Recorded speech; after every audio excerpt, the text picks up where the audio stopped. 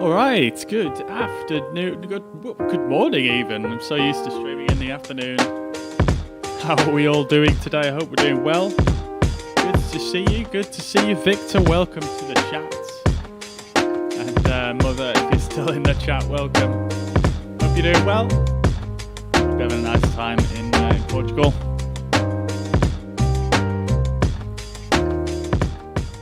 Alright then guys, looking forward to this one today. We're back in X-Plane, and we're going to be flying the A300. Obviously last stream we flew the Beluga.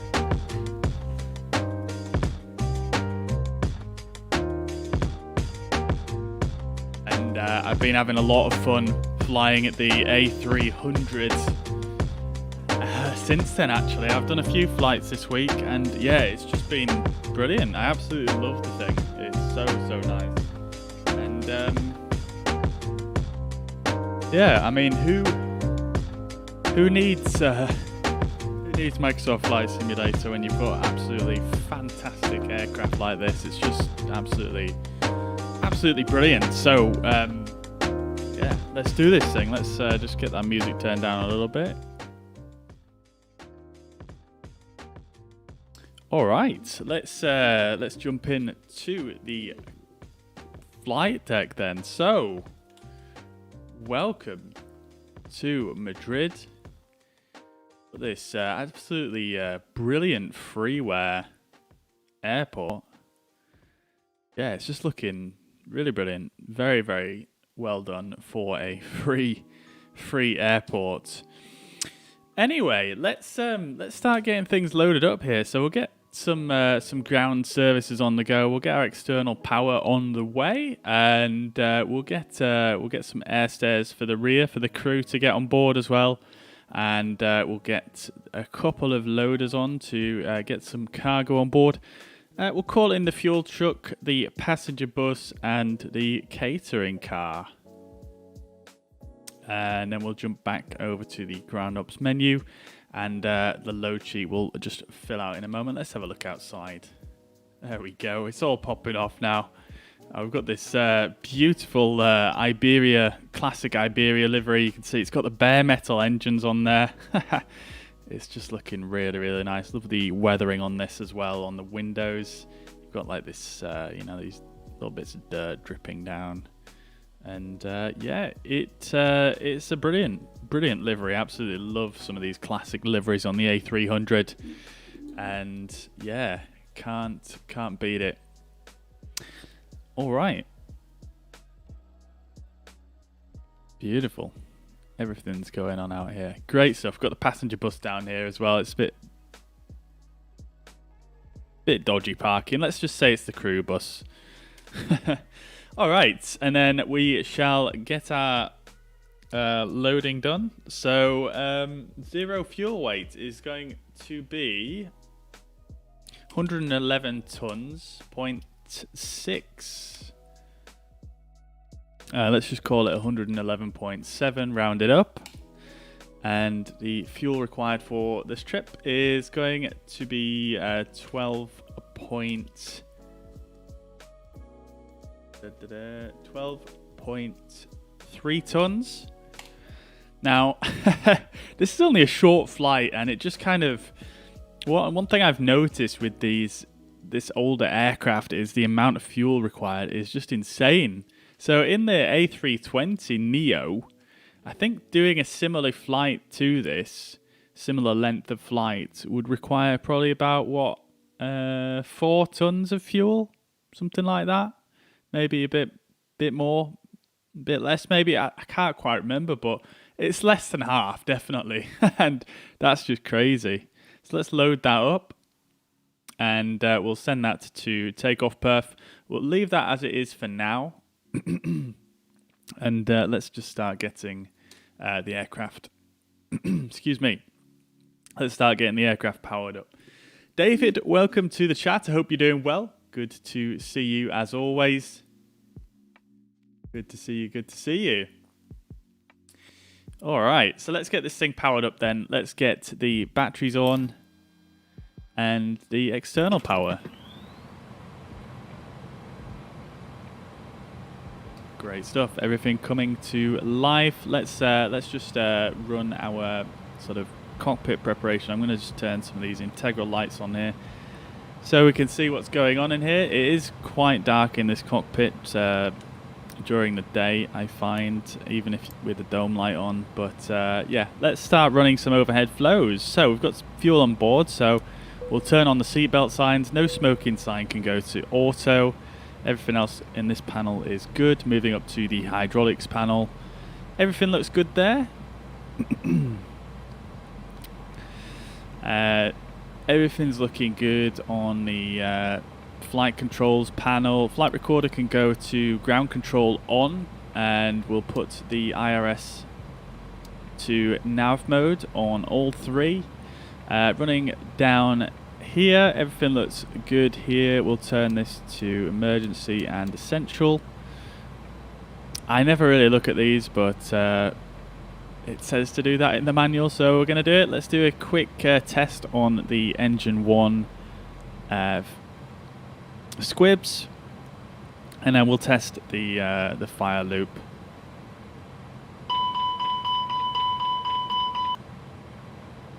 That's okay. It for some reason sometimes doesn't. There we go. There we go. It finally played. Okay, that was just very delayed, that sound there, but that's what it should have done.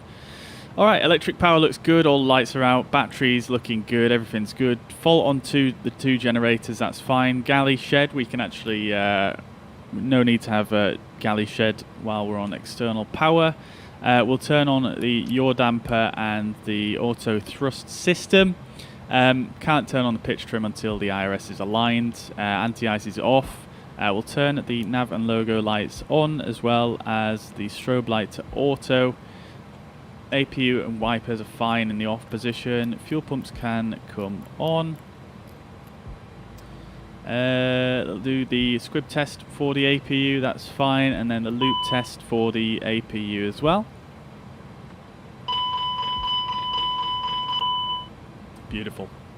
Flight Aviation, welcome to the chat. Yeah, I remember you from last stream. Yeah, thank you very much for tuning back in. I'm glad you're enjoying. Thank you very much, very kind words. Well, glad to have you anyway. Glad to have you. I hope you enjoy. Everything up here is good. Down lock on the main landing gear. 3 greens on the landing gear. Let's give it a quick test to the cockpit voice recorder. That's fine. It's probably very difficult for you guys to see, but that is fine. Everything's good up here on the high frequency. Cockpit door is unlocked at the moment. That's fine. Green line here on the avionics vent system. That's fine. We'll do a squib test on the engine 2. That's fine. And then loop test as well.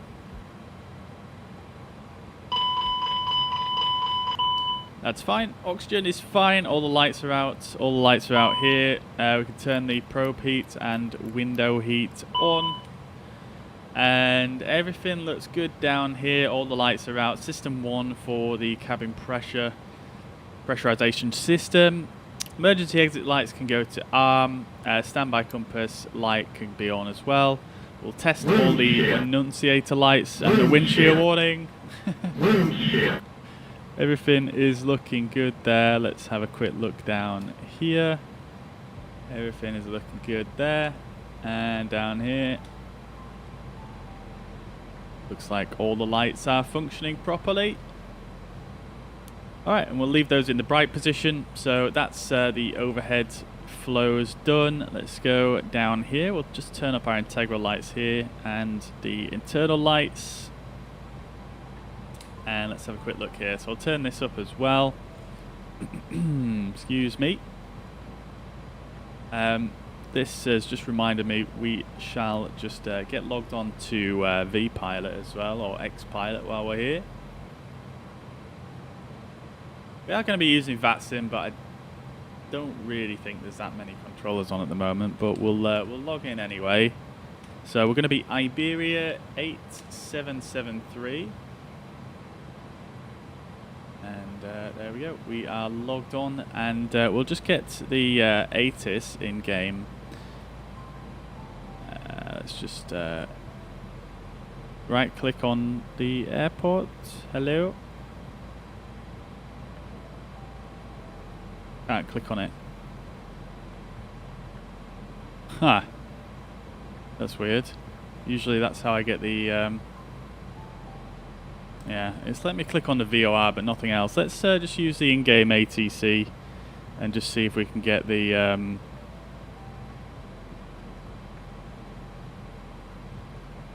Q&H. Do I need to file a flight plan before it lets me do anything? I think it does. Let's just put in IBE. I've got to put all this in, you see, otherwise it doesn't let you. Actually, let's just close that off. Let's just use the real world meta and hope for the best. 1017 is the Q&H, so let's set that here. There we go. Okay, that's good to go.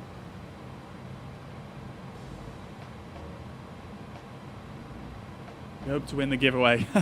Well, best of luck, dude. Best of luck. Yeah, we'll be doing that on Sunday, giving away Microsoft Flight Simulator Premium Deluxe for any of you that don't know. You'll also be Microsoft Flight Simulator 2020 Premium account, X-Plane account. Oh my God, dude! Someone hacked your Steam account. That's very unfortunate, dude. Yeah, sorry to hear that. Got to have that. Got to have two-factor authentication these days.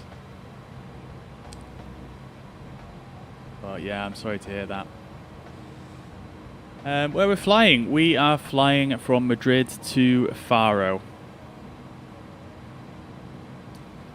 Alright, so Q&H is in, and we can hit the GPWS warning test.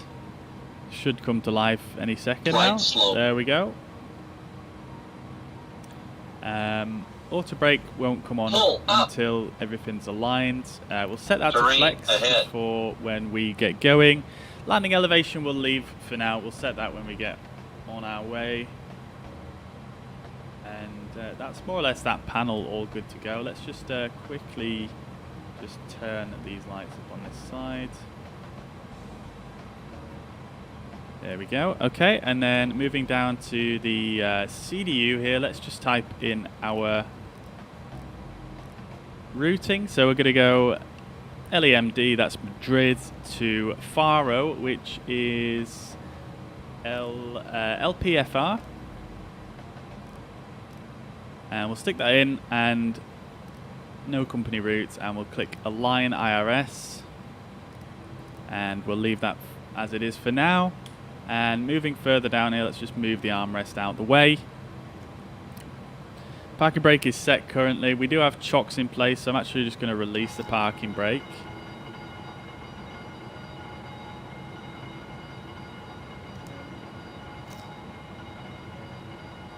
Why can I?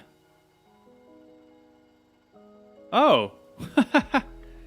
Oh, I didn't realize the jetway was connected to the parking brake. That's interesting. I didn't know that one. All right, well, we'll put the parking brake back on just so we can have that in place for effect. It's not going to reconnect now, is it? Oh, well, never mind. So, yeah, carrying on with the radios down here. We don't really need to do too much. We'll connect to Unicom 122.8, and we'll leave that as it is for now. We shall do a quick TCAS test. So we should get it appearing here. Speed. There we go. Adjust. Climb. Climb. Climb. Crossing. Climb. Climb. Crossing. Climb.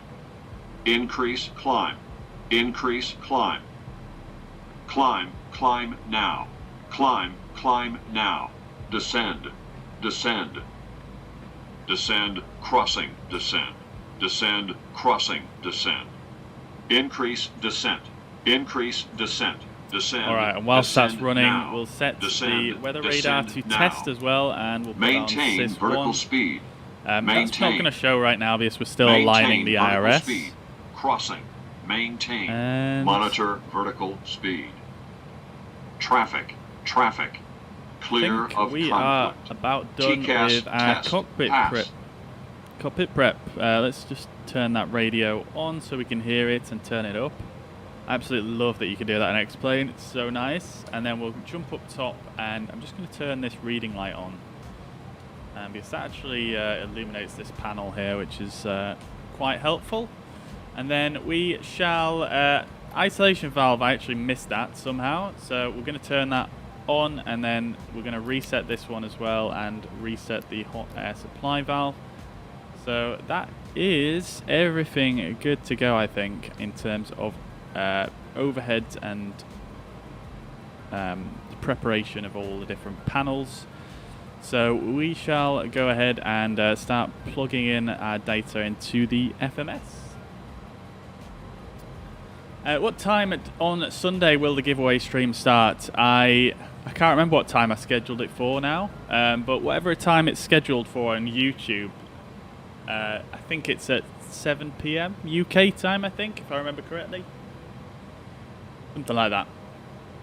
Alright, so cost index, alternate first is LEZL. I'm not actually sure where that is, but there it is. It must be in Spain somewhere because it's an LE. Cost index is going to be 15. Cruising flight level is going to be 290. And the flight ID is IBE 2883. No, it's not. It's IBE 8773. Nearly got it right. Cruise wind, we are anticipating top of climb winds are 259 at 28. So pretty light winds really. Temperature at cruise and tropopause has been filled in for us, so that's fine. We'll jump over to our flight plan as well. Our departure route from Madrid is going to be on runway 36 left, and we are going to be departing on the how do you say this one?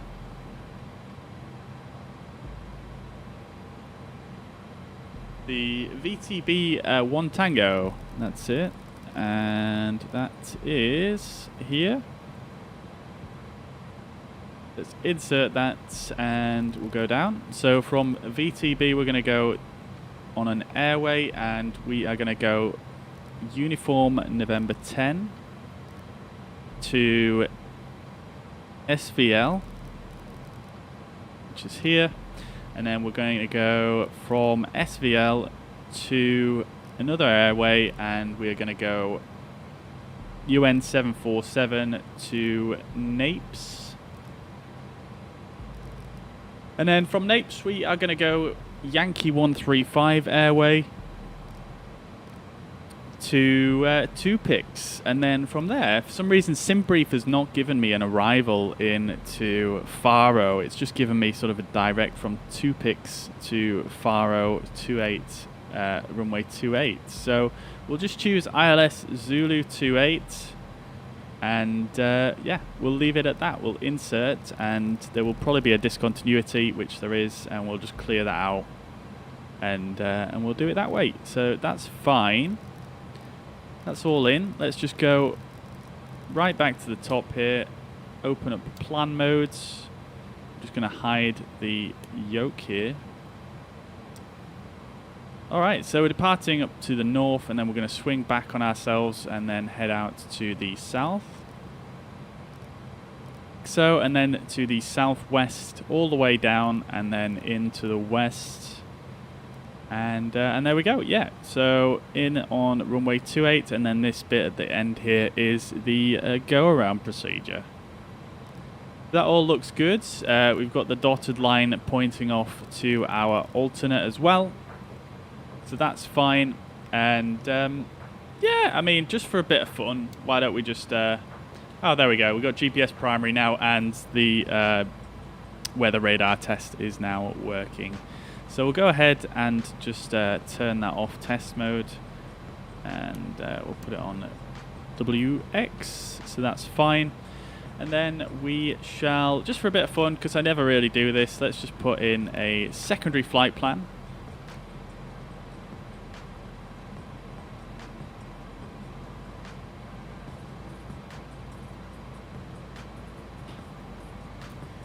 Wow, it's 2 AM for you, okay.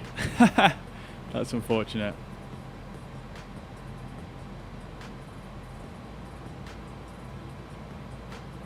Hey, Stephen.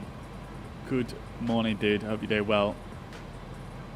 Yeah, man, go for it, yeah. I mean, we're probably going to be on our way fairly soon, but yeah, maybe you can catch us on the way. I think I'm probably going to do a return trip as well from Faro back to Madrid. Alright, so let's put in our alternate. So, not that we're going to need it. LPFR to LEZL. We'll go none, and then secondary flight plan is going to be using the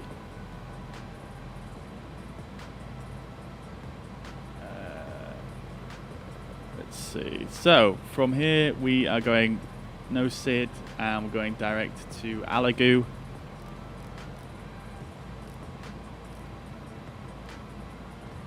And then we're going to go Uniform Mike 744 airway, and then that's to Santa.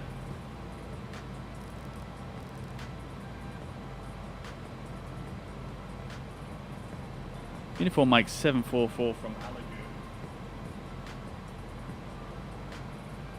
That should take us to Santa, but Santa's not showing. Oh, there we go. I was pressing the wrong button. There we go, to Santa, and then at our destination, should we need it, which we won't.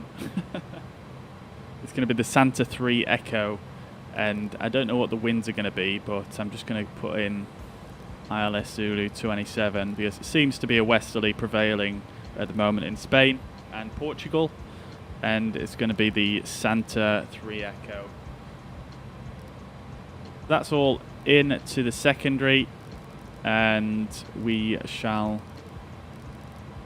yeah, I mean, I'm just going to leave it at that because that's fine. All right, let's go back to init and init B.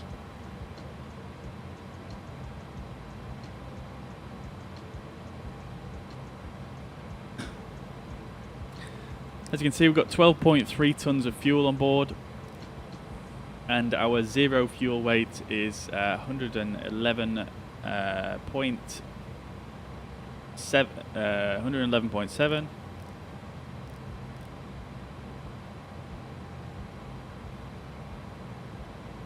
And we shall stick that in. So that's going to give us a takeoff weight of 111.7 with block fuel of 12.3.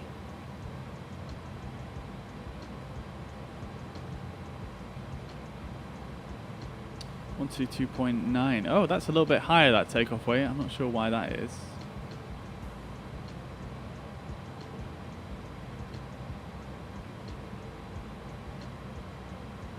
One two 2.9. I mean, it's not far off. It's, well, 7 off. But I wonder if I used the wrong profile for this. Anyway, I'm not going to muck about with it because it's still fine. Landing weight is bang on. And let's just adjust our fuel figures here. So for taxi, we're going to need 1 ton. Imagine using 1 ton for taxi. I think in the 320 you put 0.2, don't you? Trip fuel 5.5. That's a bit high, but I can't actually change that. I think there is some quirks with these calculations at the moment. Alternate, we're going to need 2.8. So I'll just put in 2.8, and then final reserve is going to be 2.1. We'll leave in 2.2, that's rounded up, that's fine. And then everything else is good. Let's just check our CG. on the load sheet. So the CG was 30.2. So let's just stick that in there as well. And that is all good. So now we're going to do the takeoff calculation. Let's go back to the EFB, center takeoff perf. We're going to be taking off on... Oh, why is the mouse disappearing? There we go. Alright, so let's go LEMD, runway 36 left, and let's get an ATIS request.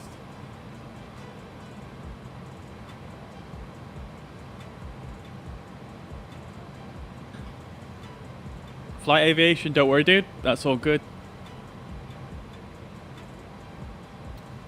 Oh, you're in surgery today, I hope that goes well for you.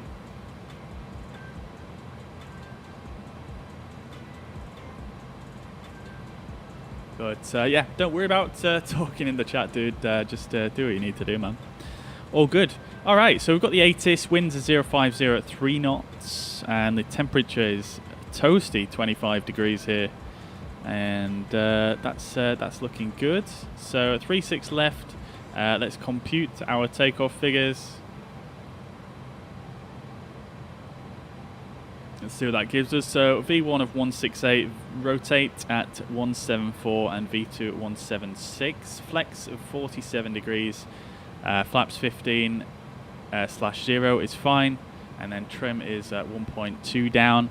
So we shall jump up overhead because we've now got the IRS aligned, so we can turn the pitch trim on. And that's going to now work for us. So we'll first of all set our V2 speed in here, which is 176. And then a flex temperature of 47. So we'll set that down here. This is where you set the flex temperature in here. And in fact, this panel actually controls basically all of the auto thrust modes. So our target N1 is going to be 101.6 for a 47 flex temp. And then our rest of the calculations, we can just basically send data to FMS, and that's going to say receive takeoff company data, and that is all now in here. Thrust reduction acceleration altitude is at 3497. That's fine, and we'll just cross-check the airport elevation. So we are at 2,020 feet, and cross-checking that with the charts. Airport elevation is 199.8. So yeah, that's a little bit high actually. So let me just double-check see if I can get the actual in-game QNH. There we go. QNH 1017, so that is actually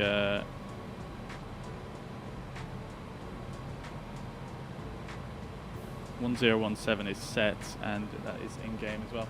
Yeah, I mean that's about right, isn't it? Really, 20 feet, roughly. I mean, if we just tweak it, there we go, we're bang on. So that's still 1017. Obviously, QNH is not that accurate, so there we go. Great stuff. Let's just review everything here. I think we are pretty much good to start getting some movements made. We can do our departure briefing as well whilst we're here. So I'll just get my charts all lined up here. Right.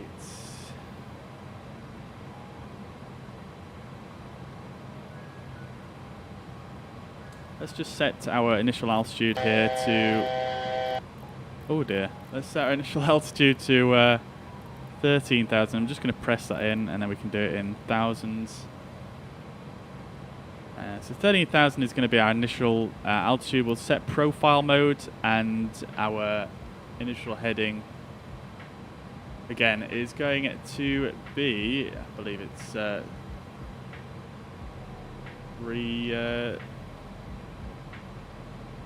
it's 001. 001 is our initial heading, so we'll set that in here. We are going to use nav mode, but let's just set the initial heading anyway. And nav mode, auto thrust will get engaged as we get underway, and we'll set a DH of -5.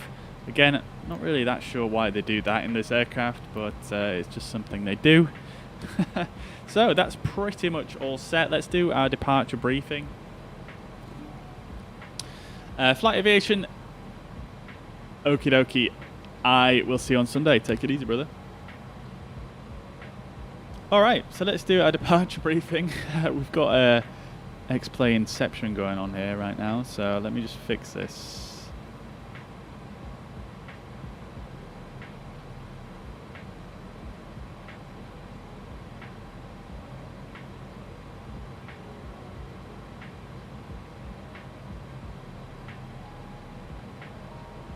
Right, there we go. Okay, so departure briefing. We're currently at Madrid.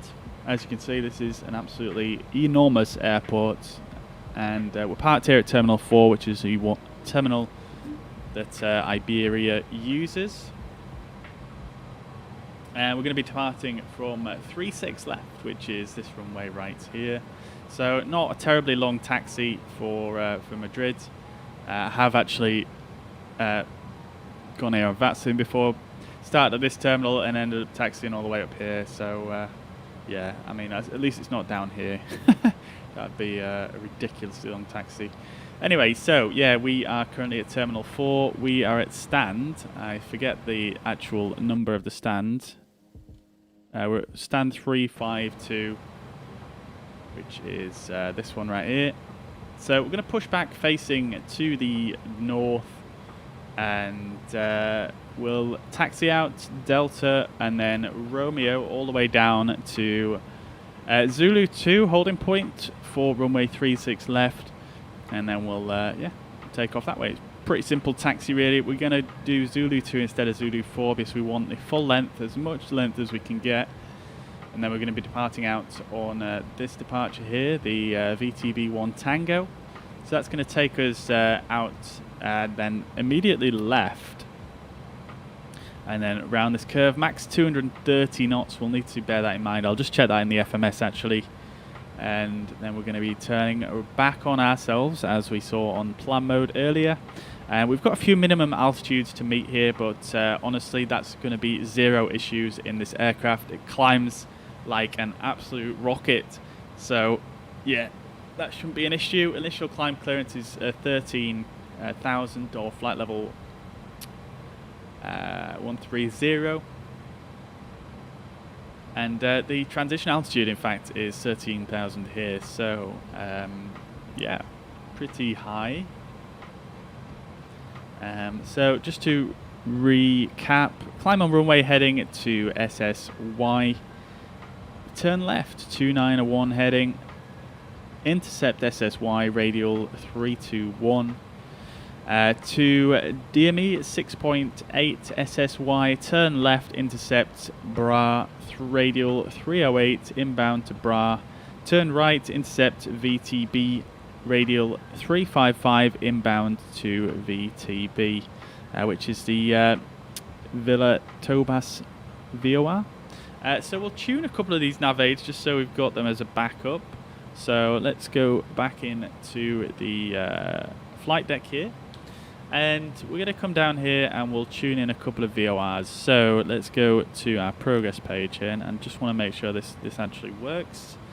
So we're going to tune the SSY VOR, which let's just I guess we just type in SSY. There we go. Okay, so that's got an R now, which I assume is manual. And then we are going to go and tune in the wait, can I actually, I still can't change this. Oh, I tell you why. I believe you need to have VOR mode activated up here to do it, which is not what we want actually, because yeah, there we go. Yeah, because we want nav mode, so I'm not sure if there's any way for us to use this as a backup in this aircraft. I don't think it's quite that complex, because it is quite an old aircraft. Remember, this was in the 80s. We'll just put in BRA on this side as well, just to have it, and then we'll switch back to nav here. and that's going to blank out, which is fine. What we'll also do as well, just for good measure, because why not? Let's go for 3.6. Let's see. Actually, no, that's not going to work. I was going to tune the ILS for 3.6 left, but there is no ILS for 3.6 left. It's just departing runway. All right, so we are pretty much good to go here. So let's get a couple of pages up here, and then we shall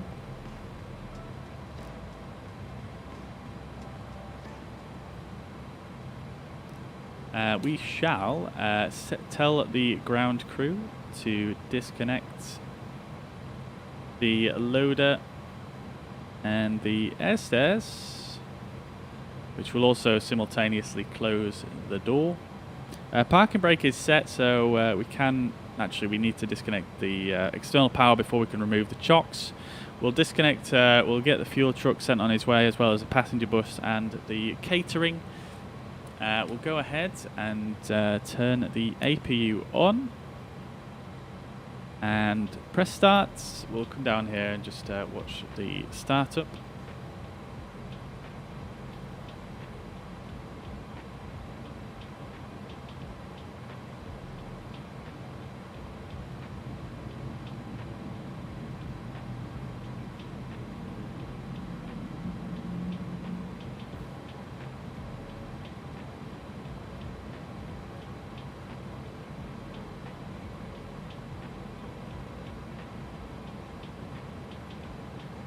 There we go, it starts up quite quickly in this aircraft.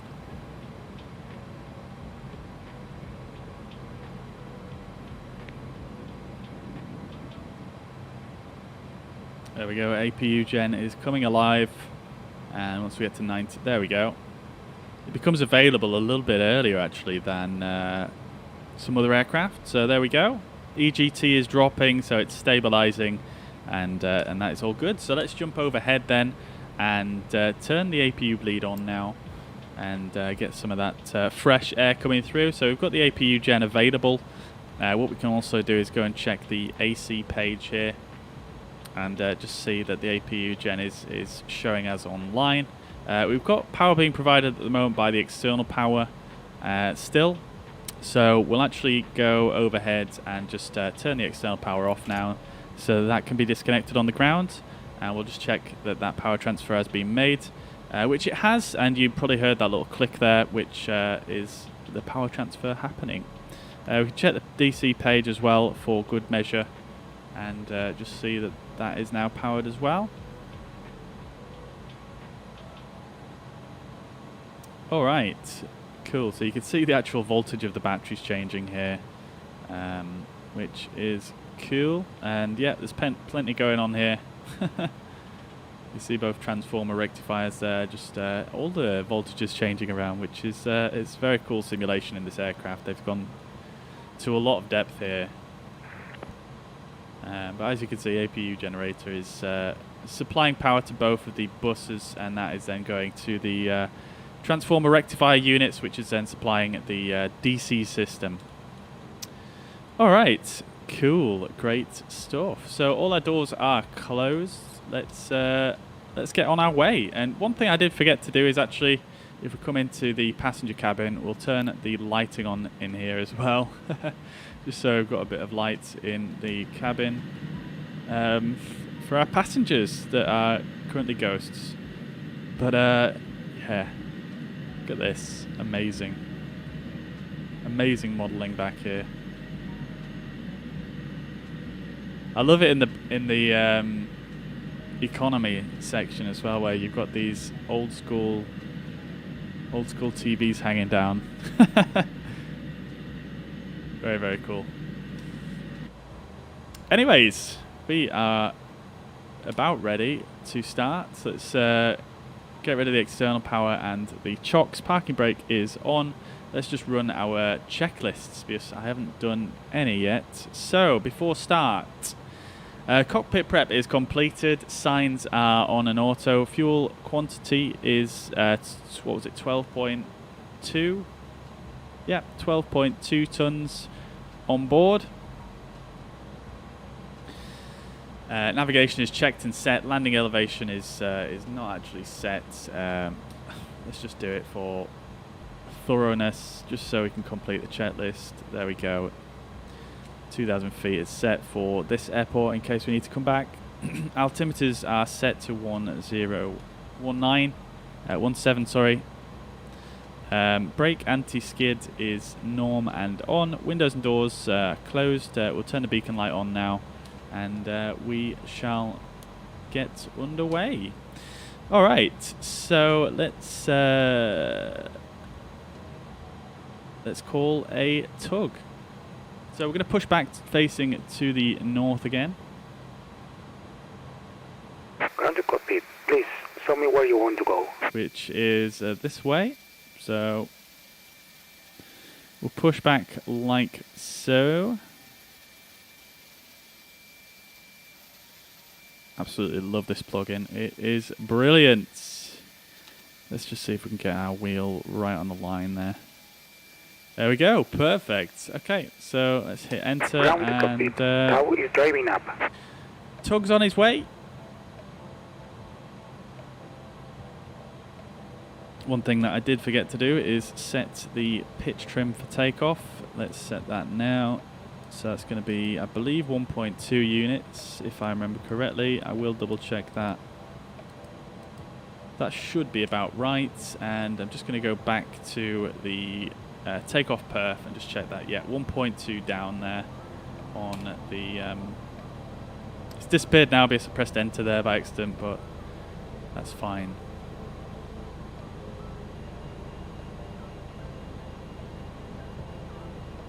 Okie dokie.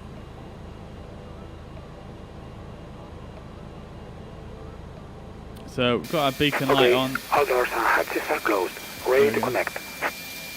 It's got the Spanish accent there going on with the tug driver. Yeah, I love this ground. What's it called now? Better pushback plugin. It's just amazing. As you can see, we've got the ailerons drooping down there, as well as the elevator, because we have no hydraulic pressure in the aircraft yet. Europa 1081 is now lining up at takeoff runway 36 right for the PNR 3 Delta departure. Okay, we've got someone else here, which is nice. Now connected and bypass being inserted. Release parking brake. Madrid traffic, Iberia 8773, stand 352, pushing back, facing to the north. Alright, let's release the parking brake. Starting pushback, and you may start engines.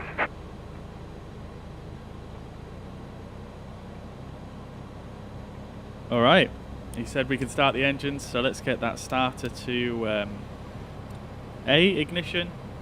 I will start with engine 2 first. We'll hit arm. Now I've got open, and we should start hearing them spool up.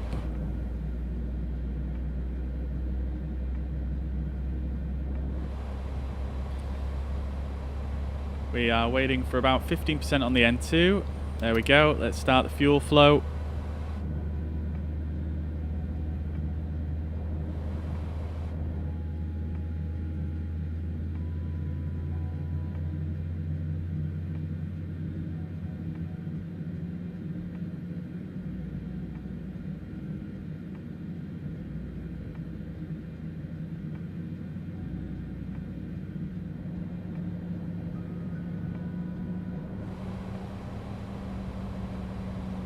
They sound very quiet, the engines, today. Ah, there we go. Just slow.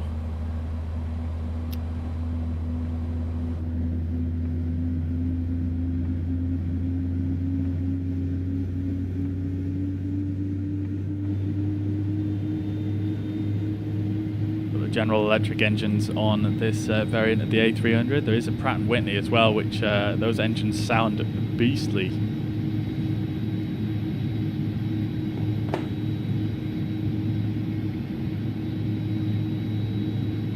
Alright, there we go. That sounds like it's stabilized. There we go. Yeah, AGT is dropping now, so that is good. Let's start engine 1. can actually start the chrono as well. Which, yeah, the total engine spool time should be about 2 minutes in this aircraft. Disconnecting tow. Stand by. So there we go, 15% N1. Start the fuel flow. Sorry, N2. Parking brake is set. Let's put the transponder on.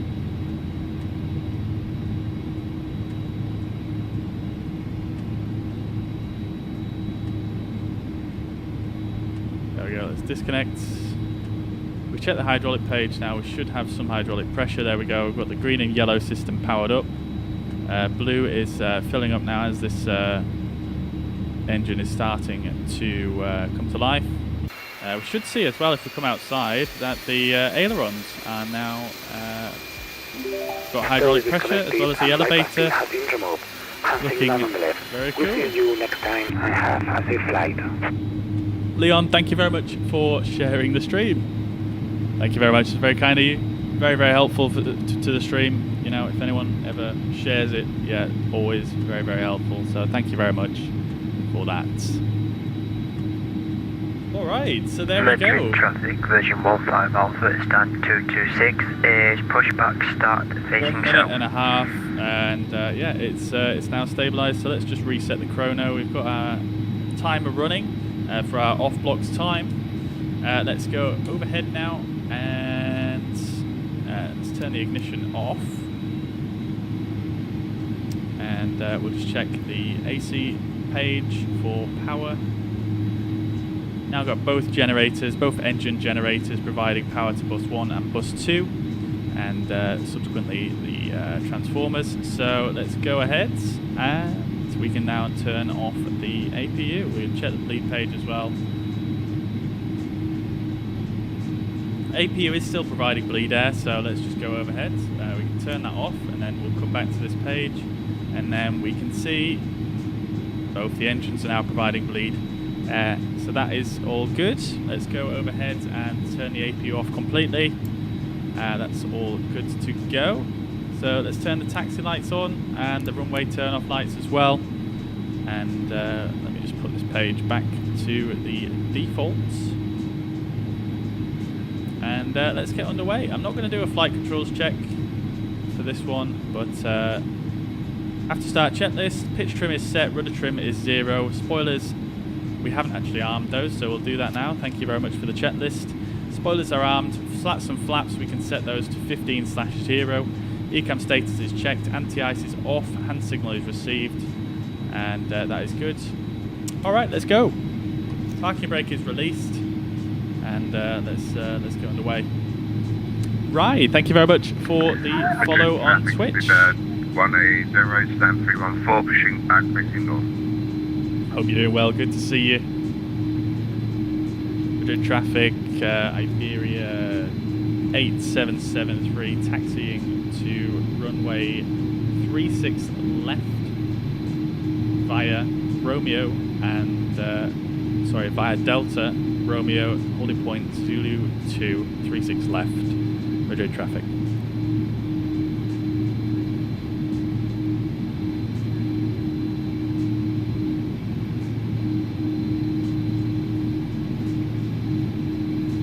Okie dokie.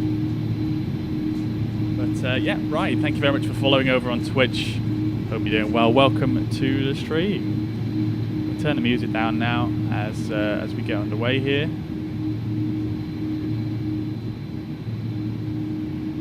And there we go. So we've got a right turn onto Romeo via Romeo 4.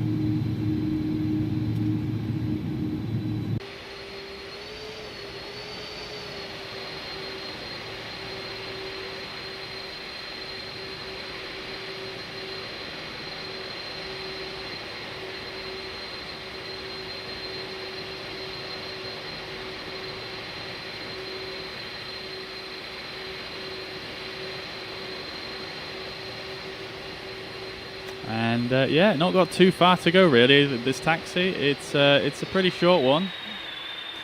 If we zoom on out here, we can see runway for takeoff is should be somewhere around here. There we go. So we're just going straight down here and then on to this holding point and on to 36 left here. So down to the right and then on here.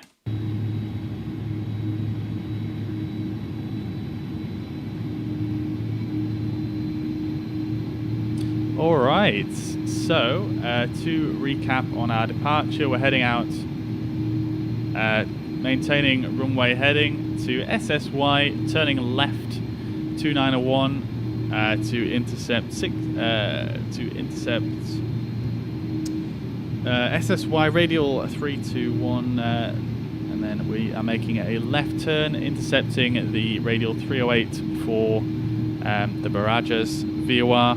Turning right and then intercepting the inbound course to Villa Tobos VOR. That's a Villa Tobos 1 Tango departure, runway 36 left. Bravo November 1, holding at 0, holding point 03 for 36 left. Alright, so before takeoff checklist, flight controls, we're going to say we've checked those. Briefing is confirmed. Slats and flaps are 15.0. Performance FMS is checked. Takeoff config, we'll also check that right now. In fact, takeoff config test, takeoff config normal, that's okay. Transponder is set to on at the moment, and we might as well set it to TARA as well. Let's just check we're not overrunning anything here. So we'll set that to TARA. We'll in fact turn the weather radar on as well, and that is fine. We'll tilt it upwards a little bit as well. That's fine. Cabin is secure, TCAS is TARA, PAX are on, ignition is in normal, and anti-ice is off. That's before takeoff checklist complete. Alright, going a little bit off the centre here, but I think we shall survive.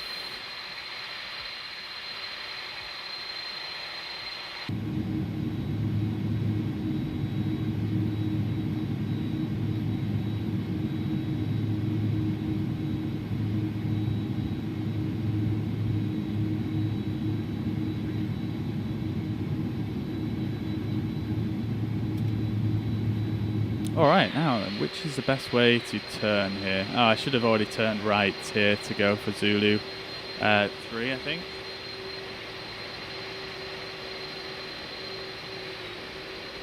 Let's just do a little sneak across. There's no one around, so let's just sneak across, ignore the fact we missed our turning. Not a huge issue.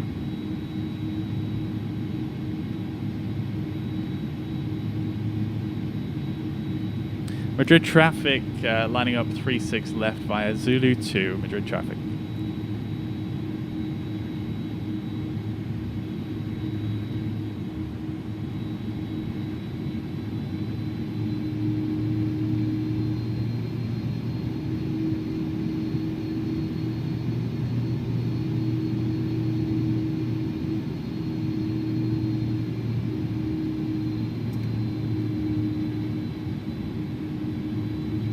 Alright, let's get our strobes on, and nose light to take off, landing lights on, and yeah, we are pretty much good to go. We've done our before takeoff checklist.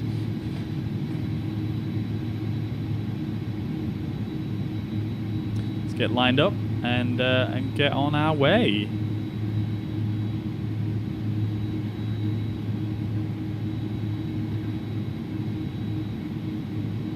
Madrid traffic, 180, taxi via Mike to holding point 36 left, Zulu 2. Alright, let's put max auto brake. I did completely forget about that one. So 100.9 is the target N1 for takeoff thrust.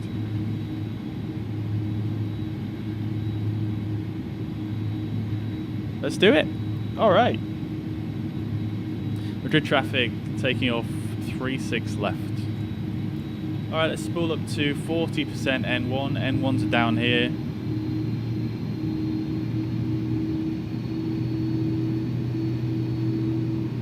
There we go, watching for the EGT to drop as it stabilizes, which is good. And let's go, hold the side stick a little bit forwards and to toga thrust.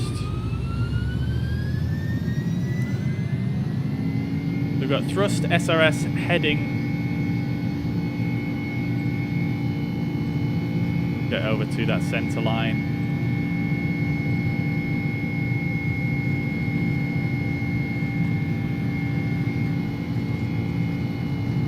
Releasing that forward pressure, probably should have done that a bit earlier there. But we are good. We've got 100.9, takeoff thrust is set. V1 and rotate. Nice smooth rotation. Absolutely love rotating this aircraft. It feels very nice. It doesn't get stuck in ground effect or anything. A little bit of nose up trim there. And gear up. We are going to leave the slats down for now. Even though we've passed the S-speed, we're still fine to leave them out. And I'm going to go and hit AP1.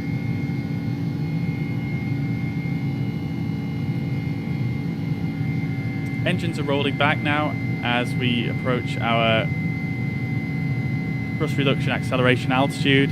We've got a positive speed trend, so I'm going to bring the slats in now. There they go, coming in. Great stuff. Taking that left turn and max 230 knots for this first turn here. So as you can see, we've got the blue line here on the speed tape, which indicates the FMS is commanding that speed.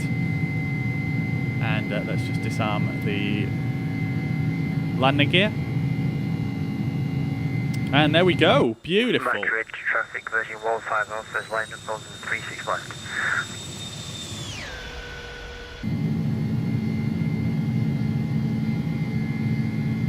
Madrid traffic, we are now airborne. Villa Tobas 1 Tango departure passing 7,000 for 13,000 feet.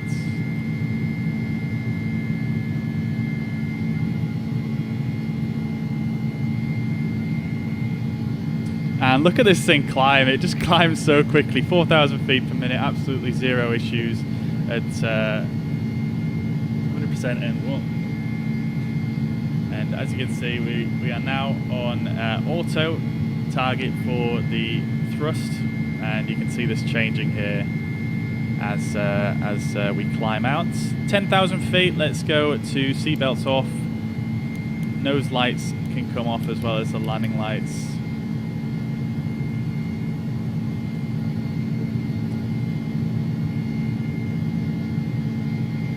Gonna take that left turn now. Already at 10,000 feet, we only needed to be at that last waypoint, we only needed to be above 5,600, so we're absolutely smashing it here.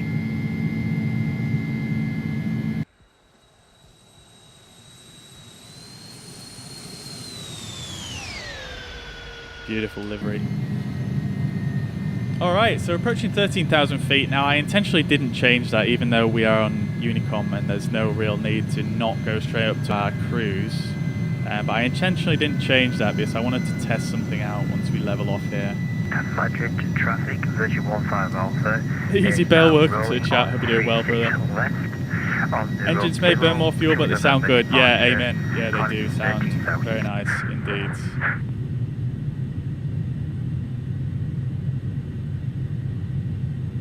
Govind, welcome to the chat over on YouTube. Hope you're doing well. Line up after departing Virgin A320 on 36 left. Okay, so we've got P-Alt now, which is the profile mode. So what I wanted to test is I don't know if it's bugged or not, but on this altitude selector, I should be able to set this to a higher altitude and then just pull by pressing down like this. And it should go back to P climb. Yes, it does. Okay, so I was trying that yesterday. I'm sure it didn't work like that, but hey ho. Seems to be working now. And we are on our southeasterly course inbound to Barajas VOA.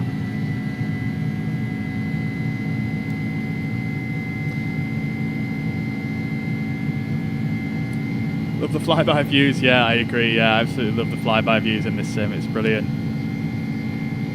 We're still at 230 knots currently because we're only just sort of making out of that turn. Once we get to this next waypoint, it should give us a faster speed.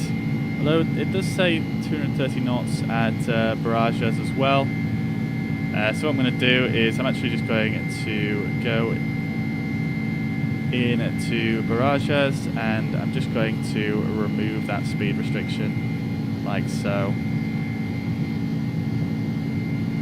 And there we go, we're now accelerating out to 314 knots, which is going to be our final climb speed.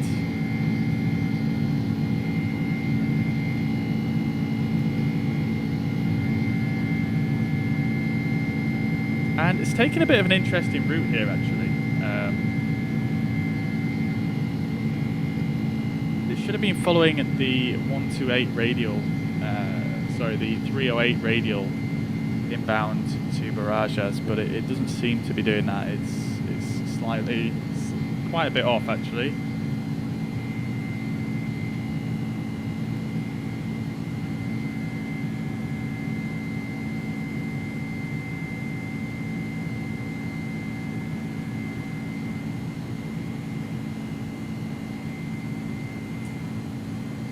Nevertheless, we're on our way now, and no issues.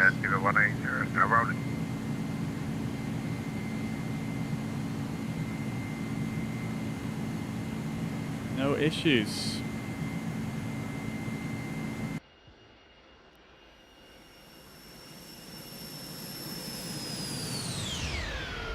Yeah, I really wish we had the flyby views in Microsoft Flight Simulator.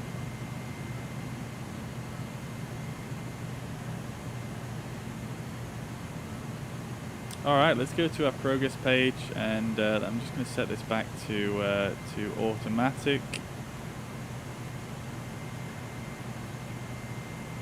Can't actually remember how you do that, to be honest. There we go. There we go. Okay, great stuff. So our climb checklist is slats and flaps are retracted, landing gear is up and neutral, PAX are on, and altimeters we're going to set to standard now as we pass through the transition altitude quite a while ago, actually. Completely forgot about that one. So that's good. Climb checklist complete, and we're good now until we get to the approach. And engines get very quiet as you get higher up here.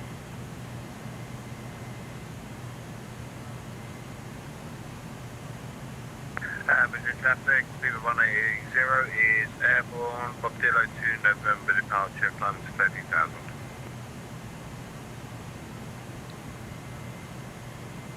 Alright. Total air temperature in frequent icing range, however, as you can see, not a cloud in sight, so we're not going to worry about that. There you go, you can see Madrid down in the distance. We took off to the north, swang around this way, came back in, and then now we're heading outbound.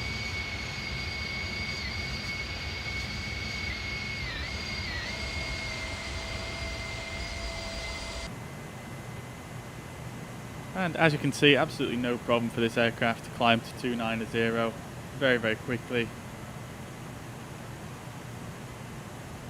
Absolutely smashing it. Let's have a look. Bit of a wing view there. Engine view.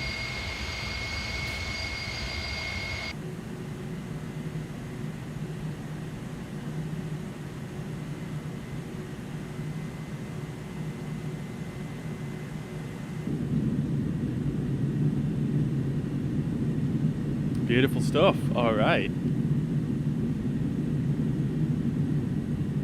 One thing I like about this aircraft as well, you can come down here and you can actually set the lighting in the cabin. So you can set blue lighting if you want. There we go. We've got a bit of blue lighting going on. It's not very bright this, it's daytime. But if we pop our head back round here, you can see it's got a little bit of a blue tint to it. And then you can also do a bit of purple if you want. But blue's fine, I think. As you can see, we've got a fully modelled cabin. You can even open the door here. If I click on that, you can open the door. I'm not going to do that. Go into the loo here. Take a cheeky dump if you need one. And as you can see, we're back in the cockpit. One thing I did forget to do, which is probably a bit of a blunder really, lock the cockpit door. It's usually a good thing to do on a commercial flight.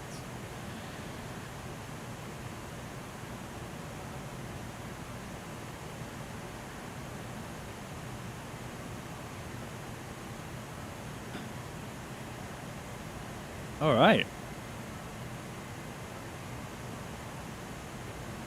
Everything's looking good, really. We don't need to worry too much. It's going to be quite relaxed today. We don't have any controls on, really, to report to. Let's have a quick look on our CDU here and just see how things are looking. So, let's go to our NIT to see our fuel prediction. So, estimated fuel on board at arrival airport is going to be 6.7 tons. Have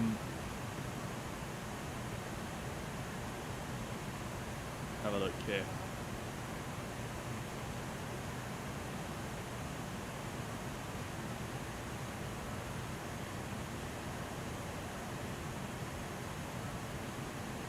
That's a little bit more than predicted, so that's fine.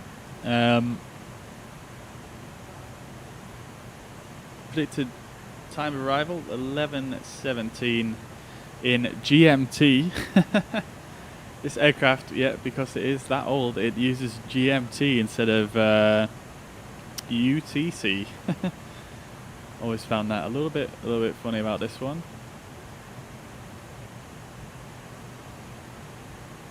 So 11:18 in about 50 minutes time.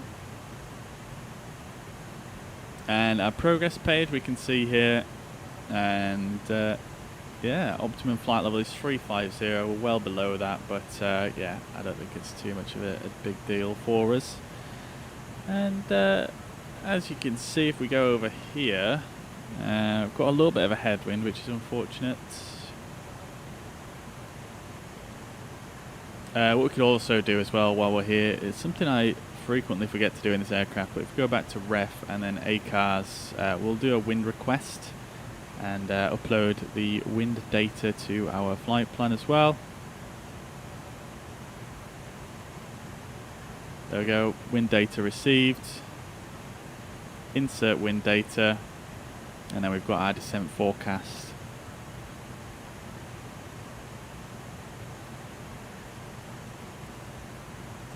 Beautiful stuff. All right.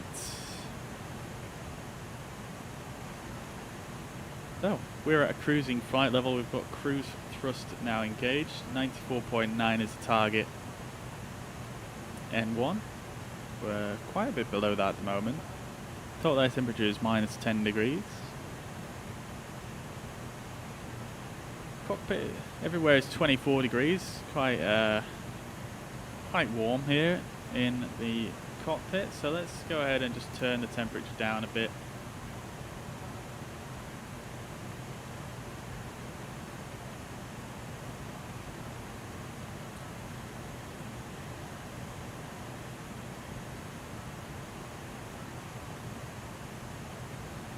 And I'm just going to click it down a little bit here in each of the cabin areas, so I'll turn it down a little bit further in the back and leave it a bit warmer in the front.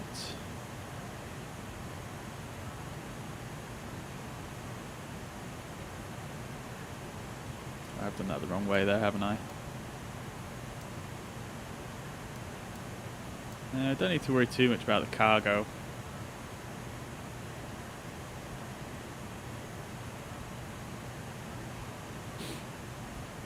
Don't have any animals on board today, so it's not an issue.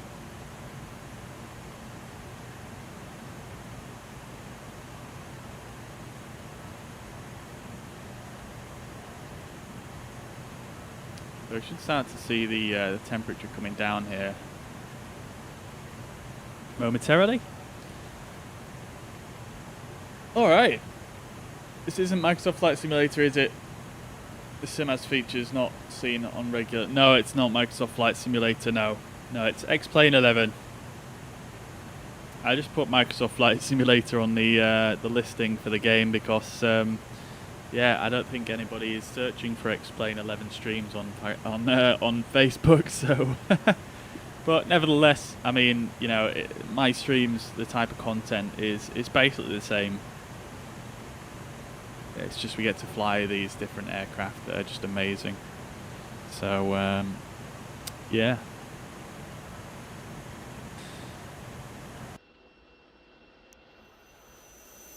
But yeah, as you can see, the graphics are quite a bit inferior to Microsoft Flight Simulator.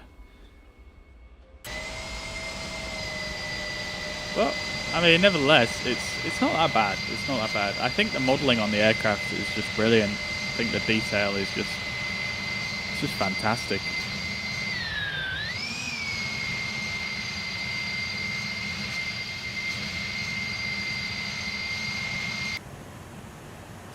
Alright, so like I said, we're at cruising altitude. We've got P speed, profile alt, and nav mode.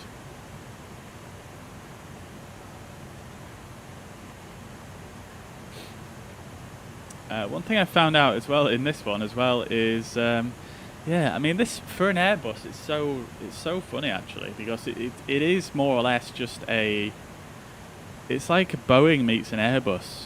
It's got the kind of design philosophy of an Airbus, but it kind of controls itself like a Boeing. So for example, you know, you've got the heading select bug for one. You can click on it and center it.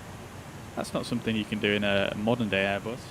You just pull it and it automatically pulls it at the current heading. So, you know, you're kind of just syncing the heading bug to your current heading like you would do in a Boeing or even the CRJ. And yeah, I mean, there's many more examples.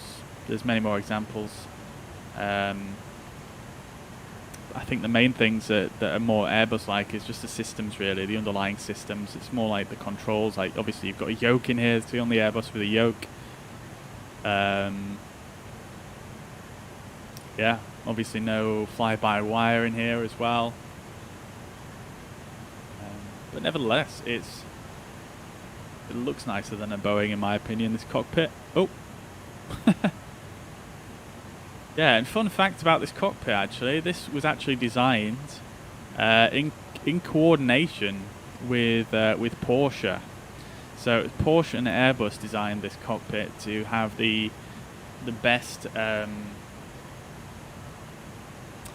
sort of human interface possible. And I mean, you can kind of tell it is quite an intuitive cockpit for such an old aircraft. You know? You've got all these layouts on top. I've always found the overhead panels on an Airbus is much more intuitive to look at than a Boeing. And yeah, it just makes sense. It just makes sense, I think. To me, at least.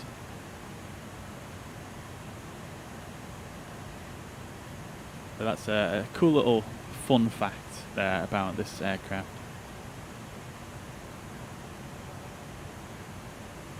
And if we look here on the air conditioning as well, we can see the cockpit temperature is starting to drop down a bit. It's taken quite a while to cool down, actually. Let's have a quick look here at the condition page. Yeah, so as you can see here, we've got these valves letting in colder air, as you can see. So you've got 4 degrees temperature air coming in from the PAX. And then obviously using that to cool the cockpit, but it's yeah, it's very slow.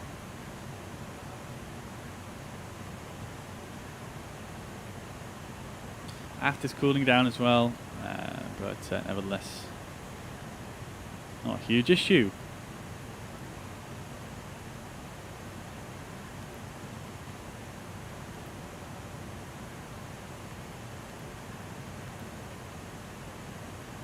Okie dokie, is there a button to scroll through them like in the modern day Airbus? I don't think there is, so we can just go through these manually and just check each one. So engines, all indications are good there, hydraulics all good. AC and DC are looking good, as we checked earlier. Bleed air, absolutely fine. I always find it fascinating to have a look at the bleed temperature as well and see what temperature it's coming in from the engines. So 185 degrees the air is coming out of the engines and then into the PAX, cooling down to 24 degrees and then 4 degrees.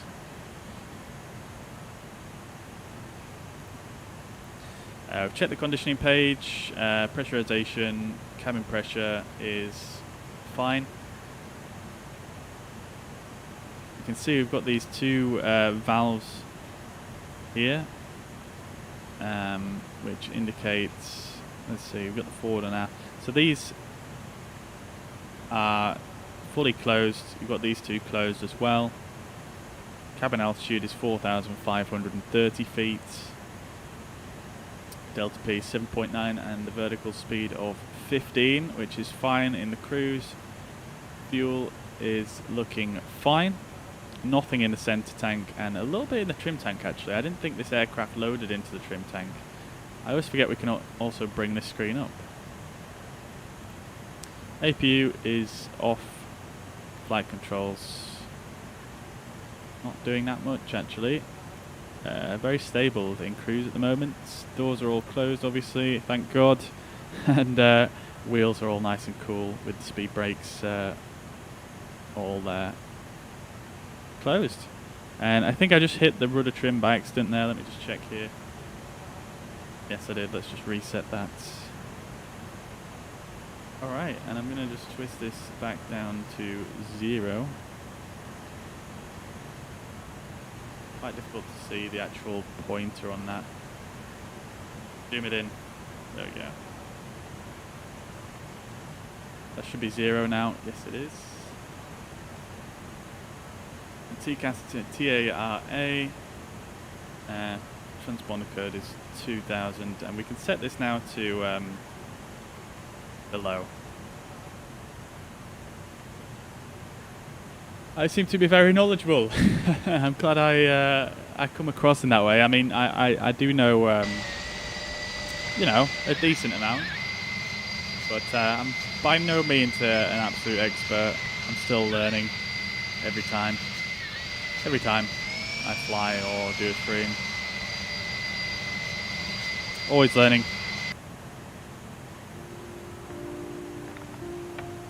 Turn the music back on. One thing I also like about X-Plane that you don't really get in Microsoft Flight Simulator is the torch. You can turn the torch on and you might be able to just make it out here. It's like a red torch.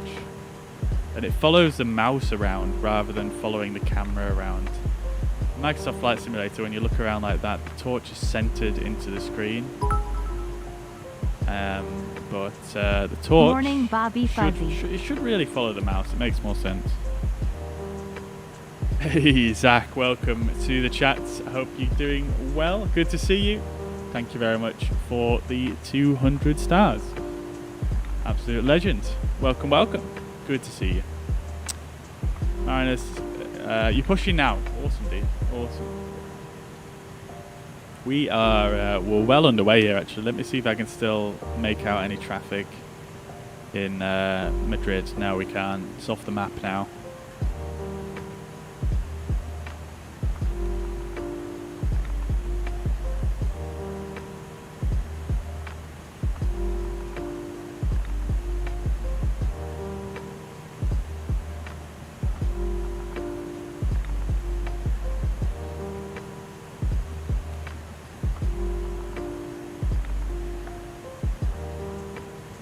What aircraft are you in, Mariner?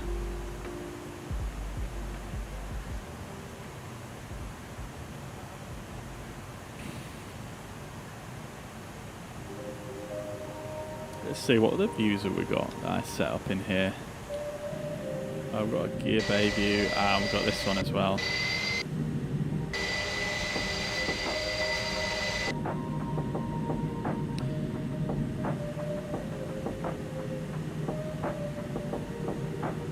I got the Zebo, nice dude.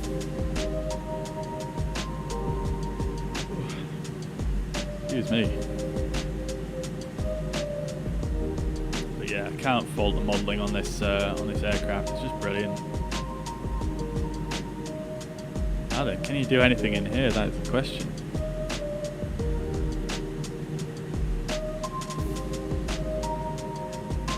Oh dear. There we go. We can't turn the lights on or the air conditioning. Unfortunately. We can open this door if we want, but I'm not going to do it. Let's see. Can't go for a poo in this toilet. Just the front one I think that works.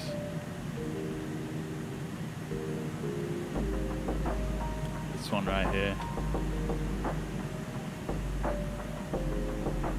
Can I open this door as well, I believe? Does it work from the outside? That is the question. Oh, it does.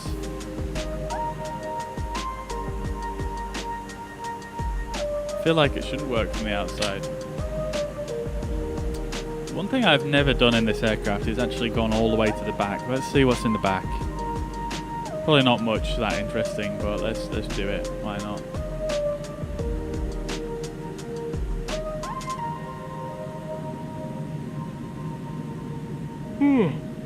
Excuse me, I can't stop yawning at the moment.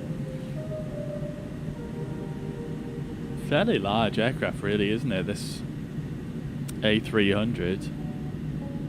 I think I believe if I did my reading correctly, it's the first ever wide-body aircraft to exist. So the first ever with this kind of configuration of seating.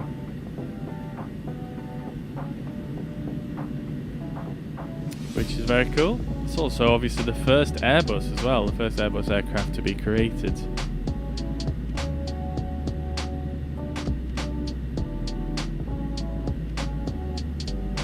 Oh, you can even open these ones. This one's got the folding door. Very nice. I can't close it now. There we are. Oh, that didn't work.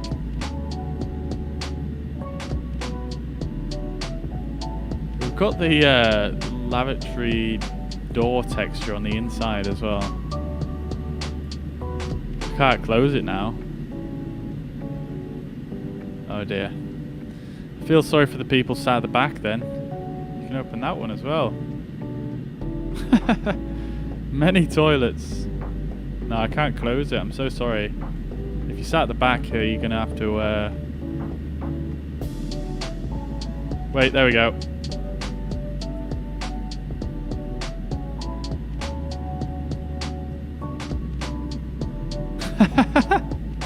Hopefully not, David. Hopefully not. Hopefully not.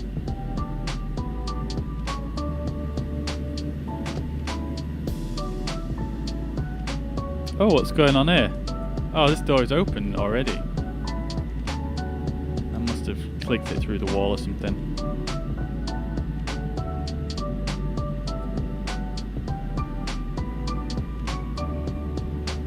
Very nice view.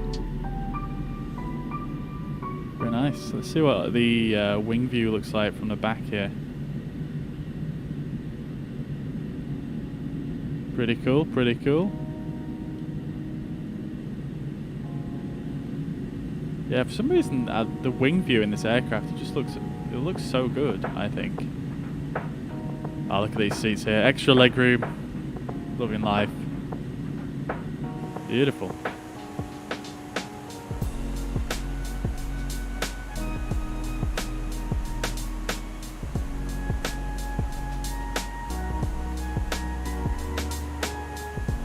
Yeah, it's got some great detail in here.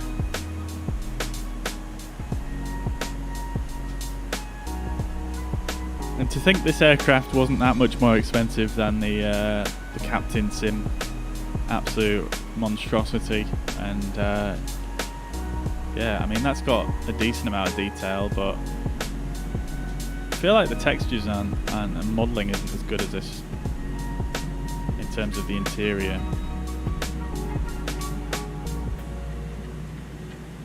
And obviously the systems in this are a lot more in depth.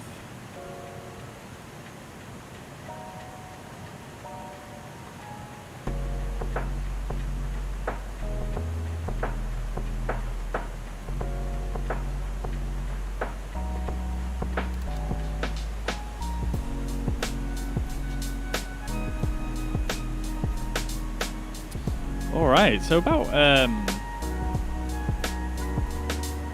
not that far away from our destination actually.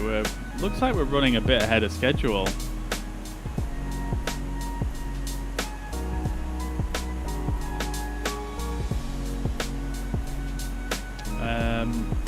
Let's see where the fuel prediction was. Right.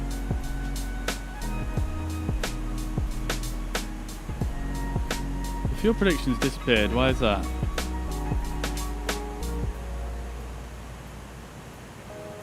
Ah, there we go. Okay, so it's still saying 11:18.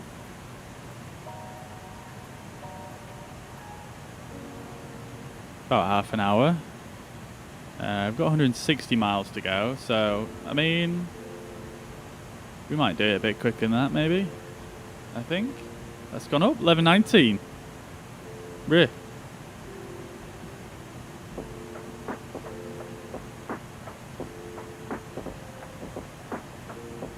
Got a descent winds in.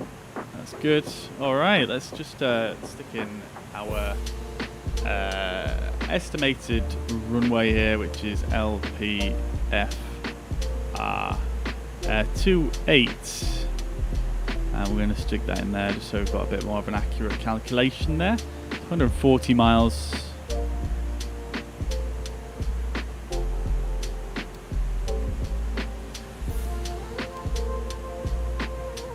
As you can see here, we've got about 40 miles to go to our top of descent.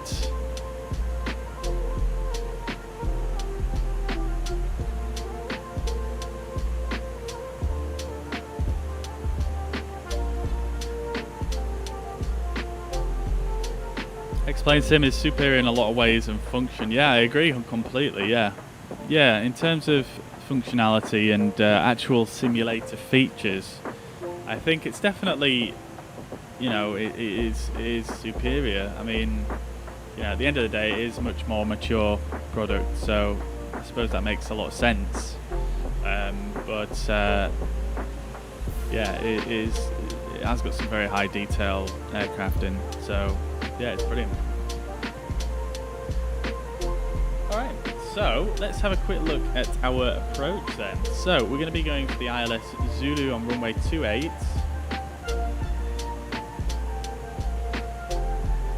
So let me just get my charts to hand.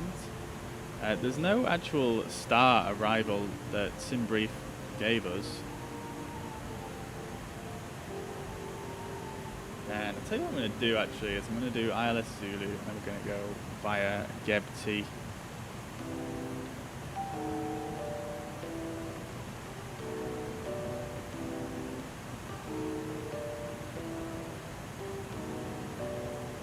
And I'm actually just going to change that here. So let's go flight plan and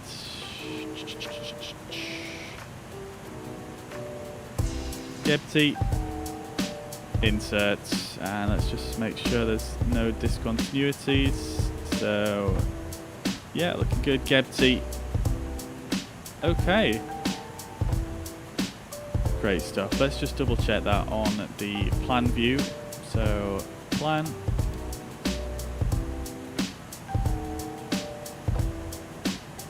there we go. Yeah, looking great. All right, so let's do our approach briefing. So as you can see here, we are we're well on our way. Just inbound at the moment to Chennai. It's Seville, VOR actually, Seville. And yeah, we're going to head out this way. We're not doing an arrival route. For some reason, SimBrief didn't plan us for one. Maybe that's more realistic routing for this airport. I'm not sure. But nevertheless, we're going to be transitioning straight from our en route waypoints to the ILS.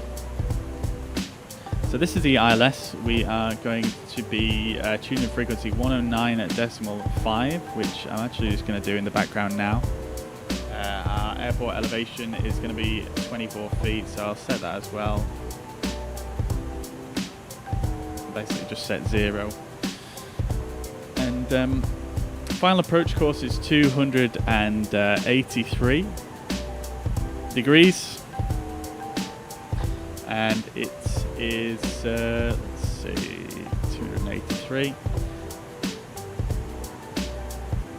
283 descent angle is 3 degrees. The minimums are 218 feet and 200 for the above ground AGL. And yeah, platform altitude of 2,000. At Gebty we want to be at 3,000. At 9 miles from ILF we want to be at 2,000 feet. So I'm just going to double check that's all tuned in. But it's relatively straightforward, really. That's all there really is to. That's all there really is to say. So let's jump back into the flight deck then. We'll go to our progress page and just see how far away we are. Let's see where we are on the map here in terms of top of descent. Still got a little bit of time to go to our top of descent. But let's go ahead and just tune in the minimums. So minimums is going to be MDA of 218 feet. So that's fine. Now I don't know if this MDA actually does anything in this aircraft unless you're actually using this final approach mode, which is like a bit of a workaround that the developers put in. That's not actually in the real aircraft, I don't think. So we're actually going to put a DH in as well because that's what you use in this aircraft. We're going to do 200 feet. As you can see, I've set the landing elevation here as well as the ILS frequency and the course here on this side. That's all set.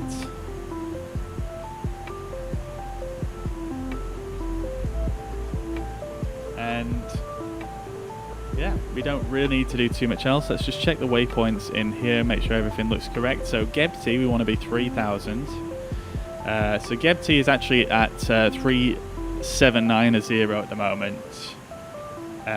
So, I mean, I suppose 3,000 isn't the required altitude, it's just a minimum. But I mean it's probably best, so let's go for a at or above 3,000 is already set, so we could change that to just get there at 3,000. So yeah, let's do that. We'll go back to the flight plan.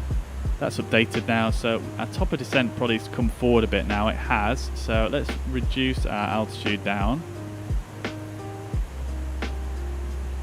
Set that to 2,000.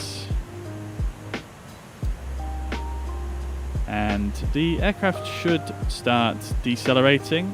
We've got PDES flashing here in arms, which means we're within 30 seconds of the top of descent. So it should start descending on its own any second now. We've got P-Alt, PDES is flashing again.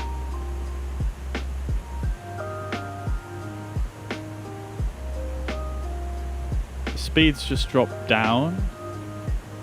Is it going to start descending on its own? I've had some issues with this before. It should start descending on its own.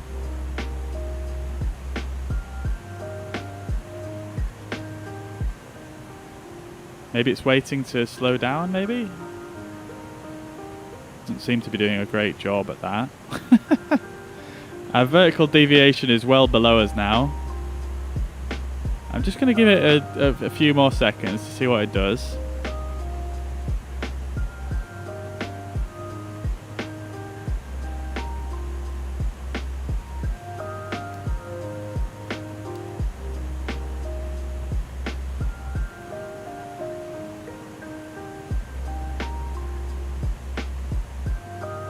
Okay, fair enough. Let's pull it and see what happens. There we go. Now we've got PDES.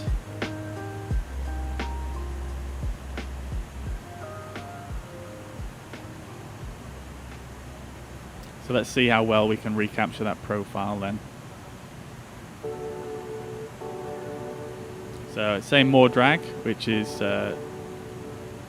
granted really. We are above the profile. So we're going to add in a bit of speed brake here. So I put in half speed brakes. The speed brakes don't actually go out further than halfway. So we're just going to do that. And our progress page should show us our descent. There we go. Okay, so we've got 2,350 feet above the profile. And that is reducing. So that's good.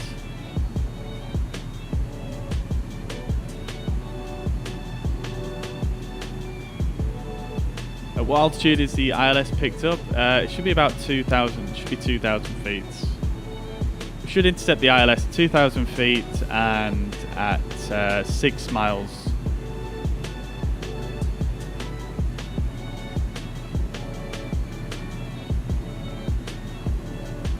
grief, I'm learning today. Glad to hear it, dude. Glad to hear it. Alright, so we are gaining on that vertical deviation, so I'm actually just going to put the speed brakes back in now, and we should start to shallow out that pitch down.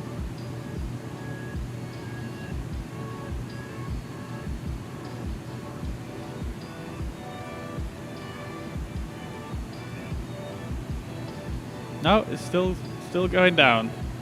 I'm expecting it to pitch up sometime soon to try and come down on speeds. There we go. Slowly pitching up.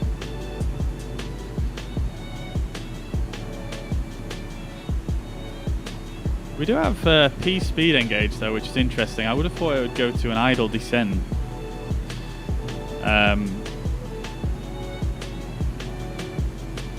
Considering that we were high on the profile.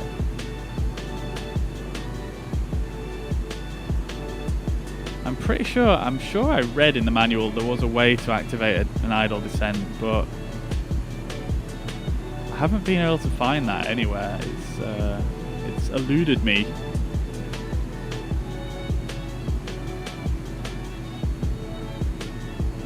Anyways, we are fine. We're getting back on profile here. Nose is coming up, speed's coming down. 21,000 feet. We're a bit below the profile now, but that is not an issue. Let's just tilt the old radar a little bit down.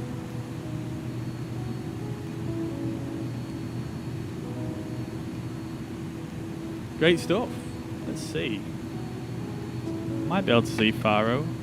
No, not just yet. I think it's down here somewhere, isn't it?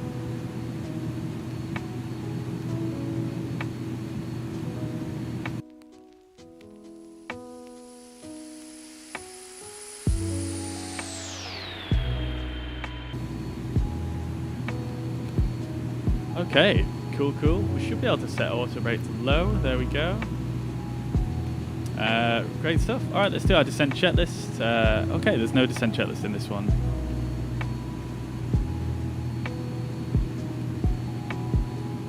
We've 77 miles to go. We may as well do an approach checklist.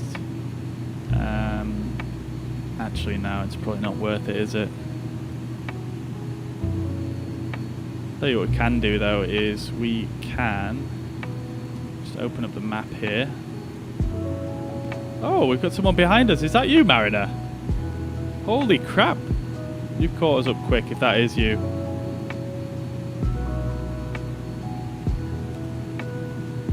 There we go. We've got Faro. QNH is 1015.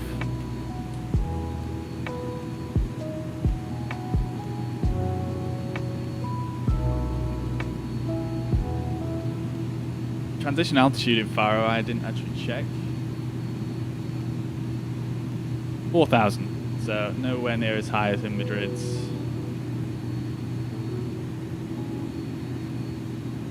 Oh, it's not you. Wow, this guy's steaming on.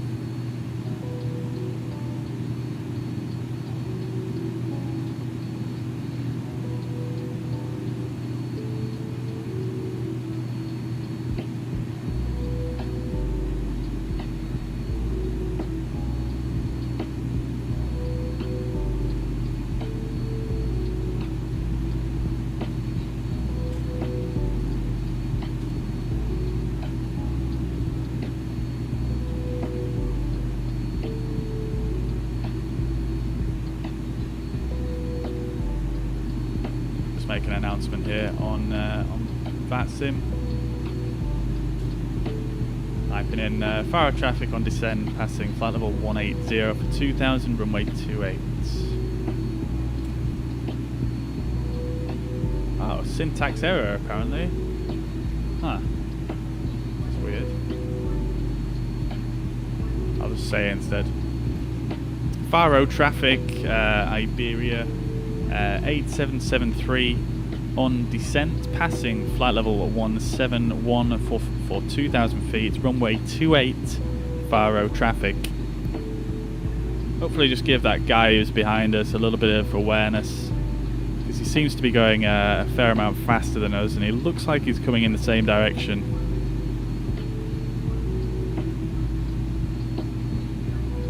I wonder if we can see him out the back.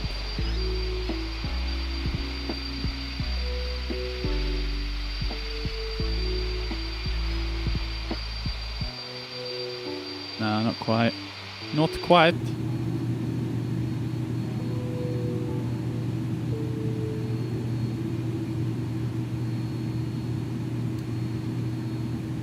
Alright, so on the approach, what we're going to aim for is about... This is quite a short final approach here. We've only got 6 miles for the glide slope. So what I'm going to do is about 13 miles from the runway. I'm going to put flaps to 15/0 or flaps 1.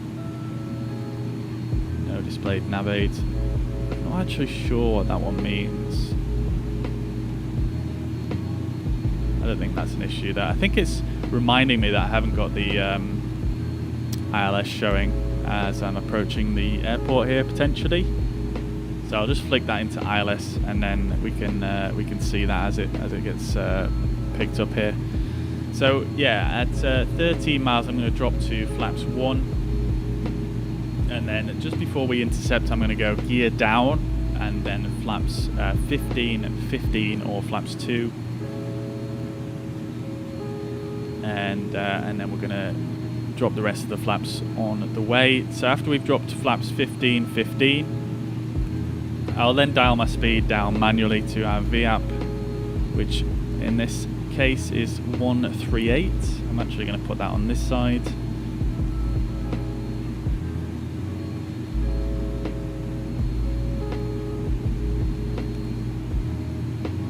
And then we'll drop the rest of the flaps as and when needed.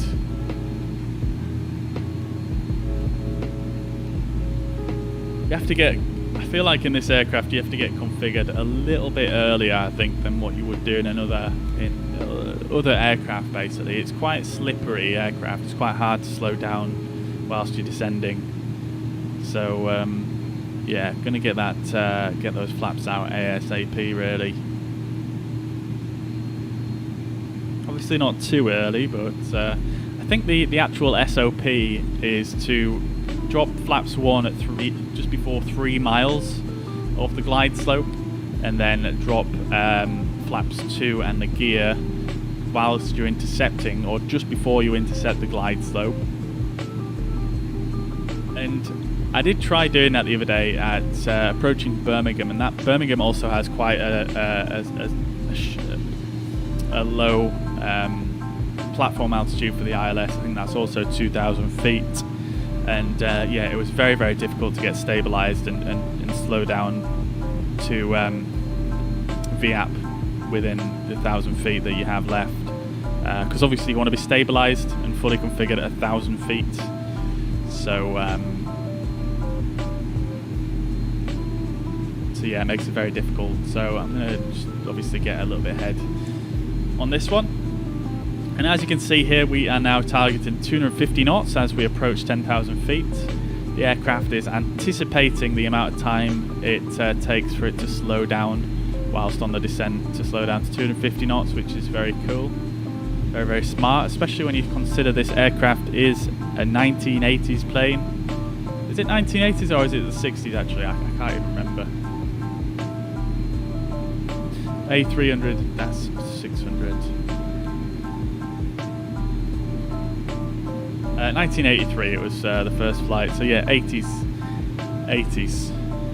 This would be pretty high tech for the 60s, I suppose, thinking about it, wouldn't it? But yeah, let's get the landing lights on now, and the takeoff lights and the runway turn-off lights. Let's pop outside. Oh, look, a little boat down there. Very cool. Got the landing lights on now, and they're extended into the airflow. They actually drop down from the wing on this one. Unlike in Boeing aircraft, that's more of an Airbus thing. Still can't see that other player behind us, unless he's turned off. Let's see where he is. Oh, he's actually turned off a little bit to the left, but he's still heading in the same direction. There's another aircraft here coming from the north. interesting. Let me actually bring up VATSpy, and I can probably see a bit better as to whether they are actually coming to the same place or not. So might need to do a bit of coordination. There we go, past 10,000 feet, and we're slowing down now a little bit below 250. This aircraft, again, it likes to kind of, it takes a while for it to actually get on the speed that it needs to be on. It's a bit funny like that.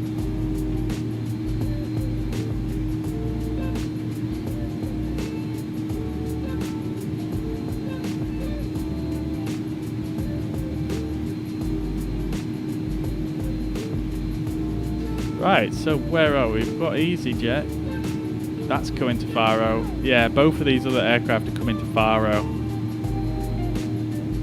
I am lower than both of them now. So we might be able to get in first.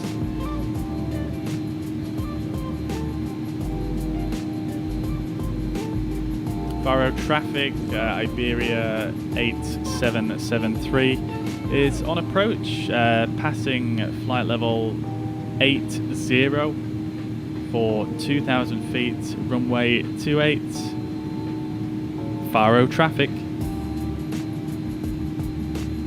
Hopefully these guys get in touch here and realise that I'm here and not just try and barge in, because this guy's slightly in front, but he's also higher than me at the moment, so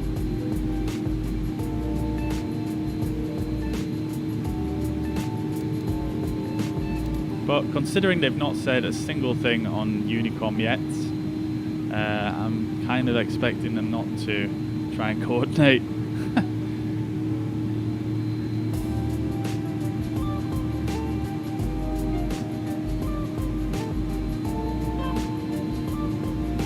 Alright, so we've got the ILS is now identified. For some reason it's showing me as on the localizer, but that's clearly not correct.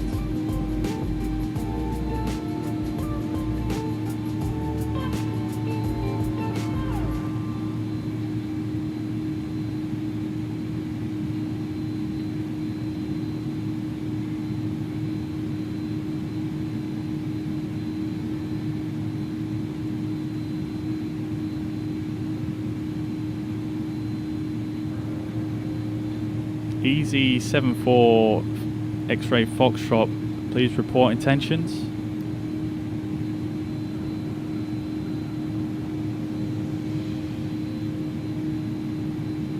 He's not responding.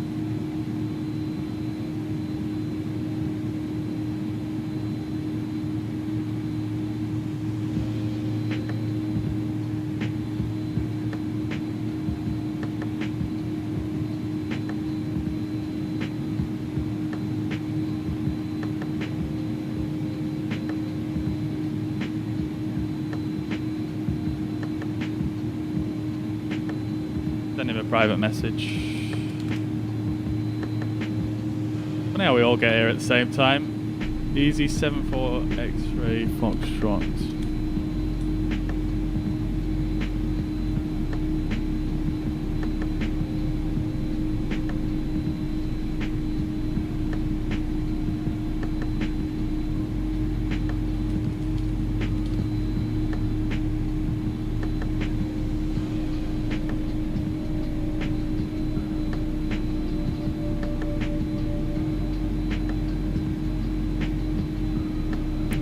ATC could get dicey, yeah, probably could do, yeah. He's not showing any intentions of doing anything, so I might have to hold at Gebty, maybe.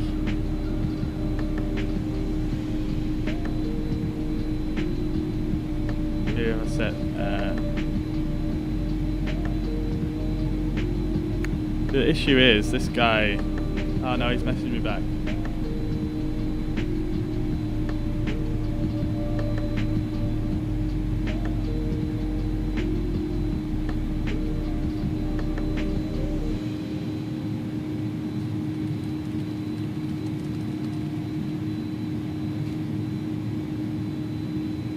I'll set 3,000 and I'm going to go for flight plan, Gebty,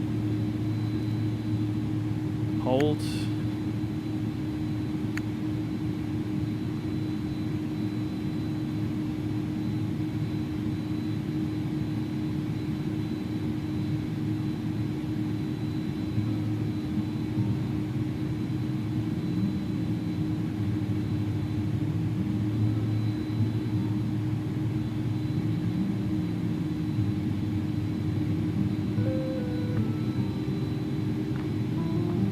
Okay, we're going to hold at Gebty. It's asking for more drag. I'm just going to leave that. Let's insert.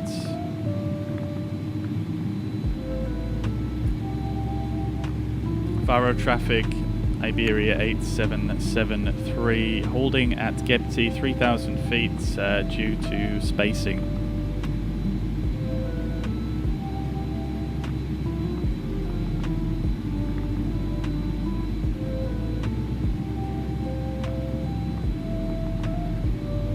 This is not the actually the charted holding pattern, but never mind.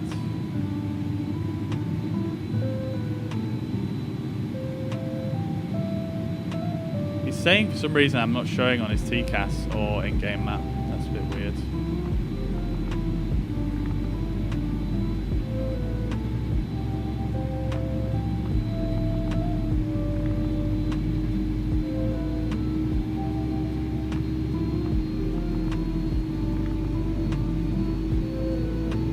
Transponder is on.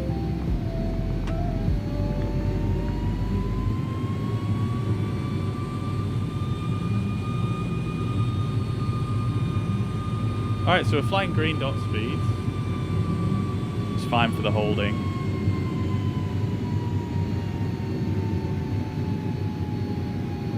This guy's gone past us now, I think. He has.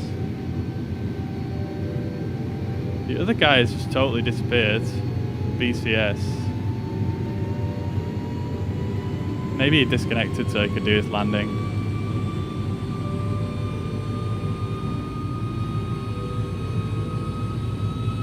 So what we'll probably do is we'll probably just exit the hold at the next, well, at the inbound course basically. So let's just go in.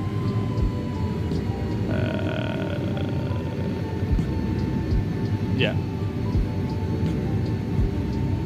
That's got the hold armed, I believe. I've never done a hold in this aircraft. But it looks like it's doing it. It says resume hold, so it should exit on the next time it comes round, so that's fine.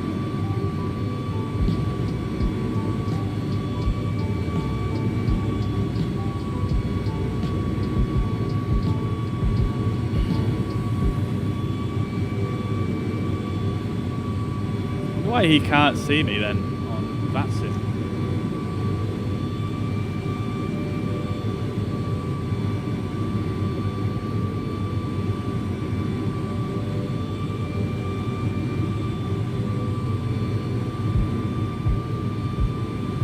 In fairness, I can't actually see myself on vPilot, but I can see myself if I click on the airports. I can see that I'm in inbound. Let me just see here.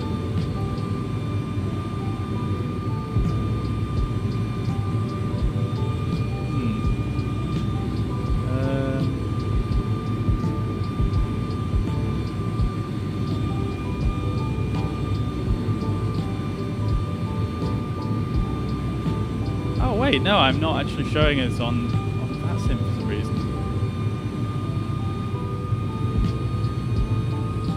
It's just got my flight plan that's filed. It doesn't actually think I'm logged on. That's very weird. I will have to check that.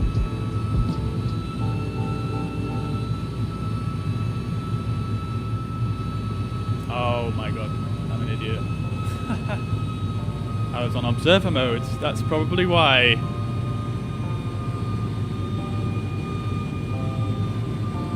Oops.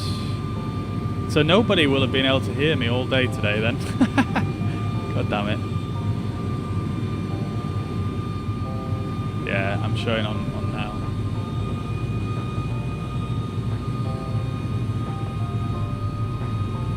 Alright, so we're coming back round on the hold. I feel like a bit of an idiot now.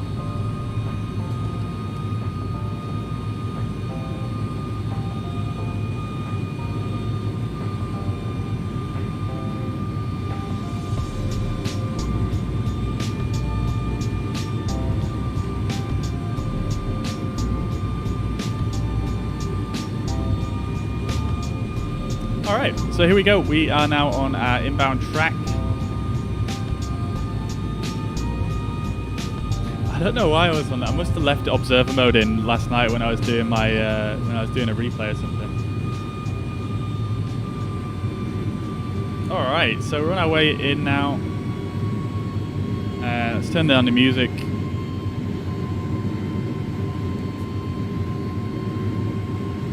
Faro traffic, Iberia 8773 exiting hold at Gebti at 30 miles from ILF.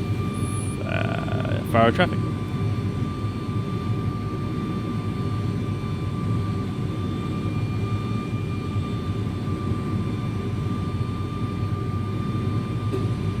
Okay, guys, here we go then. Here we go. Fully configured, everything is looking good really. Approach checklist. Alright, signs are set, briefing is confirmed, ECAM status is checked, altimeters we can now set as well. Probably should have said that a touch earlier, but not too much of an issue. I think the Q&H, I've actually forgotten it. Let me just check it once more.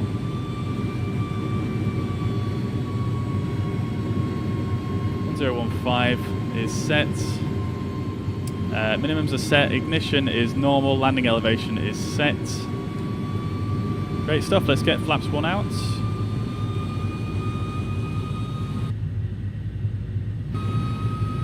Or the slats rather, just on this, in this case. 12 miles to go. Let's arm the glide slope and localizer here. We are at 3,000 feet here. We can probably intercept the glide slope from here. Engines are rolling back now. It is going to start sending us to 2,000 feet, which is fine.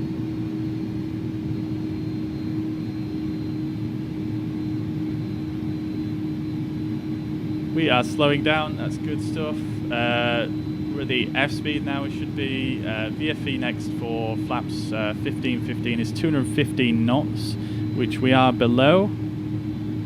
So let's go for flaps 1515 at 9.6 miles.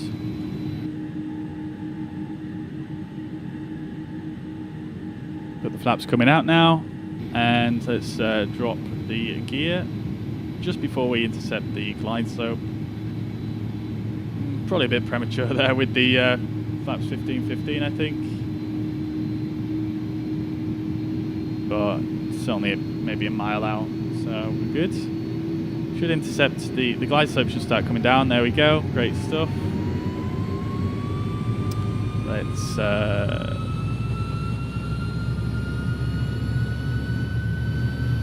drop the gear now. VAP is 135. So let's set that in the FCU here. Oops, wrong button. 135. I will set it to 140 for now. Oh no! It's not captured the glide slope. Oh dear. Why has it done that? Anyways, we are going to have to go flaps 3. I'm going to have to take manual control here because it's all gone wrong here. Let's get the flight path vector on instead. And we'll see if we can recover this. I'm going to get the speed brakes out.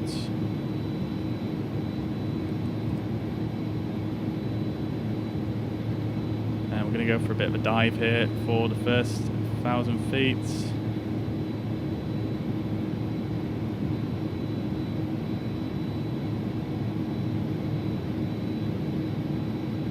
Just try and start to level off here as we get to 1,000. There we go, perfect. Glide slope's coming back up. Let's go flaps full. Put the speed brakes in. I'm going to arm the speed brakes as well. And I think that was nicely recovered. Let's go to 135 knots here. Trim up the nose a bit.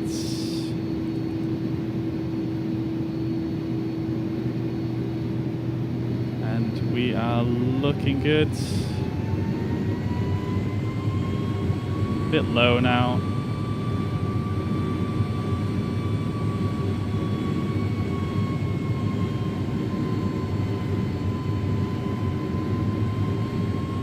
Let's try to get the bird positioned on that 3-degree mark.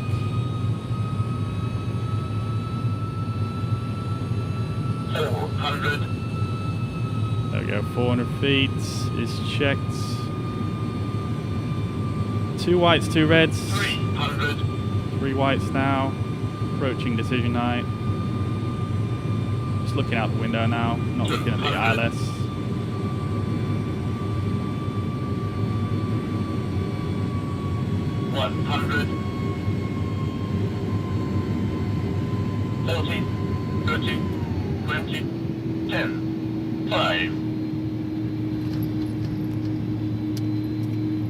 Woohoo! There we go. We are down. Holy crap, that was butter. Reverses are out, and the speed brakes are out as well. Let's do some manual braking here. This runway is quite a bit shorter than I thought it was. Reverses are stowed.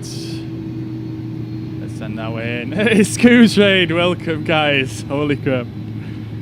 Woo. Beautiful, beautiful. 90 feet per minute, guys. 90. There we go, you can see here. 90 feet per minute. Oh, it's a little bit low, 37 feet above threshold. But nevertheless, that was absolutely banging. Bam! Yo, Bert, holy crap. Thank you very much for the 1,000 stars, dude. That's very generous of you. Thank you very much, man. Much appreciated. I hope you're well. And if you come from Scoobs' raid, welcome, guys. Welcome, welcome, welcome. We're currently flying the old school A300, which is basically the first ever Airbus aircraft and first ever wide body aircraft. Currently just arrived in Faro, and absolute butter landing. That was brilliant. Oh my god.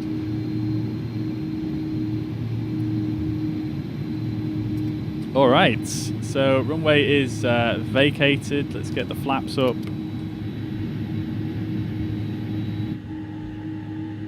Flaps are coming in. Let's get those speed brakes stowed as well.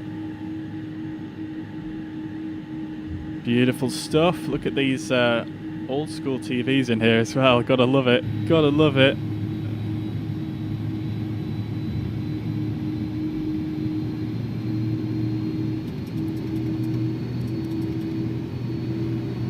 Oh dear, I've pressed the toga button by mistake here.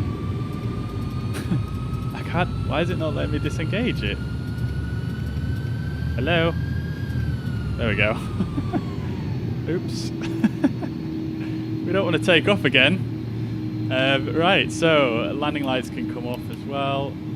Taxi light, nose light can go to taxi, runway turn off lights stay on, strobe light can go off. And we can turn the APU on as well. 1, 2, 3, start the APU. Alright, there we go, guys. Beautiful. Gene, I'm glad you enjoyed it, dude. I'm glad you enjoyed it. We're going to do another leg now from Faro. We're going to go back to Madrid now. So that should be pretty nice. Here we are with this absolutely beautiful Iberia retro livery. Absolutely love it.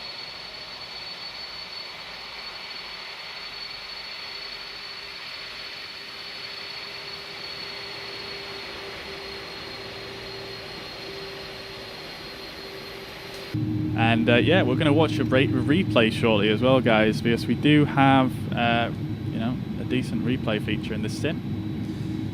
Let's slow down and come in a little bit here.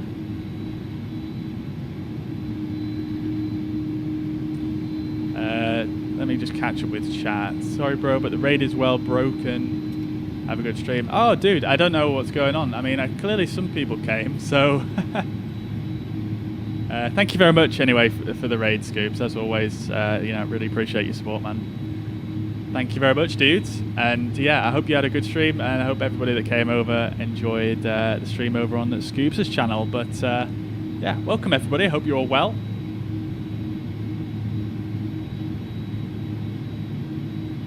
All right, so we're going to go here at stand 6.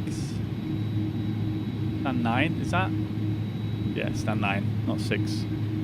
Let's just slow down a bit. Let's get the nose lights off, and we are going to just turn in. Now get the runway turn-off lights as well, so we don't blind the ground crew. I'm going to swing it round here. Hopefully we've got some guidance. Oh, I've got a marshaller.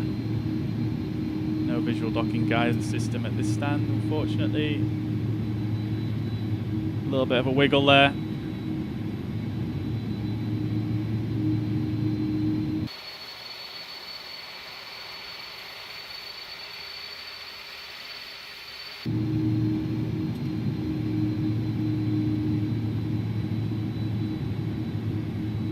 There we go, let's get that parking brake engaged.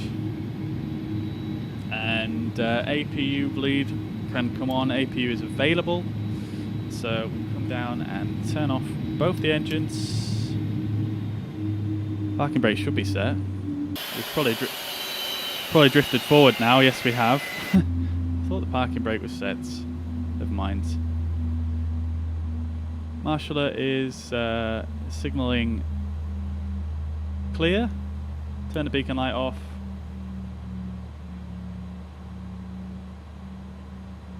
And there we go. Let's come down here. Oh no, we didn't turn the weather radar off, did we? My bad. I apologise if the ground crew has just had their brains fried by the radar. Okay, so after landing, transponder is now off, weather radar is off, spoilers disarmed, APU started, slaps and flaps retracted, APU bleed is on for the parking, engines are off, Delta P, check 0, we can check that by going to the pressurization page here and just checking that's on 0, which it is, so that's looking good. Lights and signs are as required, fuel pumps are can be turned off here. Oops. Probe and window heat off and parking brake and chocks. Okay, so window heats and probe heats can come off. Now we can go to ground ops. Ground services, we can get the air stayers for the passengers. We'll get some loaders for the cargo. External power and chocks can come in. Let's release the parking brake so the brakes can cool down. We'll get a fuel truck and a bus and catering on the go, and we'll come up here, activate external power, and we'll just turn the APU off so that we're not polluting the air and with noise and fumes. So there we go, we've got all our ground services in place here, and it's looking good. Great stuff. All right, here we are at Faro. We've got another player over there actually on VATSIM. And look at this lineup here, looking very cool. Oh, look, there's a Ryanair just taking off there. Love to see it. There he goes. That's another real player there, by the way. Beautiful. We all hit join, but Facebook put us all back on the Facebook streaming time instead of into your stream. Some of us were savvy enough to go to retry. Oh, fair enough. Oh, that's a bit of a strange one, isn't it? Well, I mean, welcome nevertheless, and welcome to Faro. Welcome, welcome, welcome. We are going to do a bit of a turnaround here in just a moment, guys, but I do need to just nip to the loo. So, what I am going to do is, let's see. Let's just hit the replay mode, but first of all, guys, just to review the landing.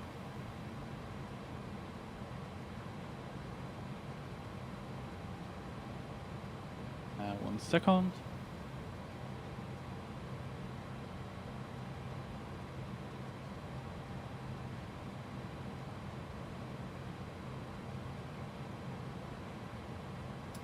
Oh no. Oh. I guess the at the top of the screen, guys, if you've been watching the flight all the way, at the top of the screen, just up here, these blue boxes, was that showing a speed at any point? Was that actually changing? I don't think it was it? Because I forgot to connect another application. But we got a good landing here, so excellent landing. 90 feet per minute, 1.22 G, 134 knots, and 37 feet above threshold as we crossed over. That's a little bit low, but I can live with that. So that's yeah, pretty good. 11 feet from center line, so pretty close really. Can't really complain too much.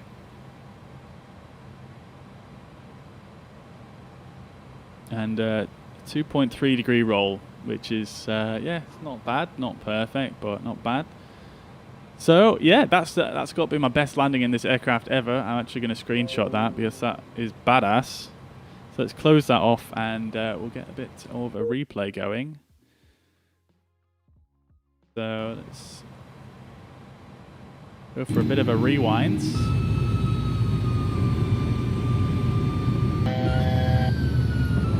Oh, I've still got it in rewind. That was confusing me for a second there.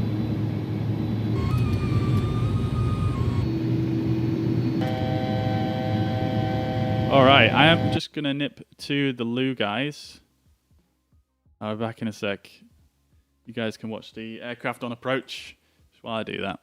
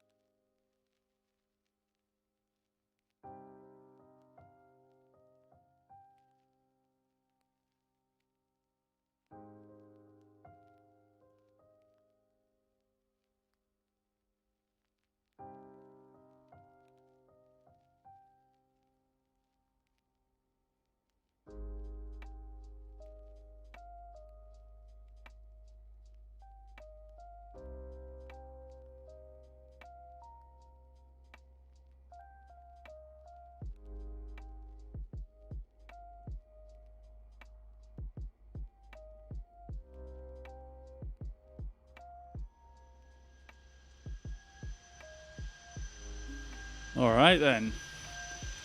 Here we come. Is this in slow motion? No, it's not. Oh, the door's open. I forgot to close it.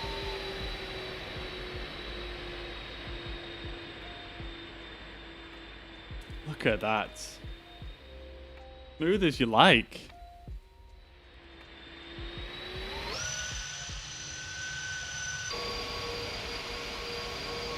Let's have a look at this.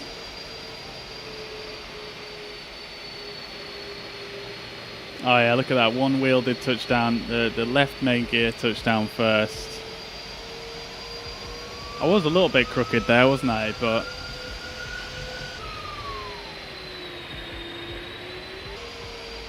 the nose wheel touched down on center line though, which is quite nice, or at least very close to it, so it was very easy to correct it.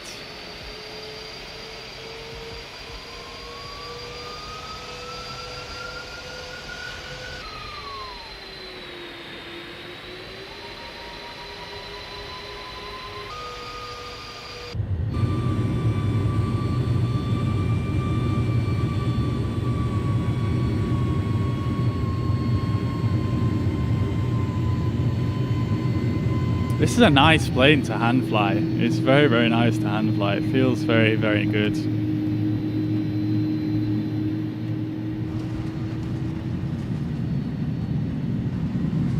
Yeah, very enjoyable.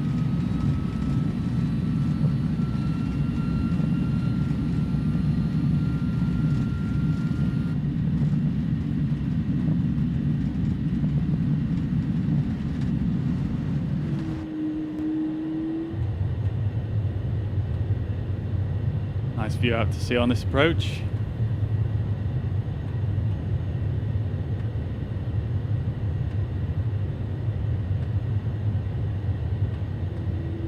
It's only got inboard ailerons on this aircraft and the roll spoilers.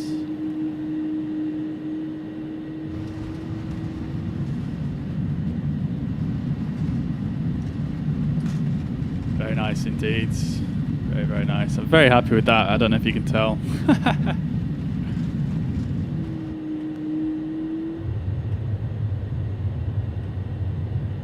Have another look.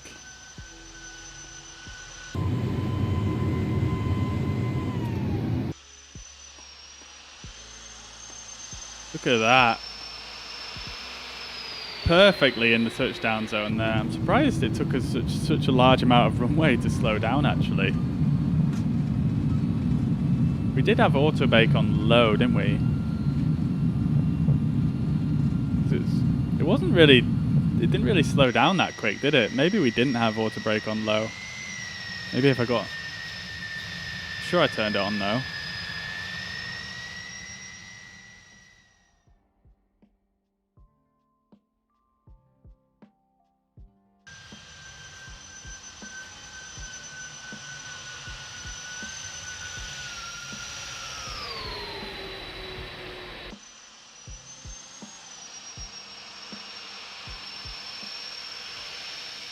Look at that. Look at that. Oh my god. Just brilliant.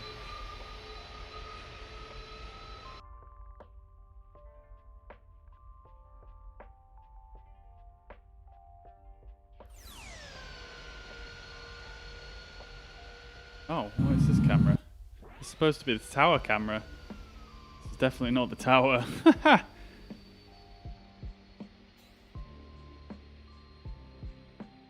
The heck? I don't know what that's supposed to be. Alright, there we go. Back at stand. Tip to do a hold in this plane, there can't be a discontinuity after the hold, otherwise it won't work. Yeah. I mean, I suppose that makes sense.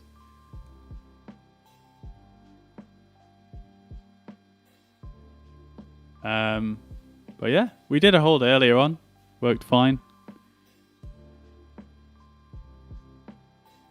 I suppose I probably wouldn't try and program a hold with a discontinuity straight afterwards. I suppose I'm not sure. I don't know. I haven't done. That's literally the first time I've done a hold in this. So, all right. So our ground service has disappeared now because we went into replay mode. So let's just reinstate that so that we can get the fuel back on.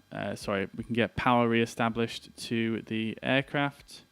And yeah, let's do that now. External power is on, battery's already on, nav light's still on. So everything else should be as we left it.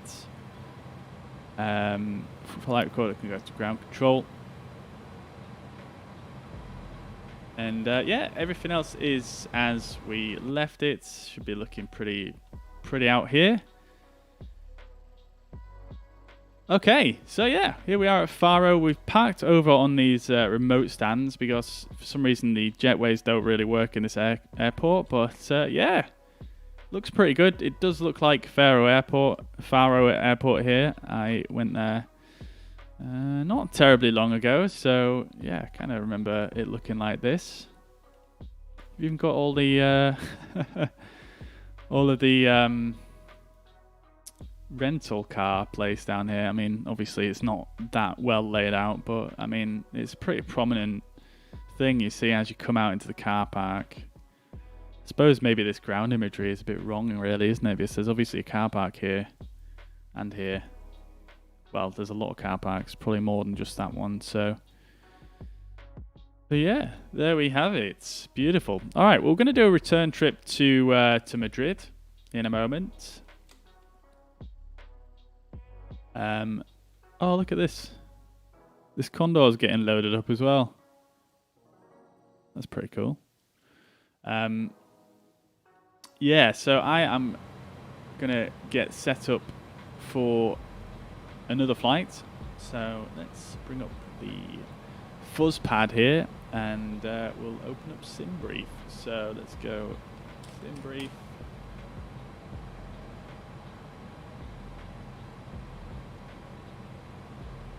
Right, and we're basically going to be the same flight number. Iberia to what we were to 8773.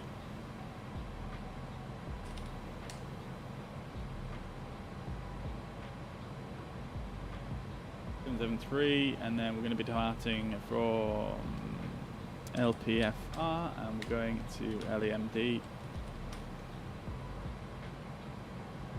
And we're going in the iniBuilds A300s.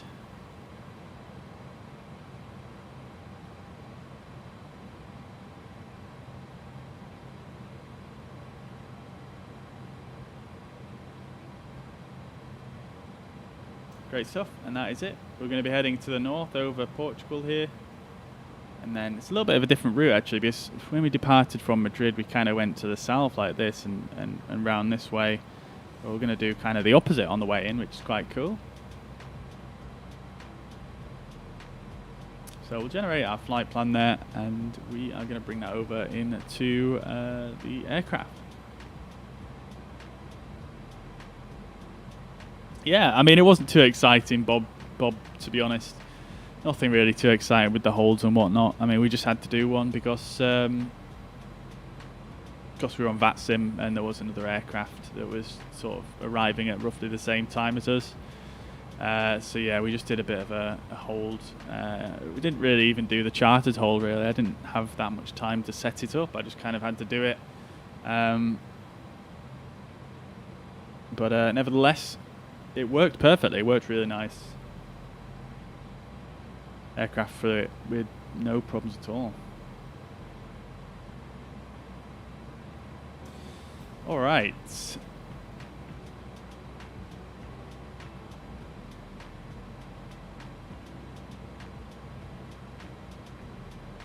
Great stuff. Let's say you have an ILS approach with a publish hold in the FMC. The hold waypoint will be there, but you have to enter the hold in for yourself.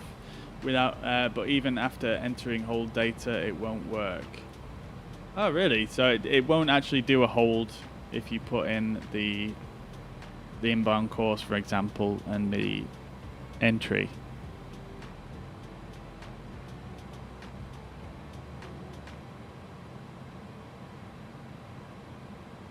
Oh, you mean if there's a discontinuity? Okay, yeah, that makes sense.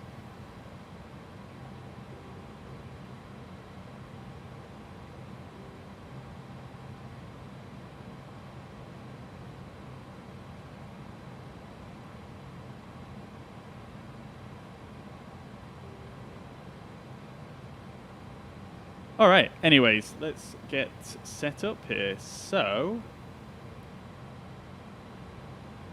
let's get some loading done.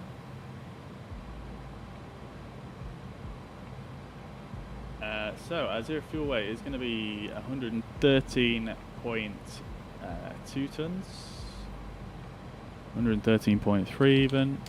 So a little bit heavier on the way back. And estimate fuel on board is going to be 12.3 tons again. So let's load that up. And center takeoff perf. LPFR. And we're anticipating runway 28, which is just where we landed. We'll get an ATIS request.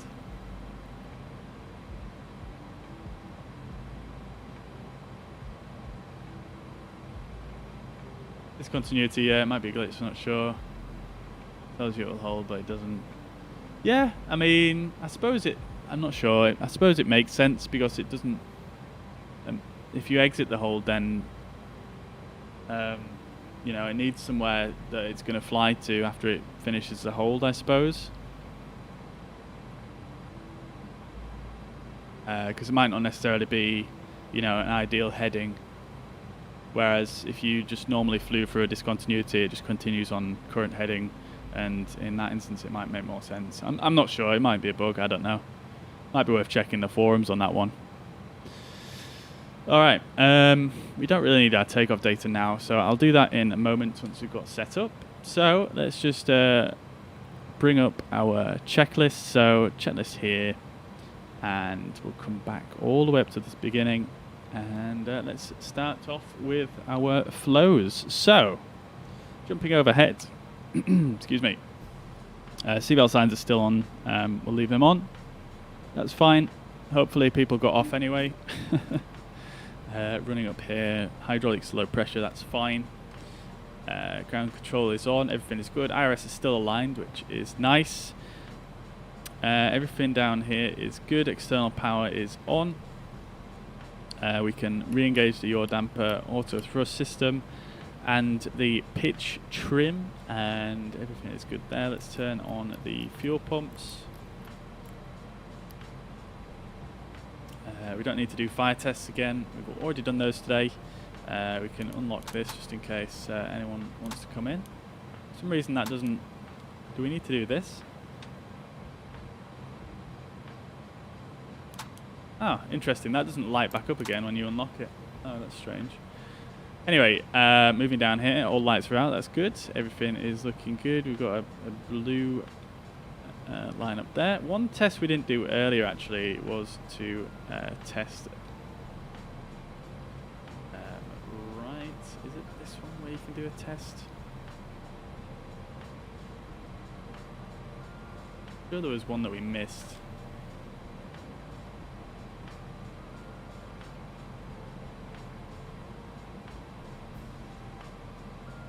Maybe not. Maybe we got it all. Alright, so probe heat on and window heat as well. Everything down here is still good. Emergency lights are still armed. Everything is good. Alright, great stuff. Everything is looking gravy.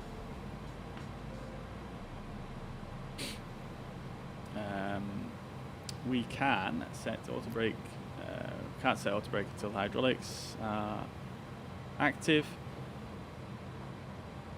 Flex temperature we shall set in when we do all the other fuel takeoff calculations, and we'll set everything else up after we put in the flight plan. So we'll do that now, and we're going to go from LPFR to LEMD. There we go, and our alternate is going to be LEVC.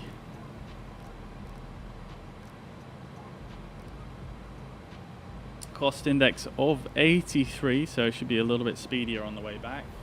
And our cruising flight level is a bit higher as well this time, 360, and our call sign again is going to be IBE 8773 for Iberia, and our cruise wind is going to be 242 at 23 knots.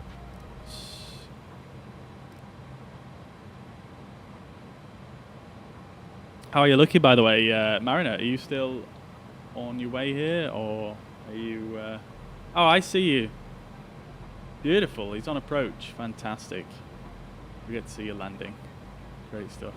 So we've got Mariner, another great flight sim streamer. So if you've not checked him out, do check him out. But this is him. He is on approach. Beautiful stuff. And as you can see, this is where we did the hold earlier on. Look at how almost perfectly drawn that is. It's so nice. Looks like we've got another couple of aircraft on the ground here. Ryanair and an EasyJet.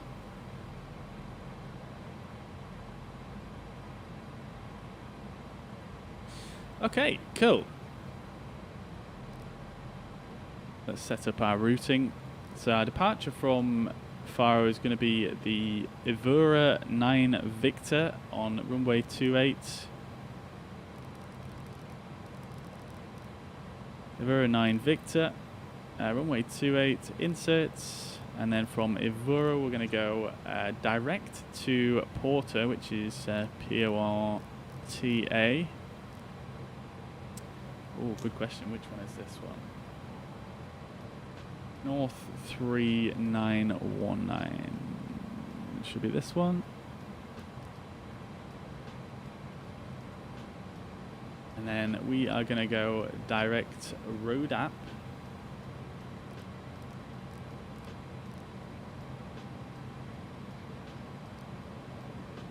And Babov is direct again. And Bardi again direct. And then from Bardi, we're going to take an airway, which is going to be Uniform Mike 1901.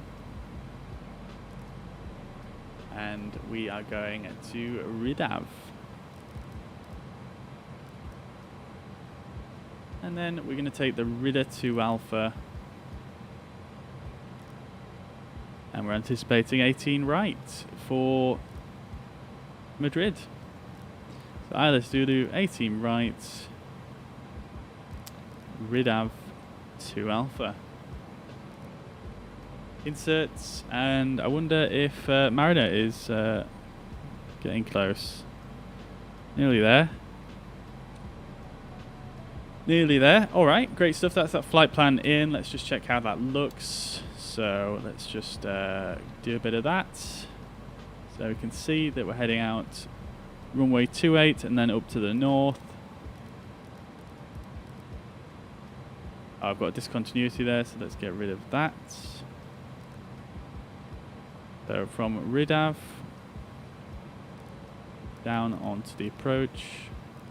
Great stuff. Nice and smooth in, and then the go around procedure there. Okay. Fantastic.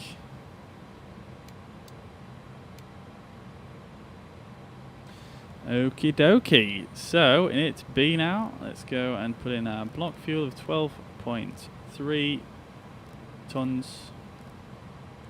The fuel weight is 113.3.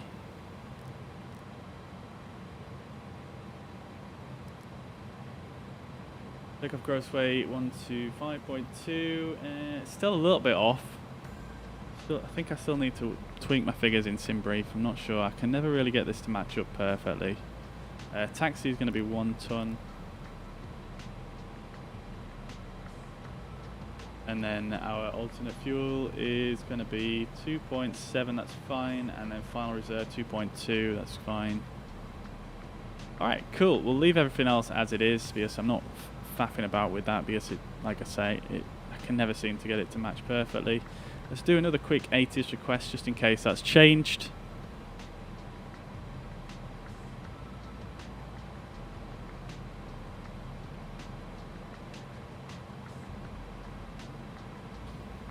Which runway are you going for, Mariner? Winds are 160 at 28. So maybe, I guess the winds have changed, haven't they? I guess you're going for a runway 16. Sorry, 18. Sorry, 10.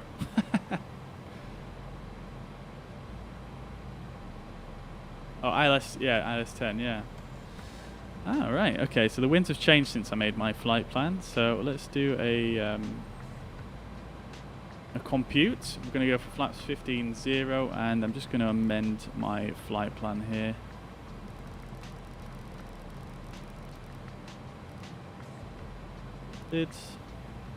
And we're going to deselect this one, and we're going to deselect, so we're going to select runway 10 instead. And we're going to take the Evora. Let's see what we've got.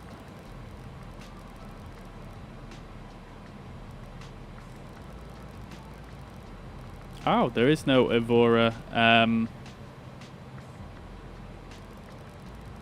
departure route from runway 10. Let's see what the winds are.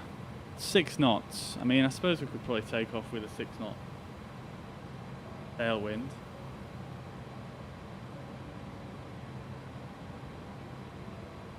No takeoff data as well. Use flaps 15.15. 15.15 is probably better actually on this runway. It's a bit short, isn't it?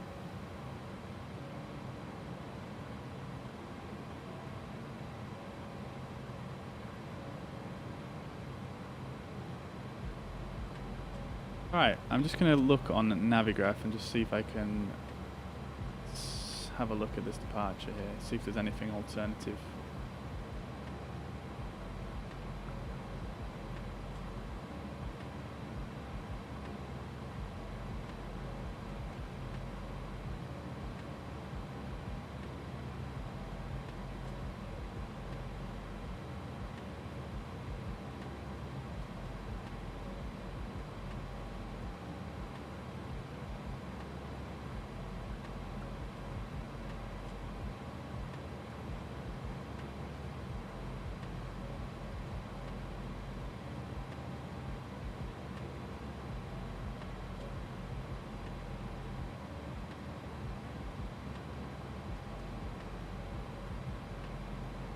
Yeah, I mean, let's just go for runway 28. Screw it. I mean, it's not going to be. It's not mostly not. Sorry, it's only 6 knots, and some of it is not actually a tailwind. Some of it will be crosswind component. So let's just go for 28, 15, 15 on the flaps. I just want to kind of get on with things a little bit. So let's go again. Evora 9 Victor.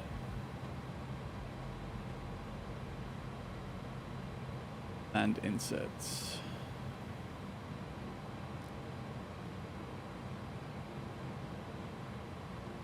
Okay.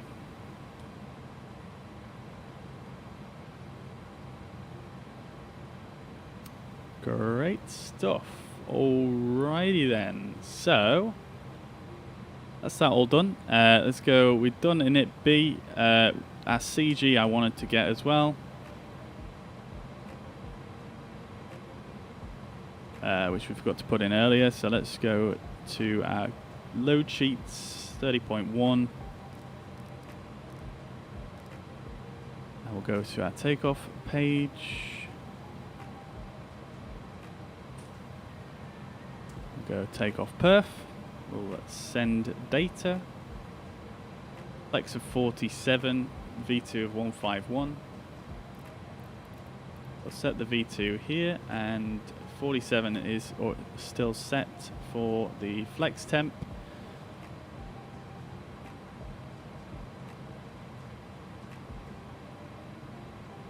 We're going to just clear ourselves straight up to our cruise because there is no initial clearance on this departure route. So we'll go for profile.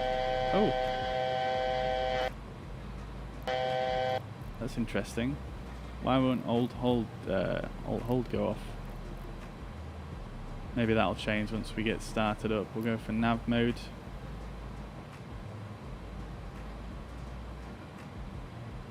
Your surgery is done. I'm laying on bed. How did it go? I hope it went well for you. Hope you are all good. Alright, Mariner should be getting on to approach here. There he is. Alright. So. Got everything in there. Flex 47. Thrust reduction acceleration 1504. Runway 28.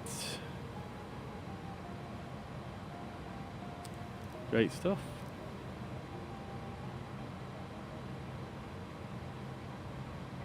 Got the ILS tune still, so we can probably use that for the takeoff roll as well for runway mode. Alright, we are pretty much ready to rock. I am just going to chill out for a second here, and we're going to watch Mariner coming on the approach.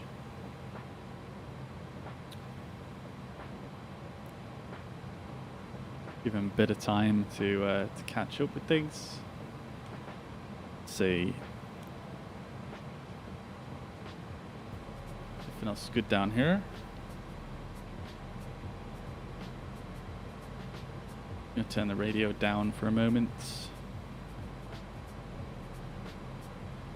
And yeah, we shall get underway shortly. We're pretty much set to go. We could do our before start checklist above the line. So above the line, cockpit prep is complete, signs are on and auto, fuel quantity is 12.1 tons, I think. Navigation is checked and set, landing elevation is set. Altimeters are set, and brake anti-skid is normal and on. Let's just check the ATIS again real quick. Just make sure the QNH is still current. 1015 is still current, so that's good.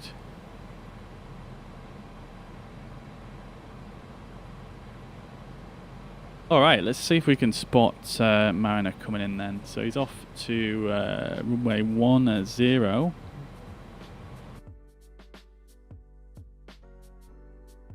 Here we are, runway 10.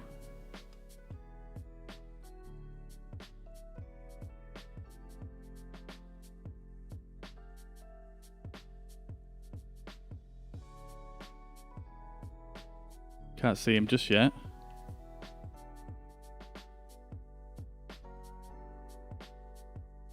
Turned a bit wide as it was a bit high. Fair enough. You're going to go sleep and recover next morning. See you, mate. Yeah, take it easy, brother. I'll catch you soon. I hope you feel better soon. Mark, welcome to the chat. We are flying from Faro to Madrid. We're flying back to Madrid.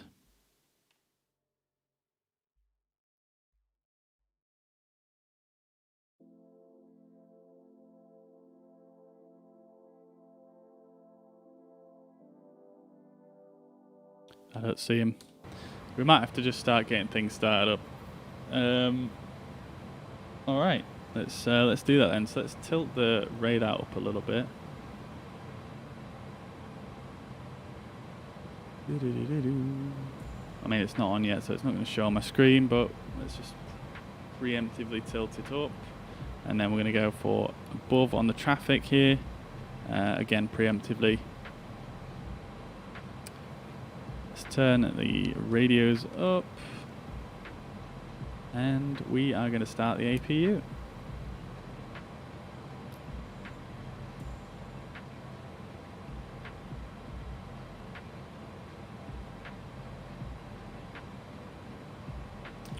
We could also go over here.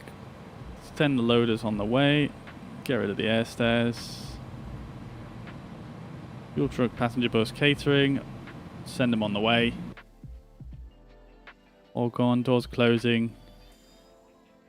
APU starting up. Have a bite of my sandwich.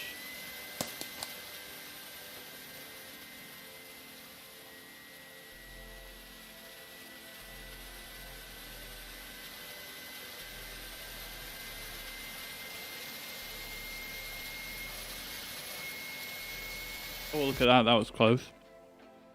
Close to being a wing strike.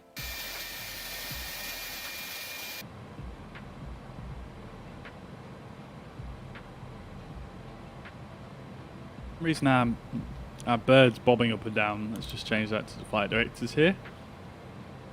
That's looking a bit strange. Hopefully that resolves itself once we get underway here. Let's just maybe just turn them off and on. There we go.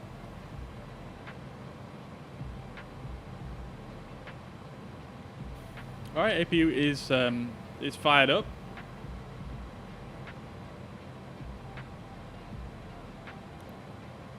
There we go, APU available. Let's turn the APU bleed on.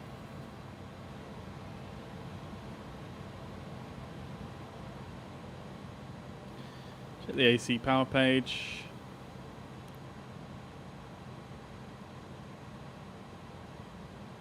APU gen alive.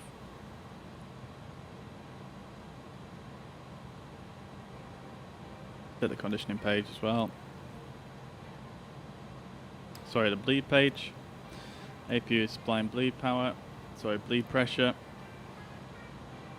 Turn the external power off. APU gen, there we go. Now providing power for bus 1 and bus 2. Looking good.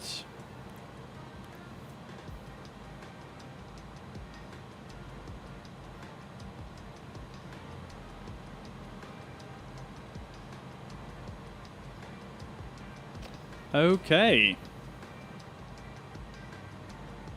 So we're independent on power now. We can send the external power on its way. We're going to set the parking brake and remove the chocks.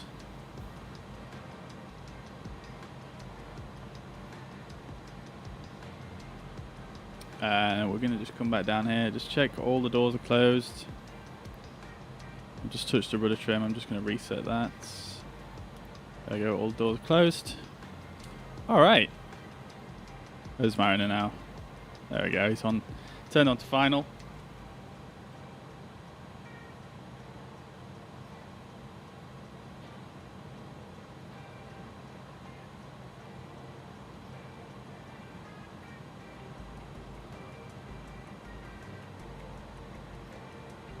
Alright, let's get underway anyway. So we're going to turn the beacon light on. Strobes can go to auto. And let's get some pushback. So we're going to go back to the same runway we landed on. So we're going to get pushed back. Show me where you want to go. Facing it this way, which is, I want to say north. Sorry, east. I'll get pushed back like so. Ground to cockpit. Tau is driving up.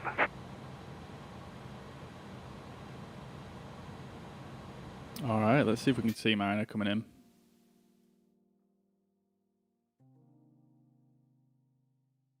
Should be able to see him coming in to view. Should be able to see his little name tag at some point.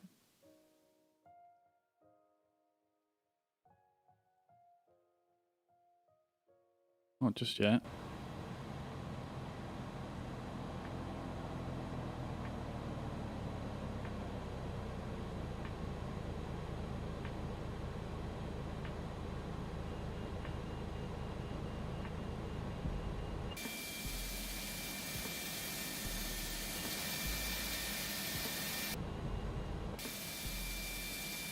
Okay, all doors and hatches are closed. Ready to connect. Got the tug coming in.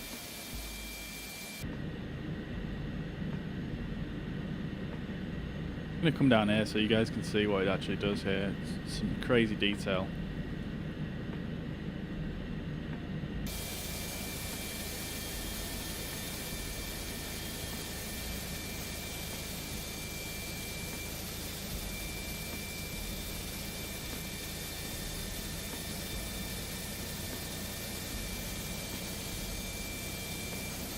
So that it actually lifts up the landing gear. Tau connected and bypass being inserted. Release parking brake. Parking brake is released. Starting pushback, and you may start engines.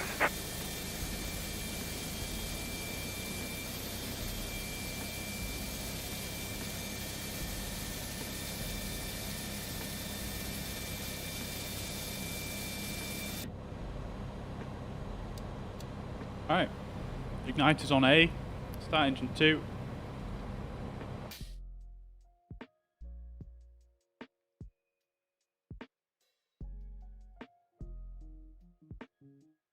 There he is.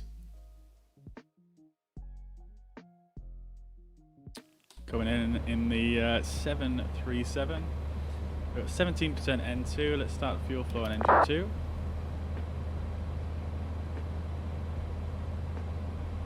Faro traffic, Iberia 8773, stand 19, pushing back, facing east. Faro traffic.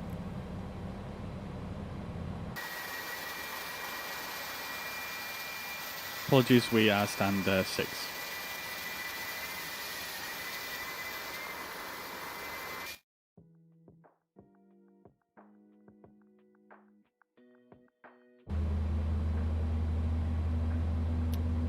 Faro traffic, ILS 10 approach, 10 miles.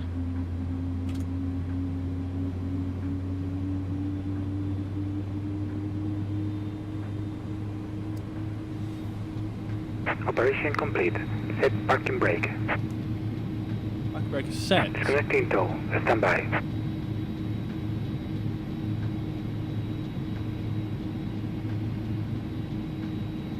Press shift and full stop to move fast.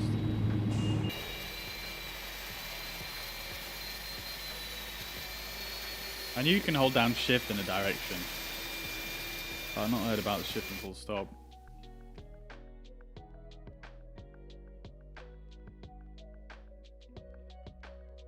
There we go. Here he comes. This engine stabilized. Yep, EGT must have already dropped down. That's looking good. Alright, let's start engine 1. I can still hear some beeping. What's going on? Tow is disconnected. Oh, the tow's still disconnected. And signal on the left. We'll see you next time and have a safe flight. Alright, let's wait for those 15% N2s. There we go. Let's start the fuel flow.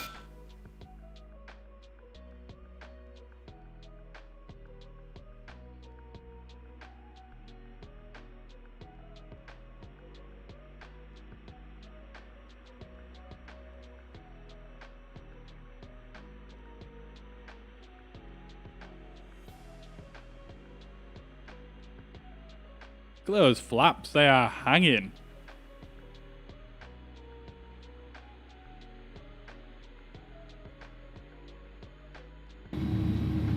Speaking of which, have our flaps fixed themselves?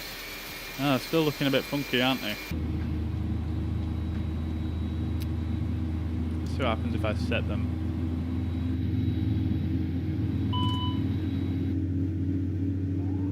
Oh, there we go. There we go, it's fixed itself. There was just a bit of an animation issue there. Probably due to the replay that we did earlier. Alright, here he comes.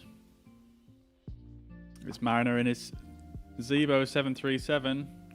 Oh, shit.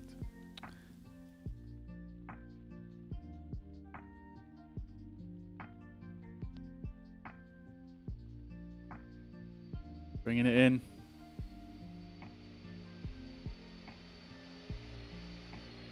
And there we go, he's down.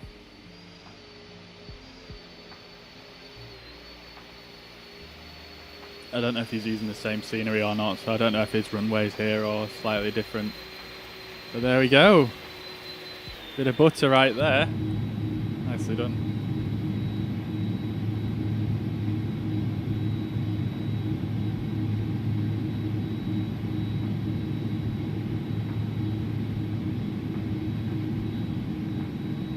Alright, let's just make sure these animations are all sorted now. Got that little bit of aileron droop as well, you see that as the flaps are out. Spoilers are good. Great, alright, let's arm those. Speaking of which, let's max auto brake.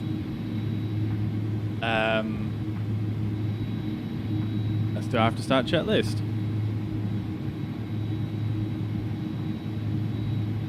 Oh, pitch trim. Could do with setting that really, couldn't we? 1.2 down again. Oh, it's difficult to see, what the heck.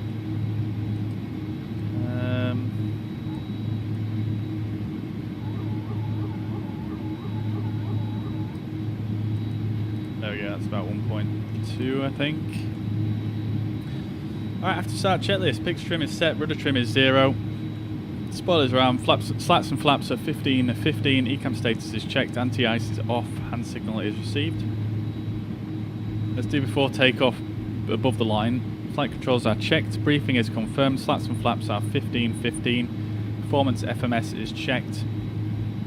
Takeoff config we can also check now. Takeoff test normal, great stuff.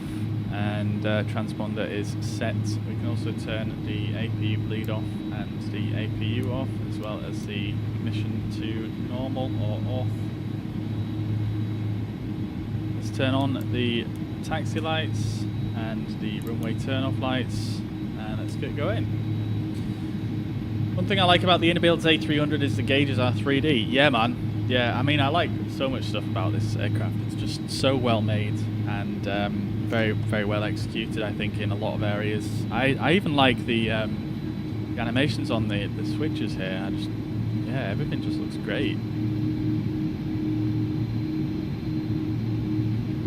Faro traffic, Iberia 8773, taxiing to runway 28. Faro traffic.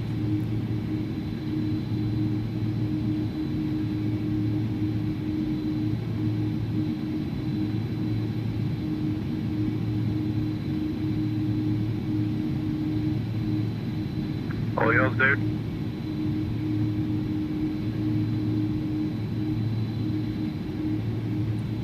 Nice.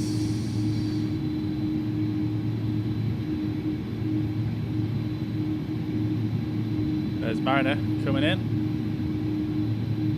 He's flying with Fly UK, so for some reason it always gives him a random livery, but it's always the right aircraft model though, which is nice.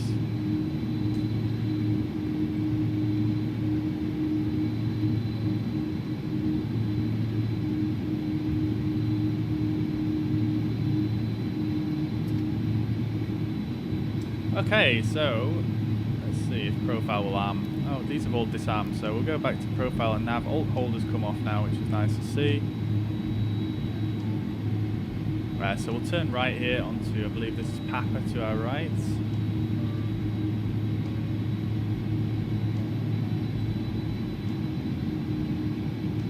Naveen, welcome to the chat. I hope you're doing well. Good to see you.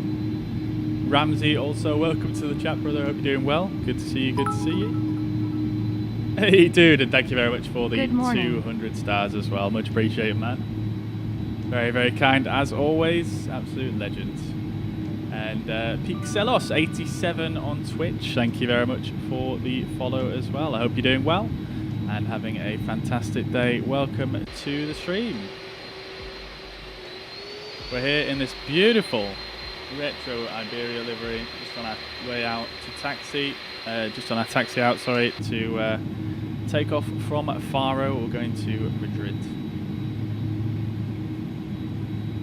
Alright, so now we're clear of the terminal. Let's get our weather radar on. Not that we'll need it today. And set that to turbulence, seeing as though there's definitely no clouds around. Let's set TARA on the transponder.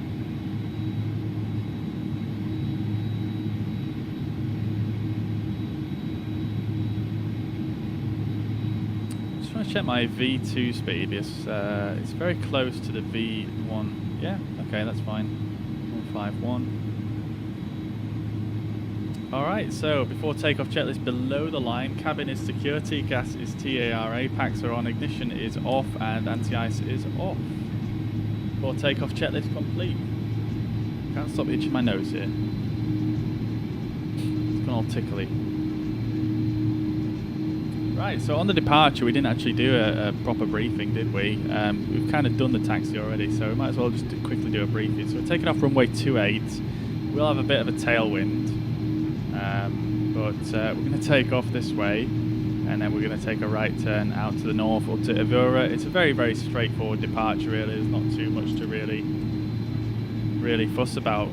There's no restrictions to make, just a minimum here, which we're probably going to be well above 10,000 feet by the time we get to Iberia, because this thing climbs like crazy. So so that's it really. It's pretty straightforward.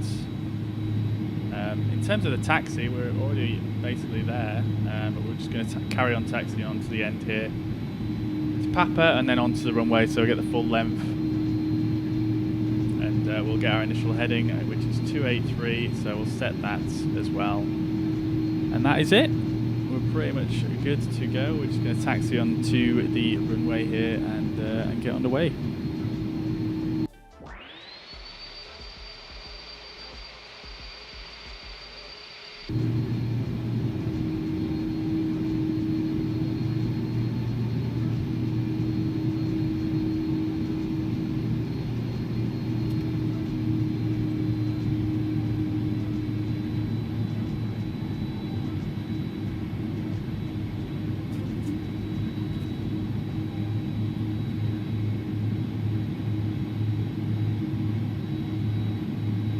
Iberia 8773, lining up runway 28.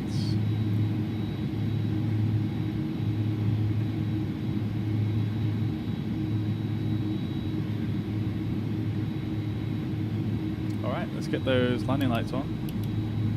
Taxi light, nose light to take off. We'll get the strobe lights on as well. Takeoff checklist is complete, so we're pretty much good to go here. I'm just going to swing us out a little bit here, so we get as much runway length as possible. You can see there's another aircraft there in front of us, just in the sky, probably coming around for runway 09 actually.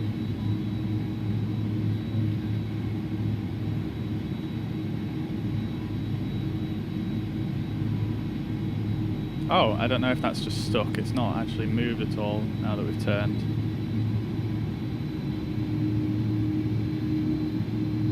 And I'm not going to spend too much time getting lined up here because I don't want to waste any of the runway length here. So, holding it on the toe brakes, let's just check the seatbelts are set. Great stuff. Alright, so let's go up to 40% on the N1s here. Wait for the engines to stabilise, wait for the EGT to drop. There we go, looking good. Okay, and side stick or yoke half forward in this case, up to toga mode. thrust SRS runway. We get some right rudder in here to get right across to the center line, which very slow to respond there. 80 knots bringing the yoke to neutral.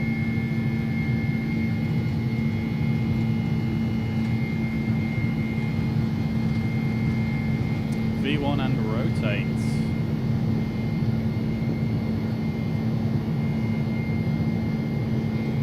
Positive rate gear up.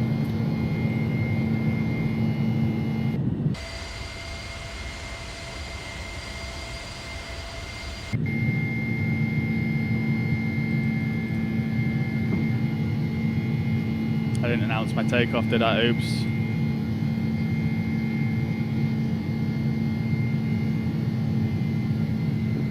Alright, acceleration altitude. The engines are spooling back.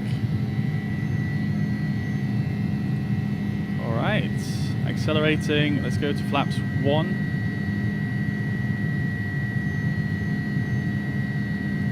And then passing the S speeds. Flap 0. And autopilot is in. There we go. Beautiful stuff. There we go. There's Faro behind us. Wave goodbye.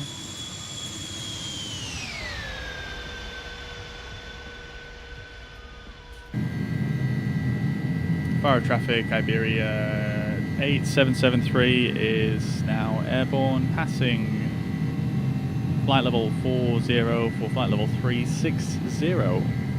Faro traffic. Alright, and we're on our way out. Climbing like a beast in this thing. Let's disarm the spoilers. Oops. Not sure the best way to do that without actually putting the spoilers out.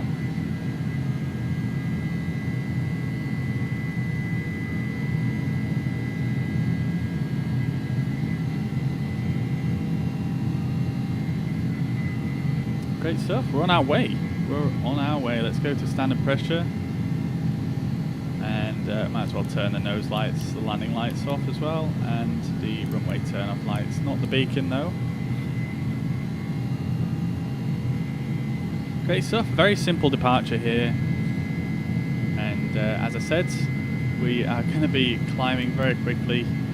So at the next waypoint, Evora, we needed to be above flight level 60. As you can see, we're already flying way above that. Top climb, in fact, we're probably going to reach before we get to Evora, which is hilarious, but nevertheless.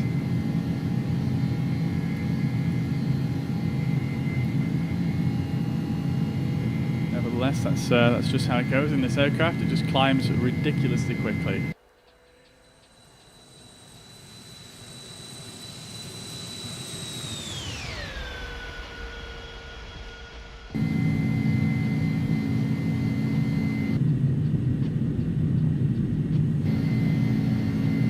See Faro out the window here, Faro Airport. I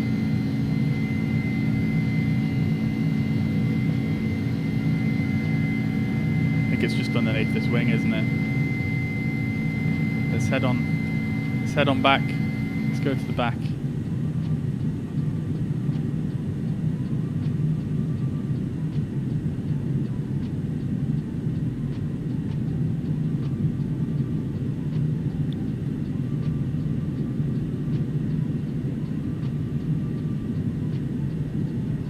I don't know why I'm moving my head, that's not going to help. I can't actually see it. Must be down there.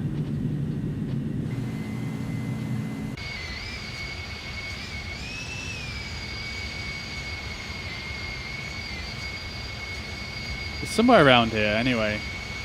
I don't know why I can't see it, unless it's here. Anyway, nevertheless, we're accelerating out now to our final climb speed of 325 knots by the looks of things. Let's turn the seatbelt signs off and we'll do our climb checklist. So the slats and flaps are retracted, landing gear is up, and we can now neutralize it. There we go. PAX are on and altimeters are both set to standards. Climb checklist complete. Loco Hombre, thank you very much for the follow. Hope you're doing well. Welcome to the stream. Welcome, welcome, welcome. Alright, let's extend our range out a little bit here. And I am just going to eat my sandwich now, guys. So I'm just going to blank the camera out so you guys don't have to see me eating. But I am still here. So there we go.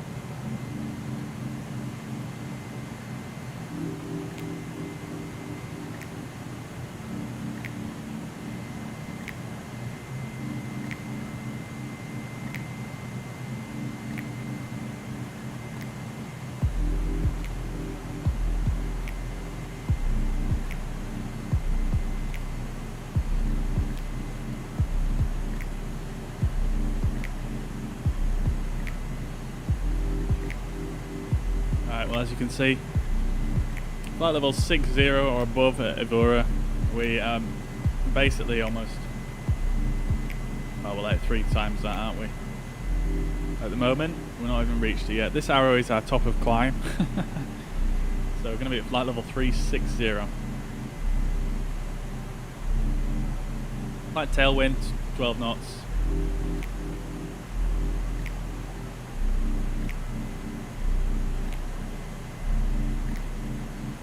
Looking good.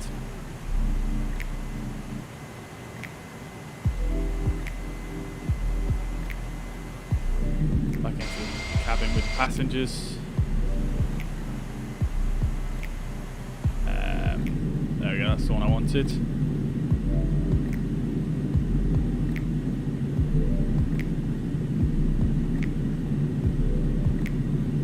I do like the way they've done the sound in this as well. It's a lot more directional than what I would, I don't know, what I expected, I suppose.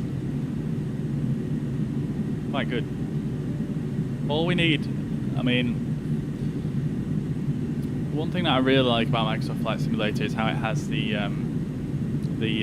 Wise sound engine, and it just means you can do sounds so much more realistically, I think. Whereas the thing I find a bit in X-Plane is that you can sort of tell some sounds are a little bit like, you know, they're not really, how do I describe this? They're just a little bit out of sync, if that makes sense, and then they're not like, there isn't that much variety to the directionality of these sounds, if that makes sense.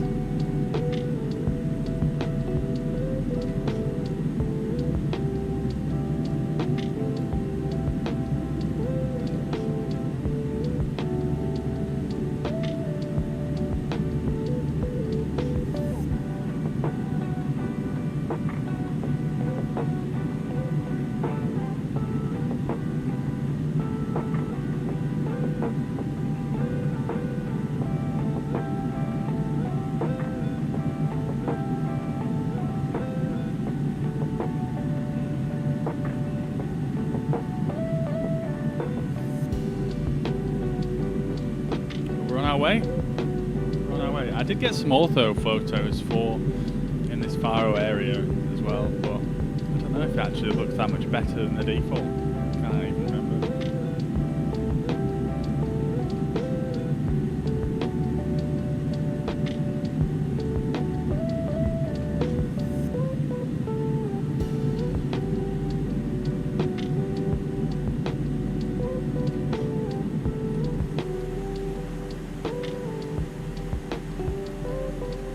Quiet, I sat here in front of the exhaust of the engines. Okay, all that wind noise.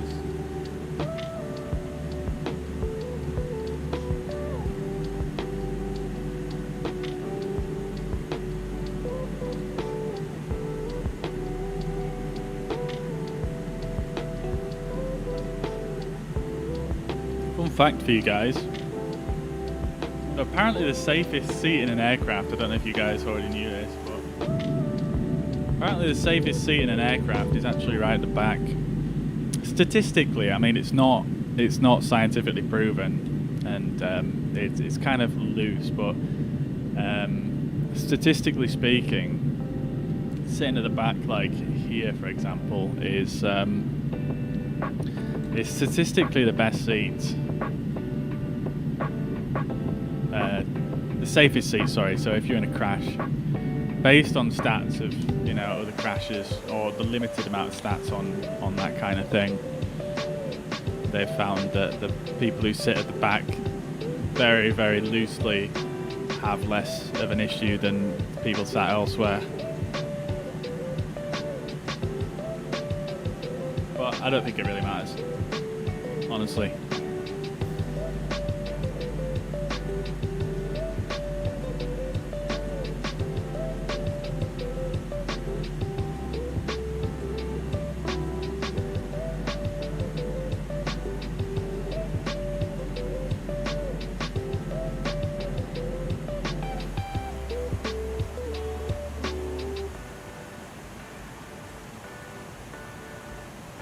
Alright.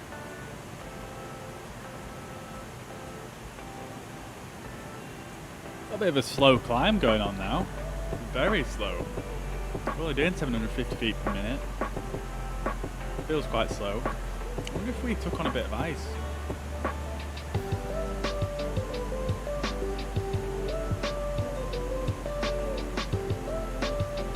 I'm going to just put the anti-ice on for now.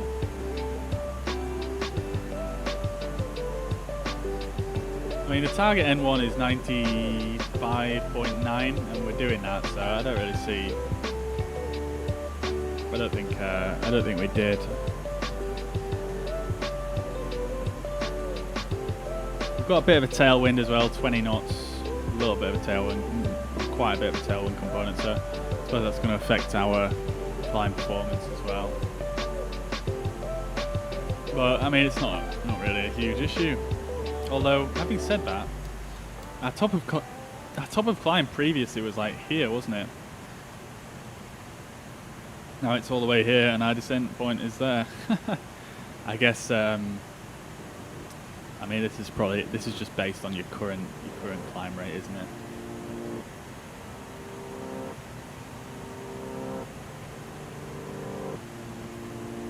Very slow though for this aircraft. I feel like very slow.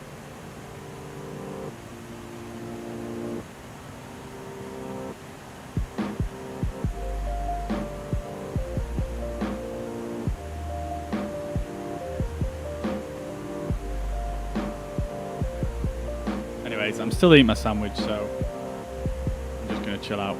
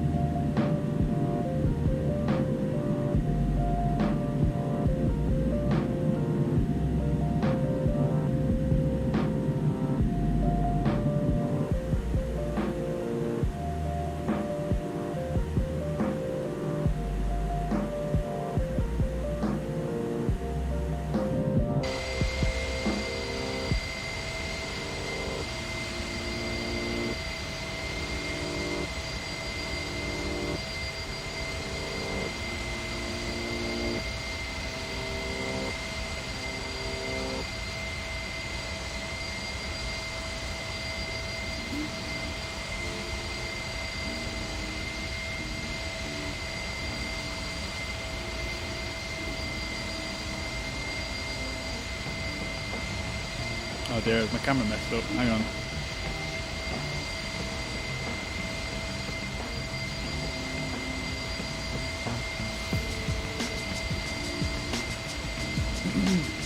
Alright, hopefully it doesn't appear really small.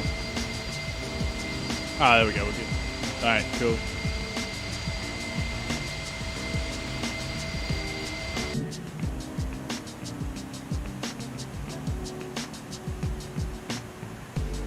Alright, let's see. Is Mariner following up behind us?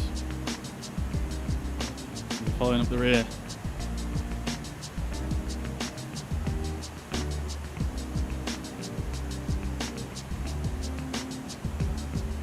Maybe not, I don't know.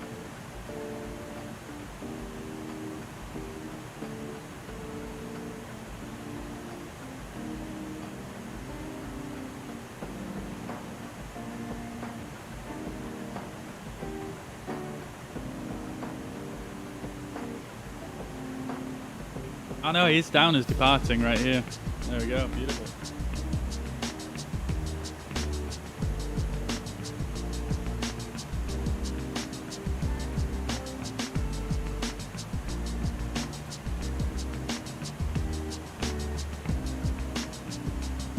Get impatient in the climb. Yeah, I mean, for some reason we've started climbing a bit quicker now. We've gone back up to 2,000 feet per minute.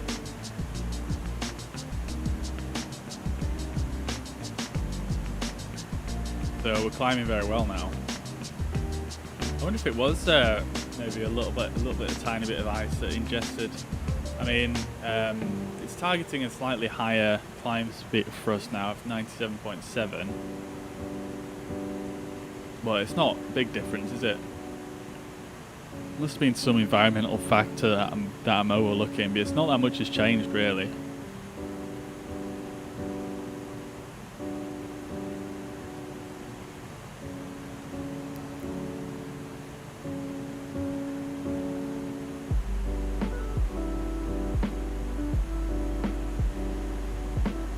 Alright, beautiful stuff.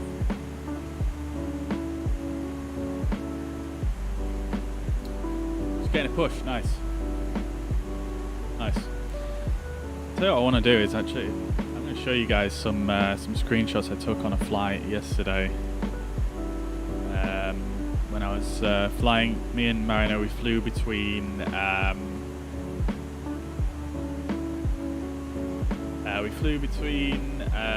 Nice and Geneva, and it was just absolutely stunning. I did it in X-Plane, and yeah, I was very impressed.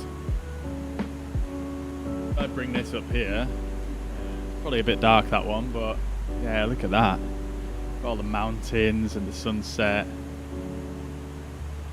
Those look brilliant, I think. And then you've got little lights in the valley, the little villages and stuff. You've got some like low-hanging cloud here. Yeah, I was just very, very impressed, to be honest. Very impressed.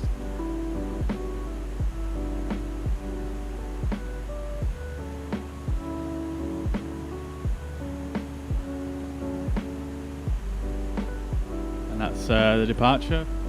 Oh, well, we're getting pushed back. Got the scenery in Nice. Beautiful surroundings.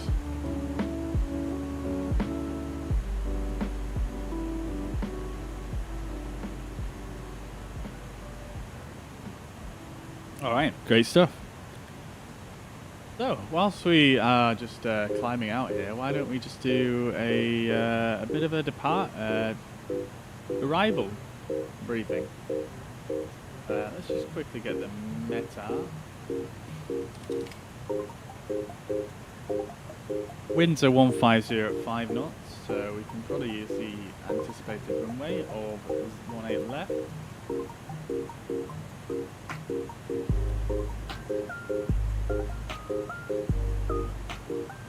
Okay, cool. So we are going to be arriving on the what was it? Let me just check which point we're coming in from. RIDAV. So we're going to do the RIDAV 2 Alpha, and there are some minimum restrictions to make on this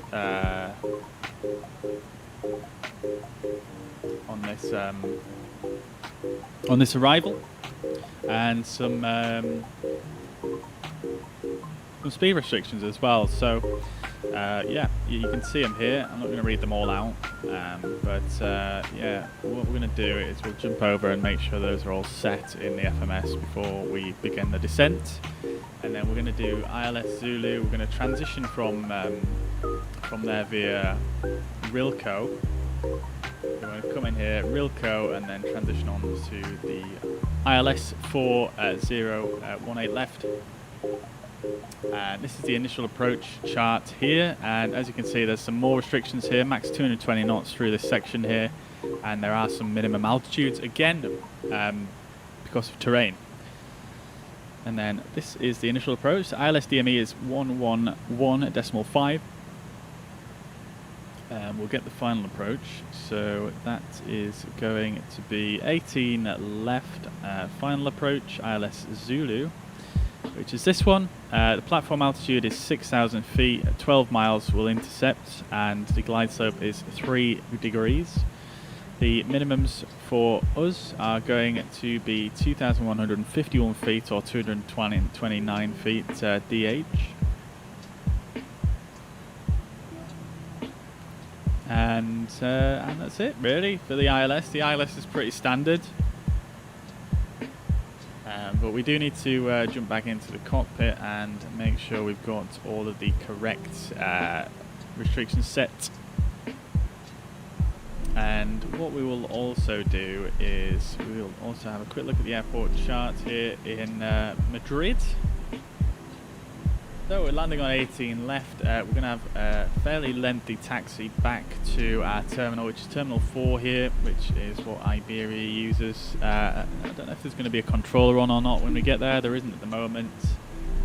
But we'll probably vacate, I don't know, as early as we can do. Maybe Yankee 5, potentially. If not Yankee 4, and then we'll make our way down and probably just come around the edge here. And then turn in on, yeah, we'll probably continue all the way down here and then across and then up and then in, and we'll try and park at the same stand as what we set off from earlier on. And that's it. That's it. So let's have a look then. Make sure we've got everything set properly. So let's bring up our charts in the AVI tab. Airports. Let's bring up the RIDAV2 Alpha arrival.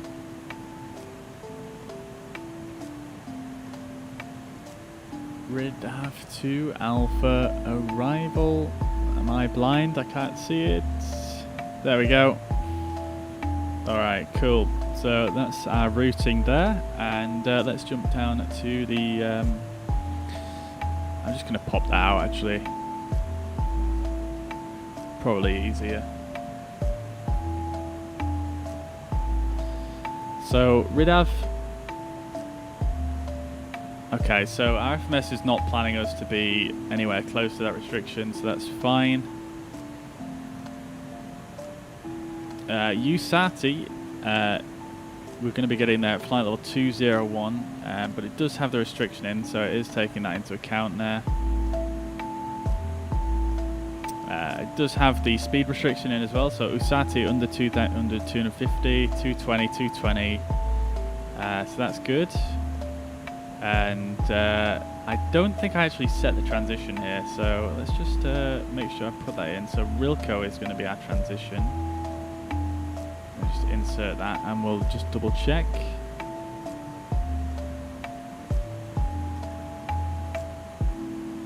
Okay, cool. So Etuni 163, Rilco 111, let's just check. Yeah, okay, great stuff. Yeah, this is brilliant. Brilliant FMS, even though it's super old school, you know, it just works how you would expect it to. Alright, let's go to the approach, and ILS Zulu 18 left. And I just want to make sure these restrictions are all in there. So Rilco, we've already checked. We want to check MD 600, which is above flight level 100, 220 knots. 220 knots all the way down, and it just goes 10, 9, 8. MD 610. Okay, so that's good. And the final altitude we want to be at is...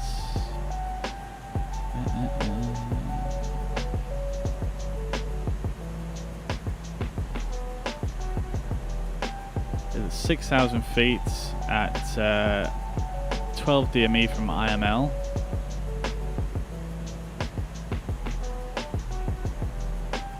So I've got this one waypoint backsit just before we intercept, but I don't think that's gone into our... Oh, sorry, that's a different transition, isn't it? Just ignore me. So we're going to come straight in from Rilco, mandatory 7,000 from us. Okay, cool. Great stuff. So we need to be at 7,000 feet coming from Rilco. So let's see where...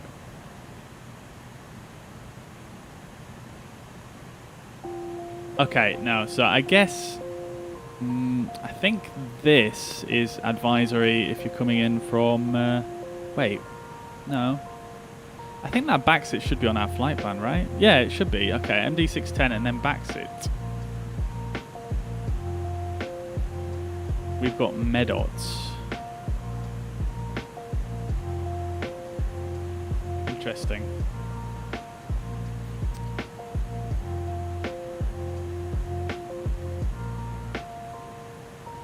Let's just check progress.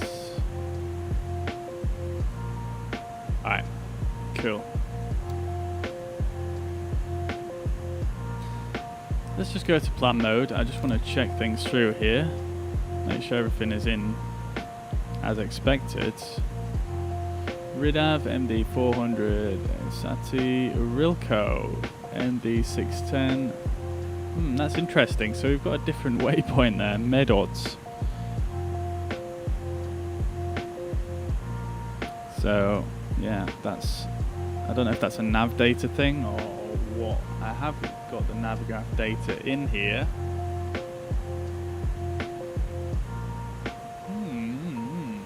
Alright, well, we'll just treat that as the same.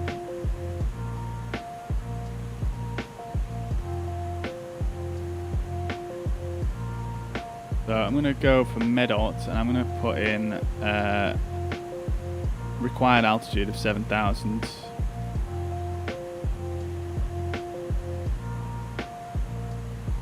So that's fine with me.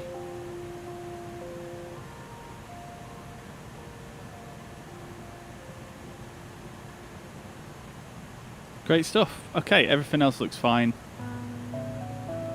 And then the intercept altitude is at 6,000.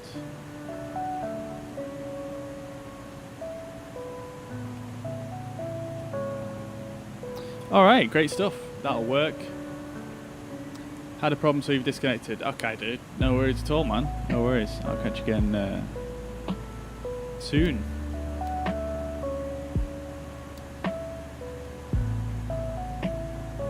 Okie dokie, great stuff. So that's all that in. Many restrictions to sort of bear in mind on the way in here, but the FMS should fly pretty well for us in profile mode. Now, one thing I need to check is I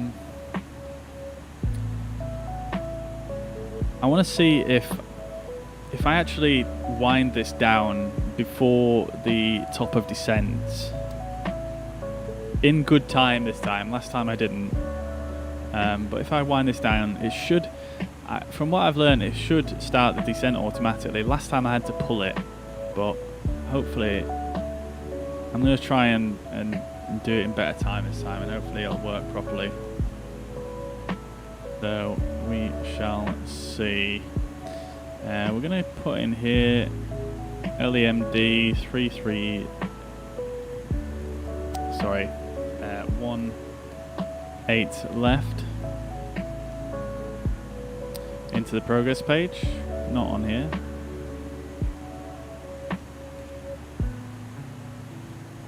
That's in. Have a look at our approach page. We can set in our MDA here, which is 2151.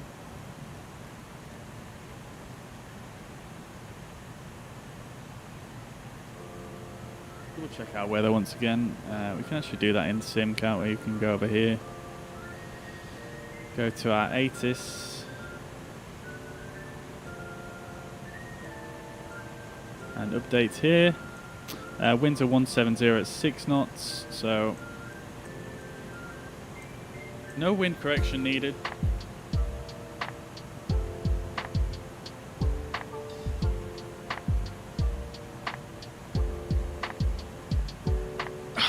Right, great stuff. This is a nice flight. This very chilled, very nice. It just feels good flying around in the sun.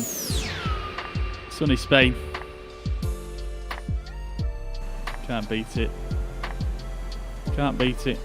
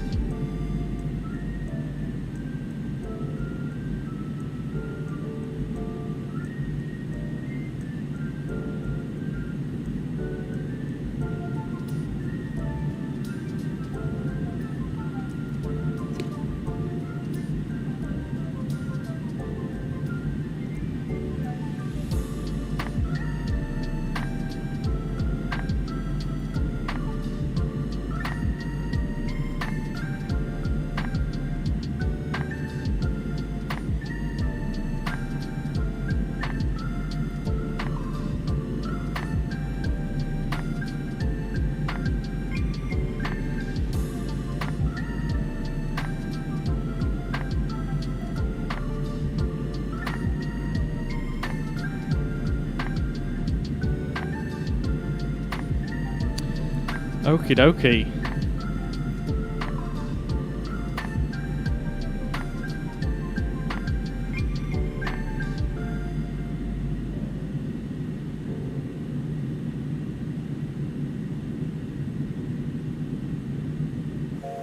Should be approaching that top of descent fairly soon. 20 miles to go roughly, just a little bit less maybe. Sorry, a little bit more.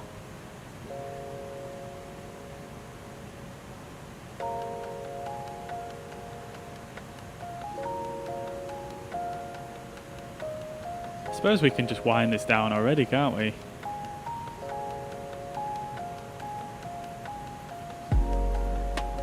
$6,000 feet is set.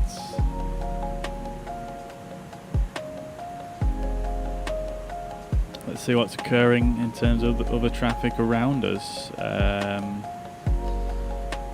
Yeah, not much by the looks of things. Well, not a single aircraft in this whole area.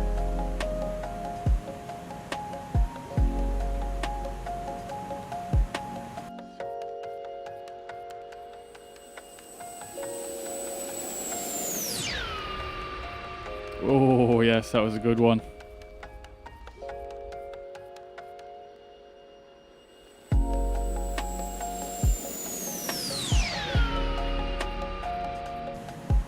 Beauty.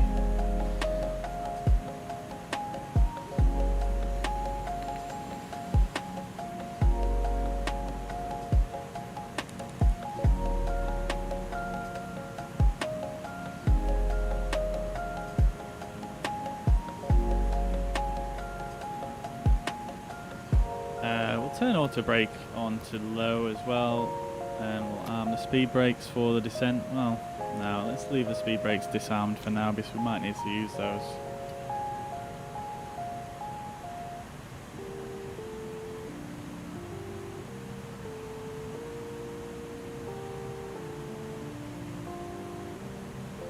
Still a little bit of a tailwind coming on.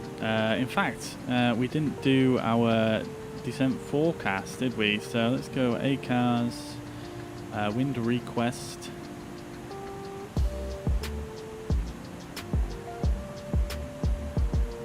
ACARS wind data received, and we shall insert that. So we've got our descent forecast now. So that might have just adjusted our top of descent slightly. Let's see. It's more or less in the same place. We are definitely going to have a tailwind on the way down though, but it's thankfully not too strong. 20 knots, so that's going to add about 2 miles, nothing too major.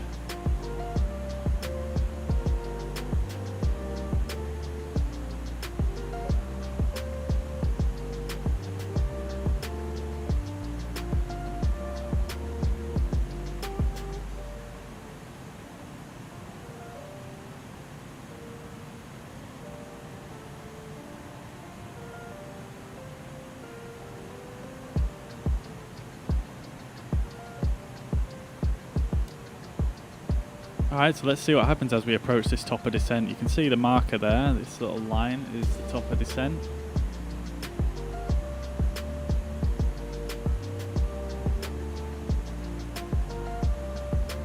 So what should happen is here on the PFD, we should see p.des profile descent in blue and flashing within 30 seconds of reaching the top of descent, and then it should start. Then once the aircraft, when this little picture sort of gets to about halfway across this line, it should then go to p.des in green as the active modes. So we'll see what happens. It didn't work last flight, but I think I've wound back the altitude a bit late there, so let's see what happens.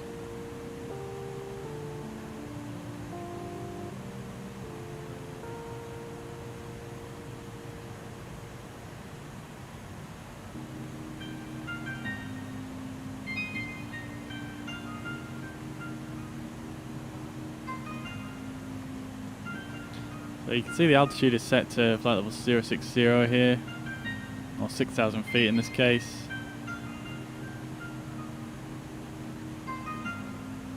There we go, p.des, flashing. Vertical deviation has appeared here on the ND.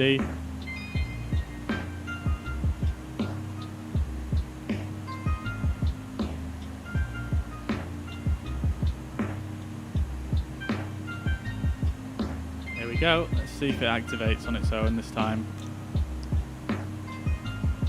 Should activate in a few seconds.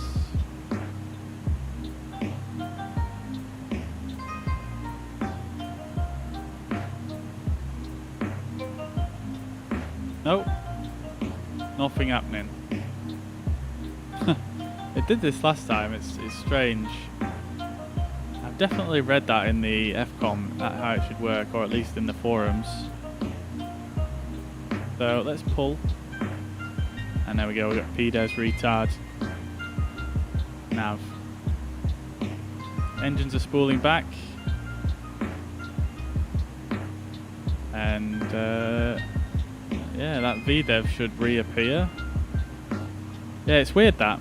I'm not sure if that's a bug. I'm pretty sure that is a bug because the developer said that in the forums. That's how it should work, how I just described. So I'm not sure on that one. There we go. VDEV's back. Let's bring up the progress page here.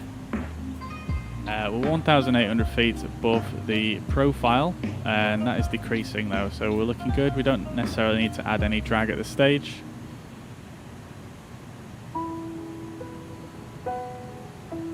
Only 90 miles to go until we hit the runway, so that's a straight line though, 117 track miles. I'm going to turn down the music just a little bit for the approach here.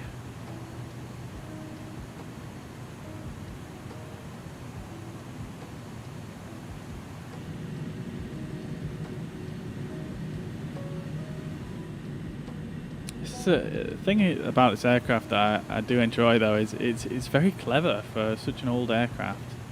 It'd help if we set the landing elevation as well, that's one thing I did forget. Set that to 2,000 feet. 199.8 is the airport elevation, so that's going to be as close as we can get it.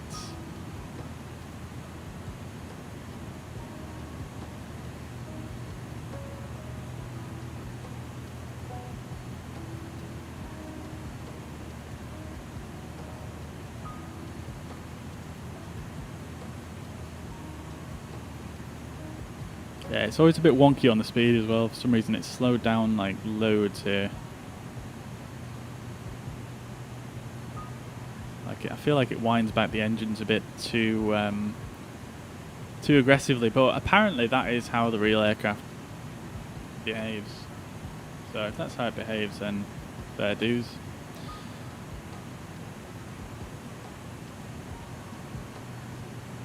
Watch the view streams, it's nice watching someone competent fly this. I'm glad you think so, dude. I mean, I'm glad I am able to fly it and appear competent. I've only been flying it since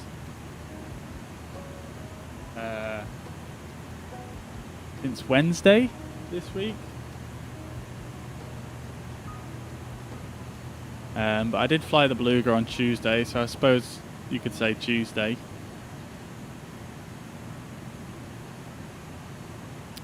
I've got someone showing here on the TCAS. It's climbing quite quickly actually towards us. There he is. Another EasyJet causing issues. He's probably going to climb above us, to be fair, so I don't think we're going to have any issues there.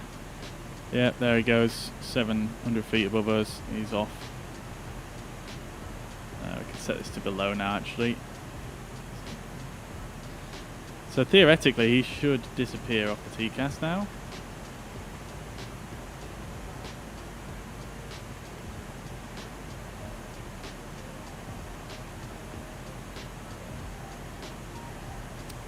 Alistair, good afternoon. Hope you're doing well. Good to see you. What's occurring? What's occurring? We're just on our way back from Faro in towards Madrid. We're actually just on the descent. We're flying the A300 yet again. The beautiful A3. Well, not yet again. We flew the Beluga last time, didn't we? But this time we're flying the A300, the passenger variant of the A300. We're just on descent. It loves to have that nose down when we're descending. Quite a steep nose down there. But yeah, we're flying this beautiful retro Iberia livery. Obviously they don't fly this anymore, but bit of a historic livery. They did used to fly this, so I'll take it. Beautiful machine. And we're just on the descent. Zach, welcome. Sorry, not welcome, but you know where you know your way around the cockpit. Yeah, I suppose I do, to a certain degree. Yeah. All right. So at the next waypoint, we've got Usati. We should be 250 knots. So we should see this little blue bar drop down pretty soon. Going to anticipate the amount of time. There we go, dropping down to 250 knots because that's programmed in the FMS. And what's probably going to happen is we're going to try and slow down, so it's going to bring the nose up and it's going to retard the engine. So we've got retard on the FMA. Well, still actually, we've been idle the whole time, but it should be bringing the nose up, which it sort of is. It seems to be quite slow at doing that, but it is doing it. And as you can see, we're dropping above the profile, but that's fine. Once we've slowed down, we should regain the profile. We might actually get a more drag message appear here as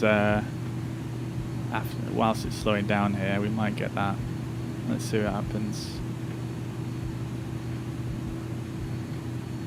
Very different to 320, yeah, it is very different, but it's also quite similar actually. A lot of similarities, a lot of differences. Obviously this was the first ever Airbus, so yeah, there are some similarities. A lot of the systems and things like that are quite similar, but the cockpit itself is very different. Obviously it's the only Airbus with a yoke, and no fly-by-wire, so yeah, you've got to obviously manually trim. Alright, so we are approaching Usati now. We're still a little bit quick here, so I'm actually going to get the speed brakes out to assist us in slowing down a bit quicker here.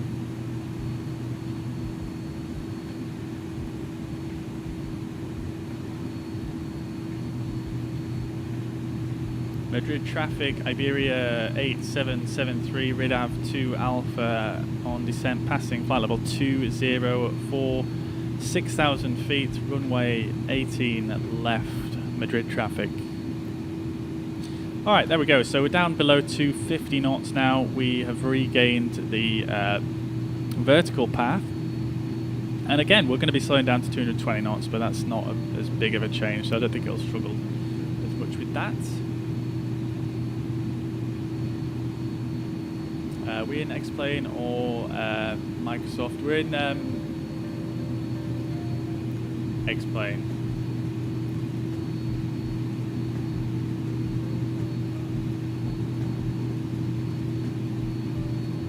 Yeah, unfortunately, aircraft of this caliber doesn't quite exist in Microsoft Flight Simulator just yet.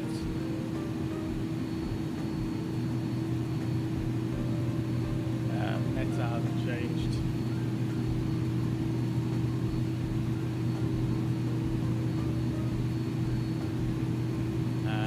Yeah, QNH still 1016. We're passing through the transition altitude more or less now, so let's just set that.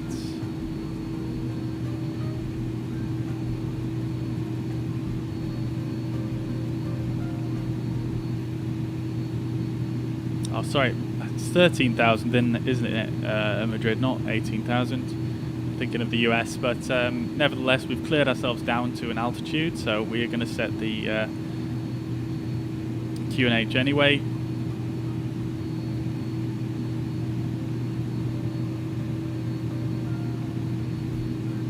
Is it a purchased model, as in a payware aircraft? It is indeed, yeah. This is the iniBuilds A300.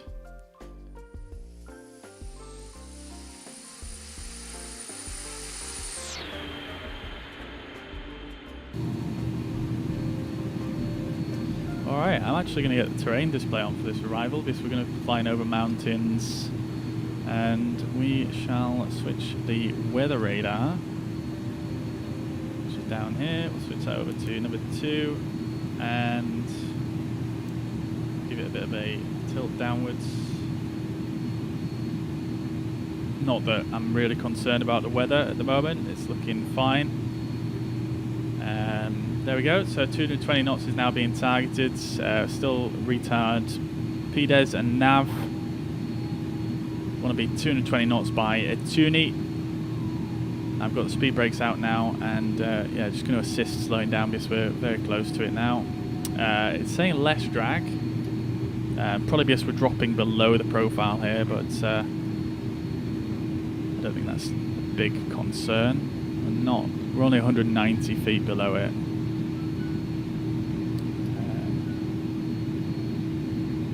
Okay, so we wanted to be at 12,000 feet at a Tuni, or minimum 12,000 feet at a Tuni, so that's fine. Now, after this waypoint, we do want to start paying more attention to the minimum altitudes because of the mountains below us. As you can see, they're starting to show up here on the terrain display. Let's just make those a little bit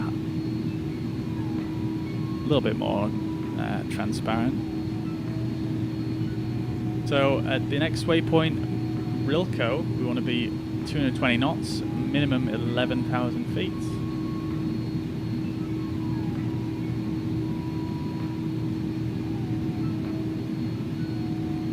More Beluga style chrono. Yeah, man. Yeah, I mean, the Beluga is based on this aircraft. The Beluga is pretty much an A300, just with a modified fuselage. So it makes sense.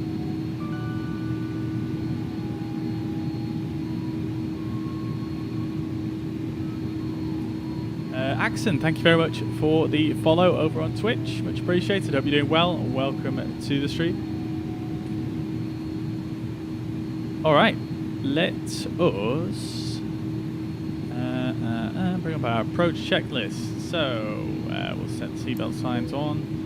And what altitude are we at currently? 14,000. Fuck it, let's just chuck the lights on now. Got a lot of stuff to monitor on the way down here, so I might as well just get a few things out of the way. Alright, so approach briefing, or approach checklist. We've done our briefing. Signs are set, briefing is confirmed, ECAM status is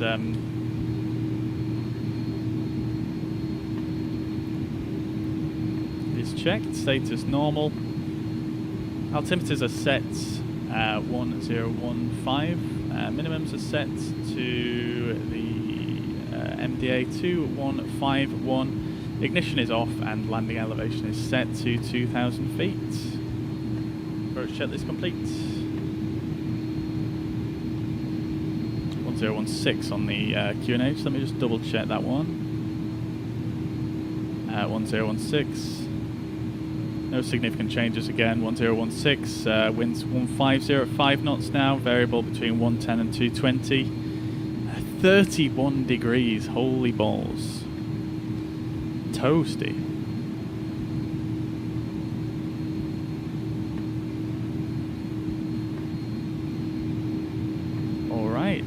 so let's have a bit of a zoom in here. Going over the mountains here, looking very nice. I think the mountains do look great in X-Plane, I have to say. I just wish the clouds looked a bit better. They just don't look that convincing to me at all. Just look like cotton wool.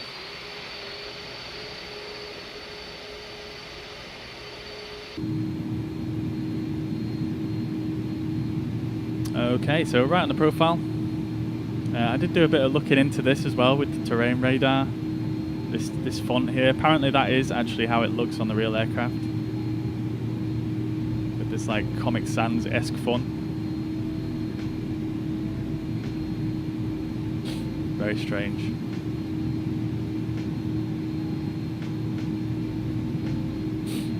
Alright, so above 11,000 feet at the next waypoint.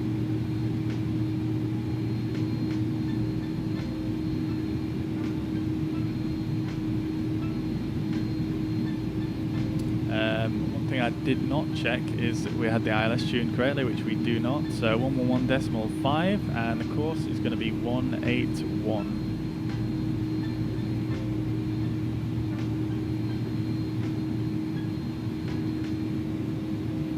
Definitely took the long way around here on the knob. 181, there we go. How do you pop out the PFD? You just click on it. I think it depends on in X-Plane. I think it depends on the aircraft whether you can pop it out or not. I think it varies from what I've learned. I don't think you can do it in the Zevo.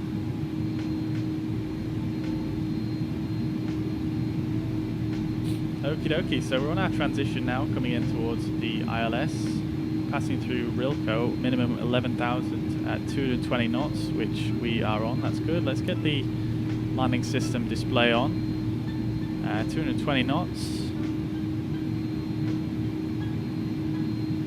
Not sure why it does this. It always shows you on the localizer before you actually get there. It's very strange. Alright, so we've got a 12-mile final here. We've got a decent amount of time, so what I'm going to do is at 15.3 DME, I'm going to drop flaps 1, and then at 13 DME, I'll drop flaps 2 and the gear.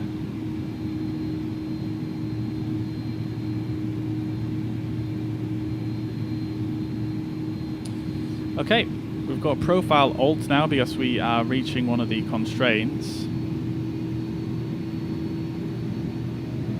Yep, so flight level 100 or above, or 10,000 feet or above at this waypoint. So it's leveling us off so we don't break that restriction. Obviously we need to pay attention to that because of the terrain beneath.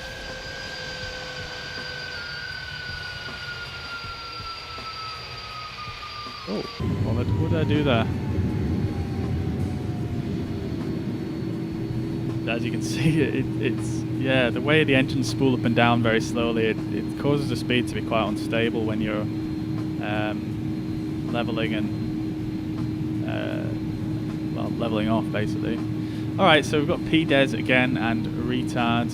We're descending again, flight level 90 or above at this next waypoint, so we're good there.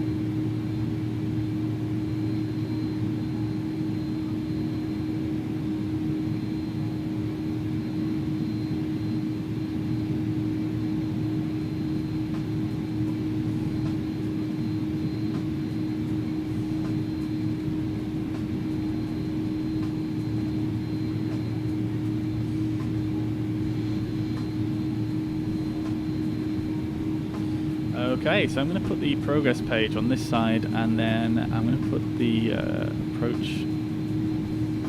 In fact, I'll put it on this side. Approach. There we go. Progress. Okay, it's asking for more drag now. Let's stick the speed brakes out. It's now hit the decel point, so we're slowing down to green dot speed, which is good. That's what I was expecting. Madrid traffic, Iberia 8773, runway 18 left. We are on an intercept for final 18 left, Madrid traffic.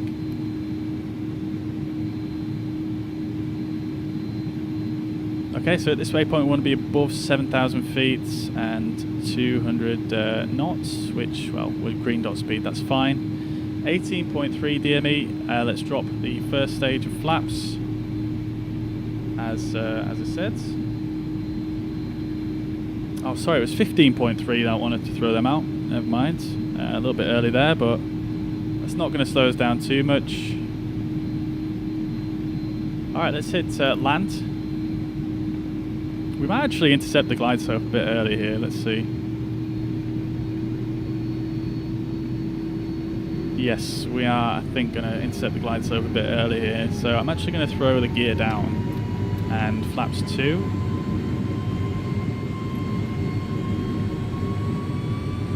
There we go, glide slope and lock star.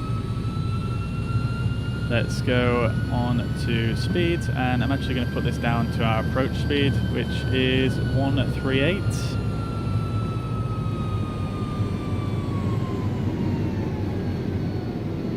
I'll put it to 143 for now, just so it doesn't stall itself or anything weird like that. Let's go to our ATIS, just going to double check the winds here. 5 knots wind, so that's fine, we don't need any wind correction there.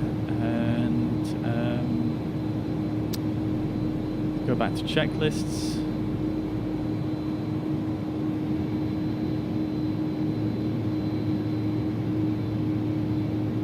Alright, there we go, we're on the glide slope, 12.8 miles, slowing down to our final approach speed of 143. Madrid traffic, runway 18 left, established ILS 12 miles, 18 left, Madrid traffic. Runway is in sight. Just there, looking good.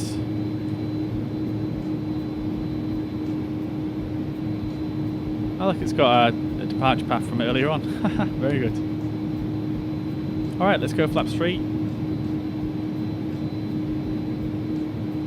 Probably is going to be quite a slow slow approach here. We're going to stabilise a little bit early here, but it's not like there's a lot of traffic behind us.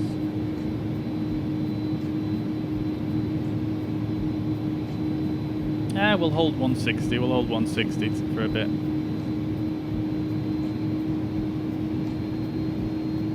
In fact, no. I'm just gonna go 154, just so the engines don't spool up like crazy. Did I say lat? What do you mean, Alistair? I can't remember what I was talking about. Dave, yo, good afternoon. Hope you're doing well, mate. Good to see you.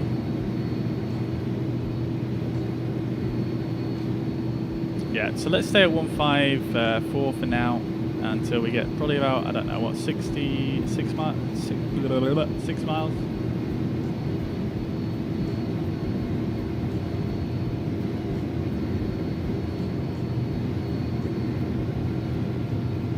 Spreading butter time, hopefully. I don't know if I'll be able to beat my last landing though, that was pretty ridiculous, that last one. You pressed it seemed like approach button. Okay, yeah, it's called land in this one, not approach. Alright, there we go, 6 miles. We want to be at 138. I'm going to arm the speed brakes before I forget. 2,000 feet AGL, slowing down to final approach speeds. There we go, we've got that downward trend. Let's get flaps full.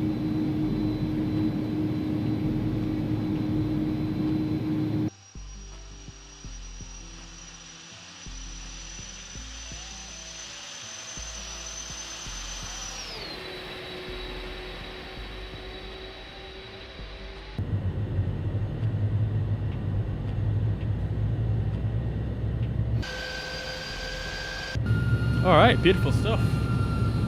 Got a little bit of Wind from the left, 5 knots as expected.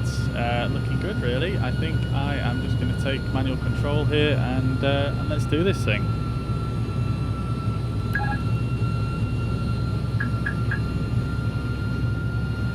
Let's get the bird on.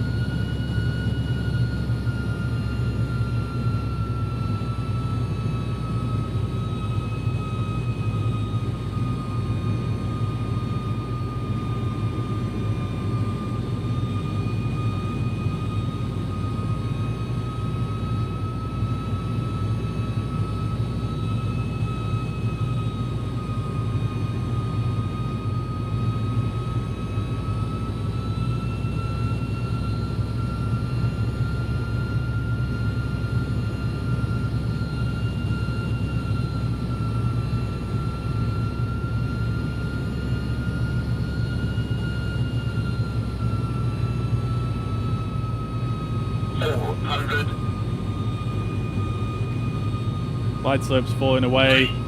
Still 2 whites, 2 reds. That's fine. It's probably because we're overflying the ILS right now.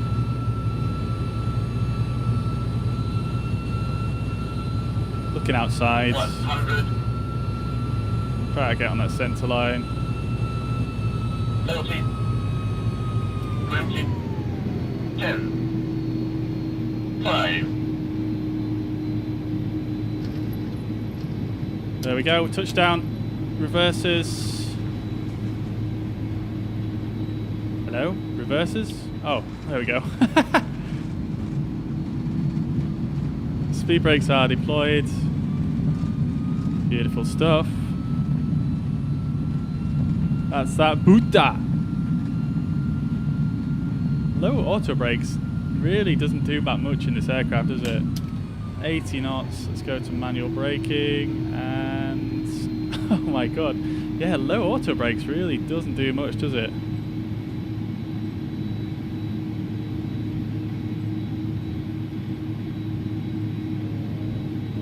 There we go, beautiful. Yeah, that was pretty nice again, pretty solid. That 143 feet per minute. 68 feet above threshold, so I was a little bit high on the crossing the threshold, but not by a terrible amount, I don't think. We're bang on centre line, 0 feet from centre line here, 0.3 degree roll, and yeah, pretty much bang on really. Can't really complain about that at all. Alright, so we're here, let's get the transponder to transponder, let's turn the weather radar off.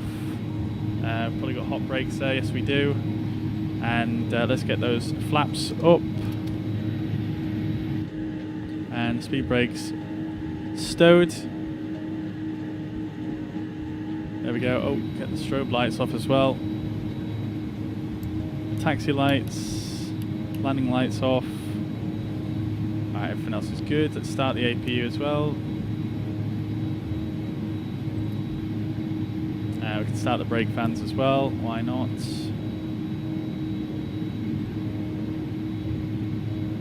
Yeah, I'll take that, that was a nice landing that. 1.49G, yeah, not too bad, That was probably the worst stat in the whole landing, I think, 1.49G maybe.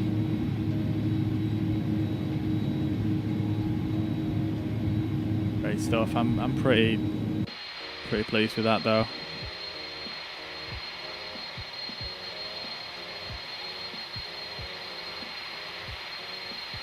Could you guys see this before? I don't know if you could do. Anyway, that's the landing stats right there.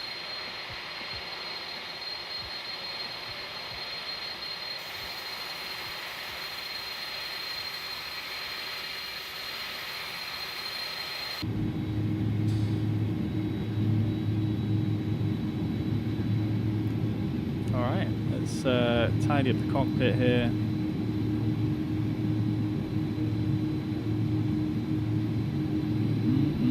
too much else we can do now. After landing, we didn't do the landing checklist, did we? That was my bad.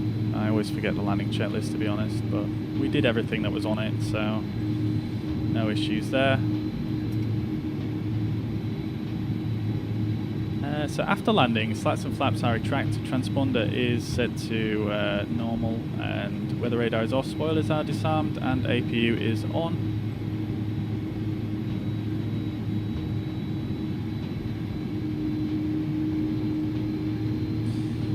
Out of the different sims, what is your favourite? That's a difficult question, that one, Dave, because they're all sort of a bit different, really.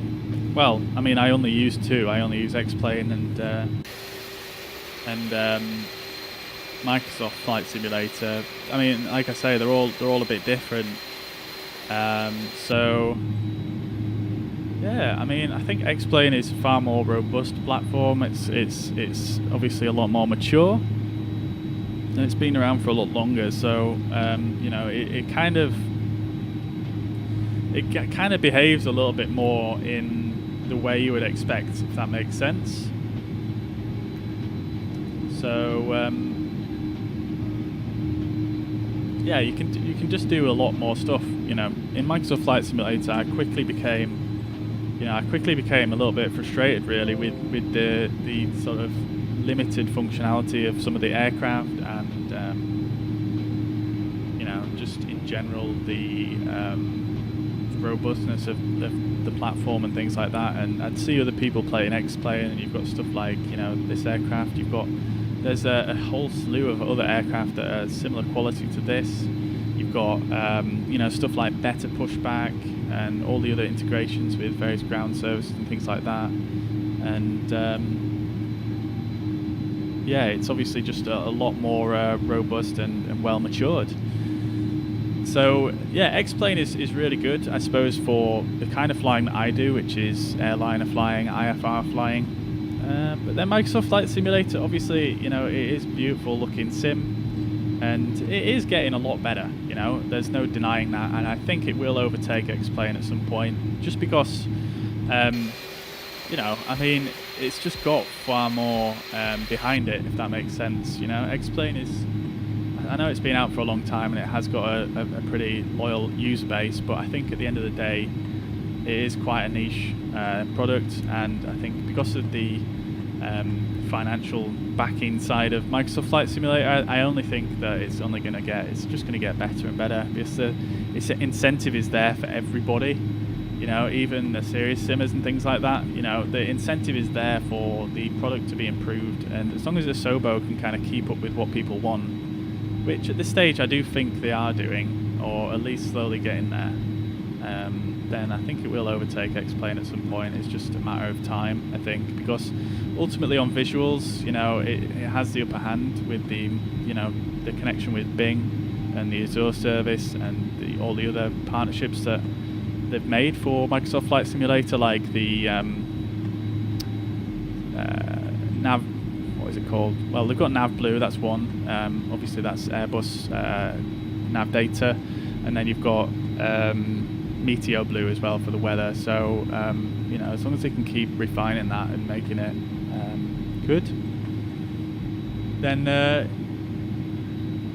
yeah, I think Microsoft Flight Simulator will ultimately become, you know, it will overtake X-Plane, I think. I know X-Plane have showed some nice previews of the new lighting model and whatnot, and that is very exciting, but I still don't think it looks quite as good as what Microsoft Flight Simulator does in terms of visuals. But hey ho, that is yeah, that's my answer. It's a very long answer, sorry about that, but yeah, I think they're both, at the moment, they're both good for different things. And whilst Microsoft Flight Simulator, I mean, I still do enjoy flying a lot of IFR in it, and yeah, I do really enjoy it. I think it's just, it's definitely more oriented towards VFR flying at the moment, but nevertheless, I enjoy them both, and for different reasons, so that's the long answer. And X-Plane with Vulkan gives amazing performance. Yeah, that's another thing. Yeah, I mean, X-Plane has got quite good performance. Yeah. Although, having said that, you know, considering the graphical fidelity of the sim, I would expect better performance than what I do get. But it is, yeah, it does perform quite well in terms of frame rate and things like that. So, like, for example, at the moment, it's not showing me. Where is it? 3J FPS. Okay. Yeah, so at the moment I'm getting 45 FPS, which actually is lower than I thought it was, but I have got my settings cranked except for a few, but I think, yeah, I mean, X-Plane is definitely more consistent in terms of like frame times and things like that, so it's yeah, it just generally feels a lot smoother than Microsoft Flight Simulator, for example. But I think I would expect a better performance than what I do get in a lot of scenarios.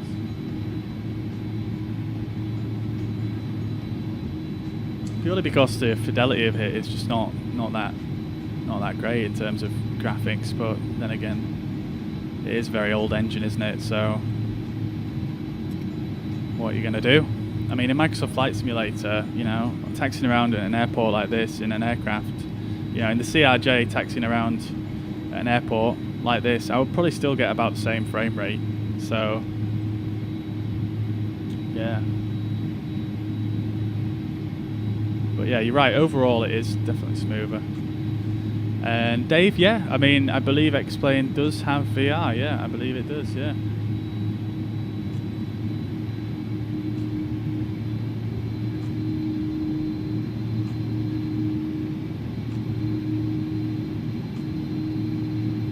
Alright, so guys, basically what I've just done in the taxi is I've essentially just taken the exact route that we said we were going to take. I think I might have given myself a little shortcut there, but yeah, we're just taxiing essentially the way we thought we were going to do, which is great.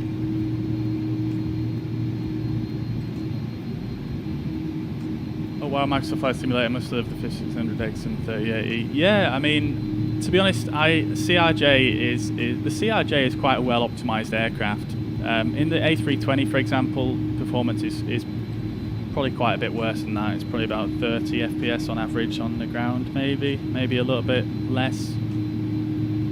But the CRJ seems to be quite well optimized because it uses the new WebAssembly modules for the some of the displays, and that works quite well. Alright, let's get the taxi lights off as we're coming into stand now.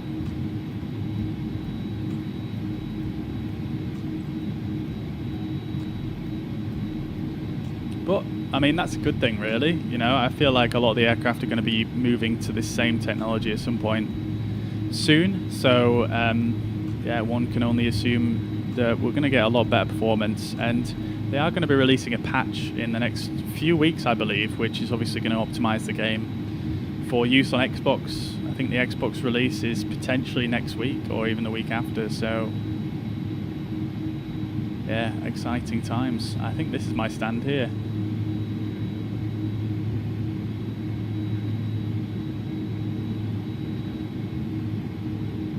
Probably turned in a bit early there.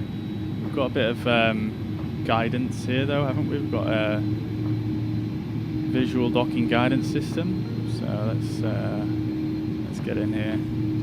Let's get on this center line.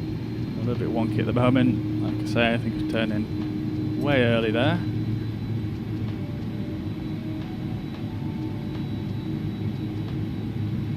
Alright, there we go. Got the guidance working, which I absolutely love. Let's just slow down a bit, we're going in a bit quick here. Oh, apparently we're way off to the left, hang on. Oh, we are a bit actually. Yeah, we're not going to get perfectly straight here, but I messed up that first turn in, but we can at least get the nose wheel on centre line. There we go, stop. Park your brake. Engaged. Let's jump up here, get the APU bleed on. and we can then shut down both of the engines. I'm sure I just turned the parking brake on.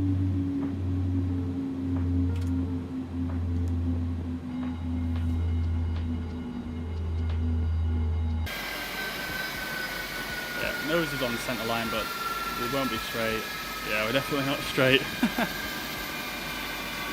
Jetway's coming out though, that's nice. And let's turn the seatbelt signs off. I'm just going to hide this now. 143 feet per minute. Gotta love it. Beacon light off, strobe light from auto to off. APU bleed is on, and we can go ahead and... Oh, they turn off on their own.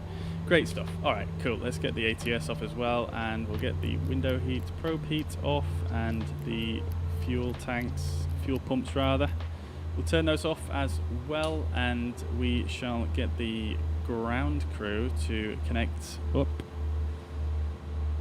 So let's get air stairs to the rear. Let's also get a couple of loaders on the go, and external power, chocks can go in place. Fuel truck, passenger bus, catering. And let's have a look outside. Looking good.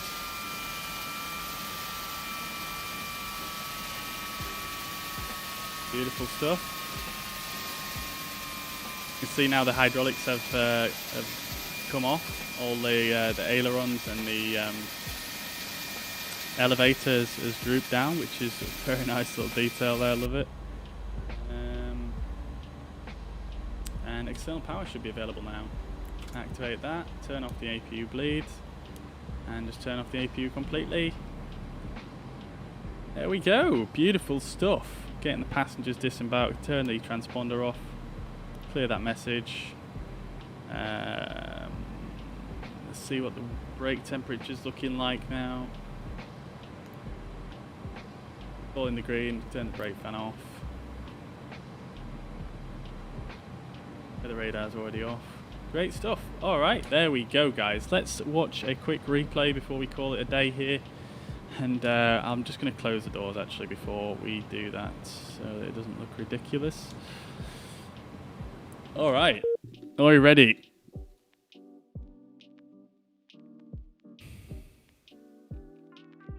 Alright, here we go. So I was manually flying from this point here, I believe.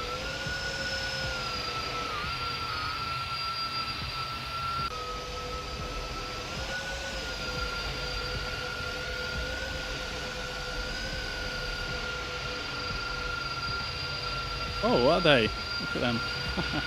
Very cool.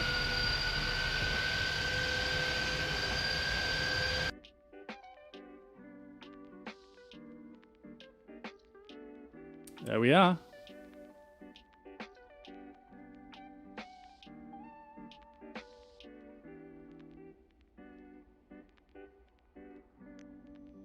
So this camera is at the display's threshold, so obviously we're a bit higher here than what you would be normally.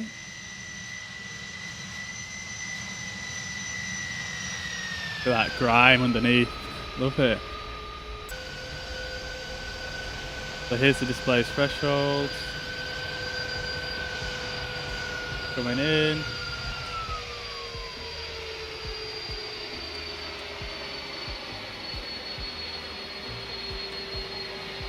Left main touched first a little bit. Yeah. Not bad though. Pretty good landing that. I'm a big fan. Big fan. Let's watch that again from underneath. Mike, now then, how you doing? Good to see you, mate. Yeah, let's watch this from underneath here.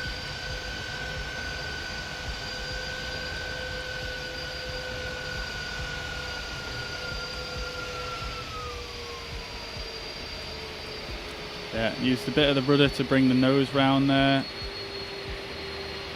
Trying to get the wings level, but yeah, that was pretty nice. Let's just watch that. Let me just see that again. Slow motion. All right, let's see if we can see that rudder getting kicked in.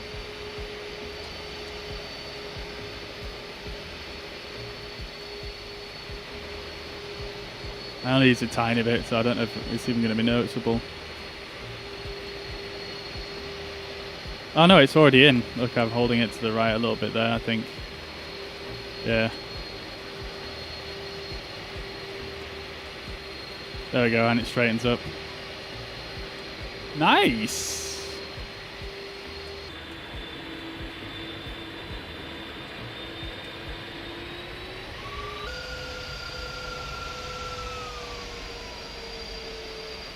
There we go, you can see it a lot better on the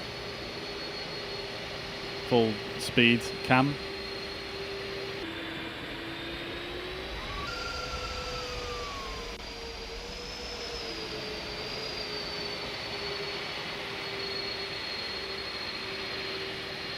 Pretty good overall though. That was professional. Professional. Alright, let's go back a bit.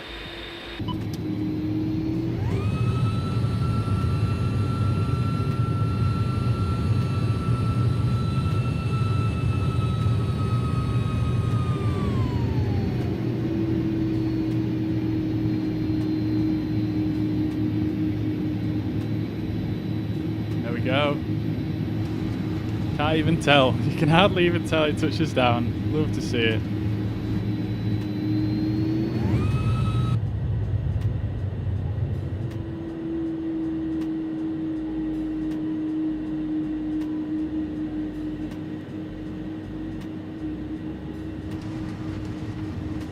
Oh, what happened with the speed brakes there? I don't know if that's just a replay error. Oh, there we go. Now they're kicking it to life. I think they only come up when the nose wheel touches down, actually. I think what happened just before was, I think that was me trying to get wings level. Just adding a bit of aileron in there. The roll spoilers obviously trying to assist with the turning. Oh no, wait, because they do pop out initially and then, I don't know. Anyway. There we go.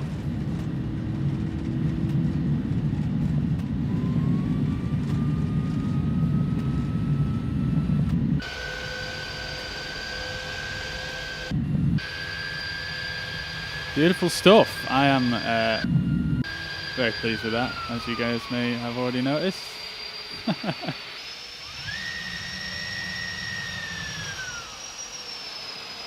Yeah, fingers crossed, Mariner. Hopefully next week.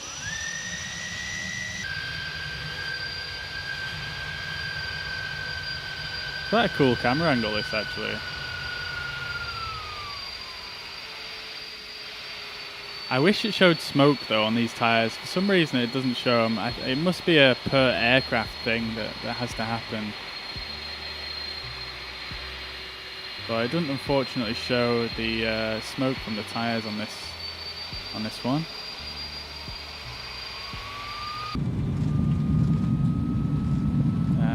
Let's just turn the lights on for effect.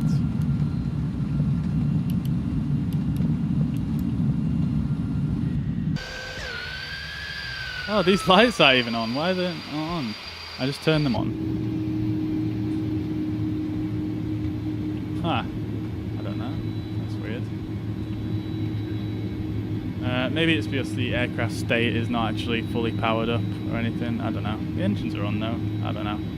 Anyway, let's go back to... where are we here? There we go.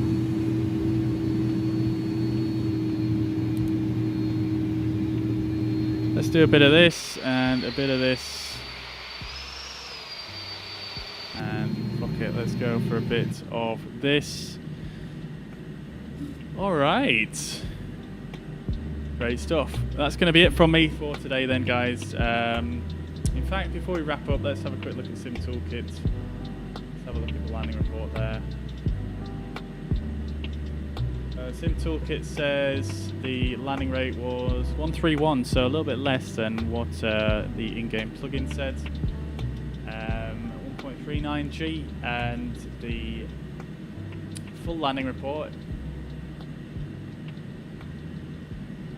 is, there we go. So centerline deviation 1.91 feet, heading 2 degree difference, roll 0.6 degrees, and that's it. Yeah, bang.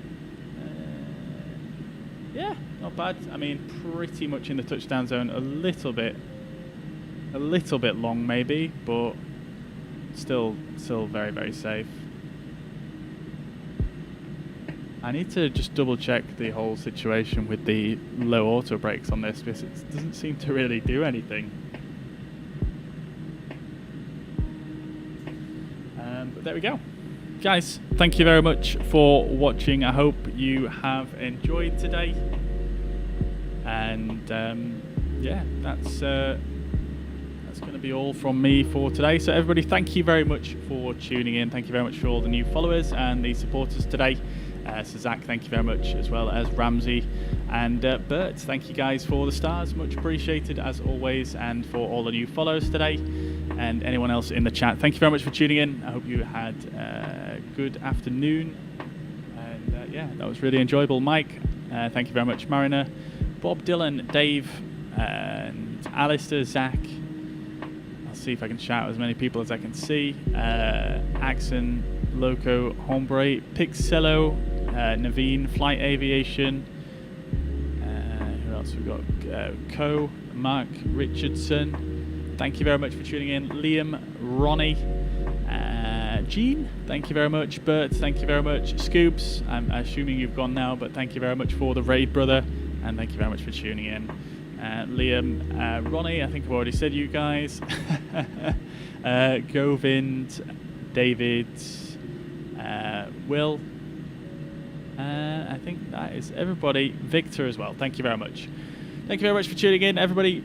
I will see you guys in the next one. Bye bye for now.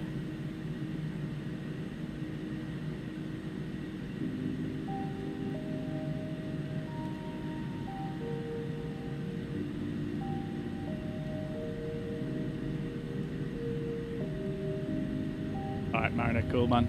I will give you a shout if I'm about.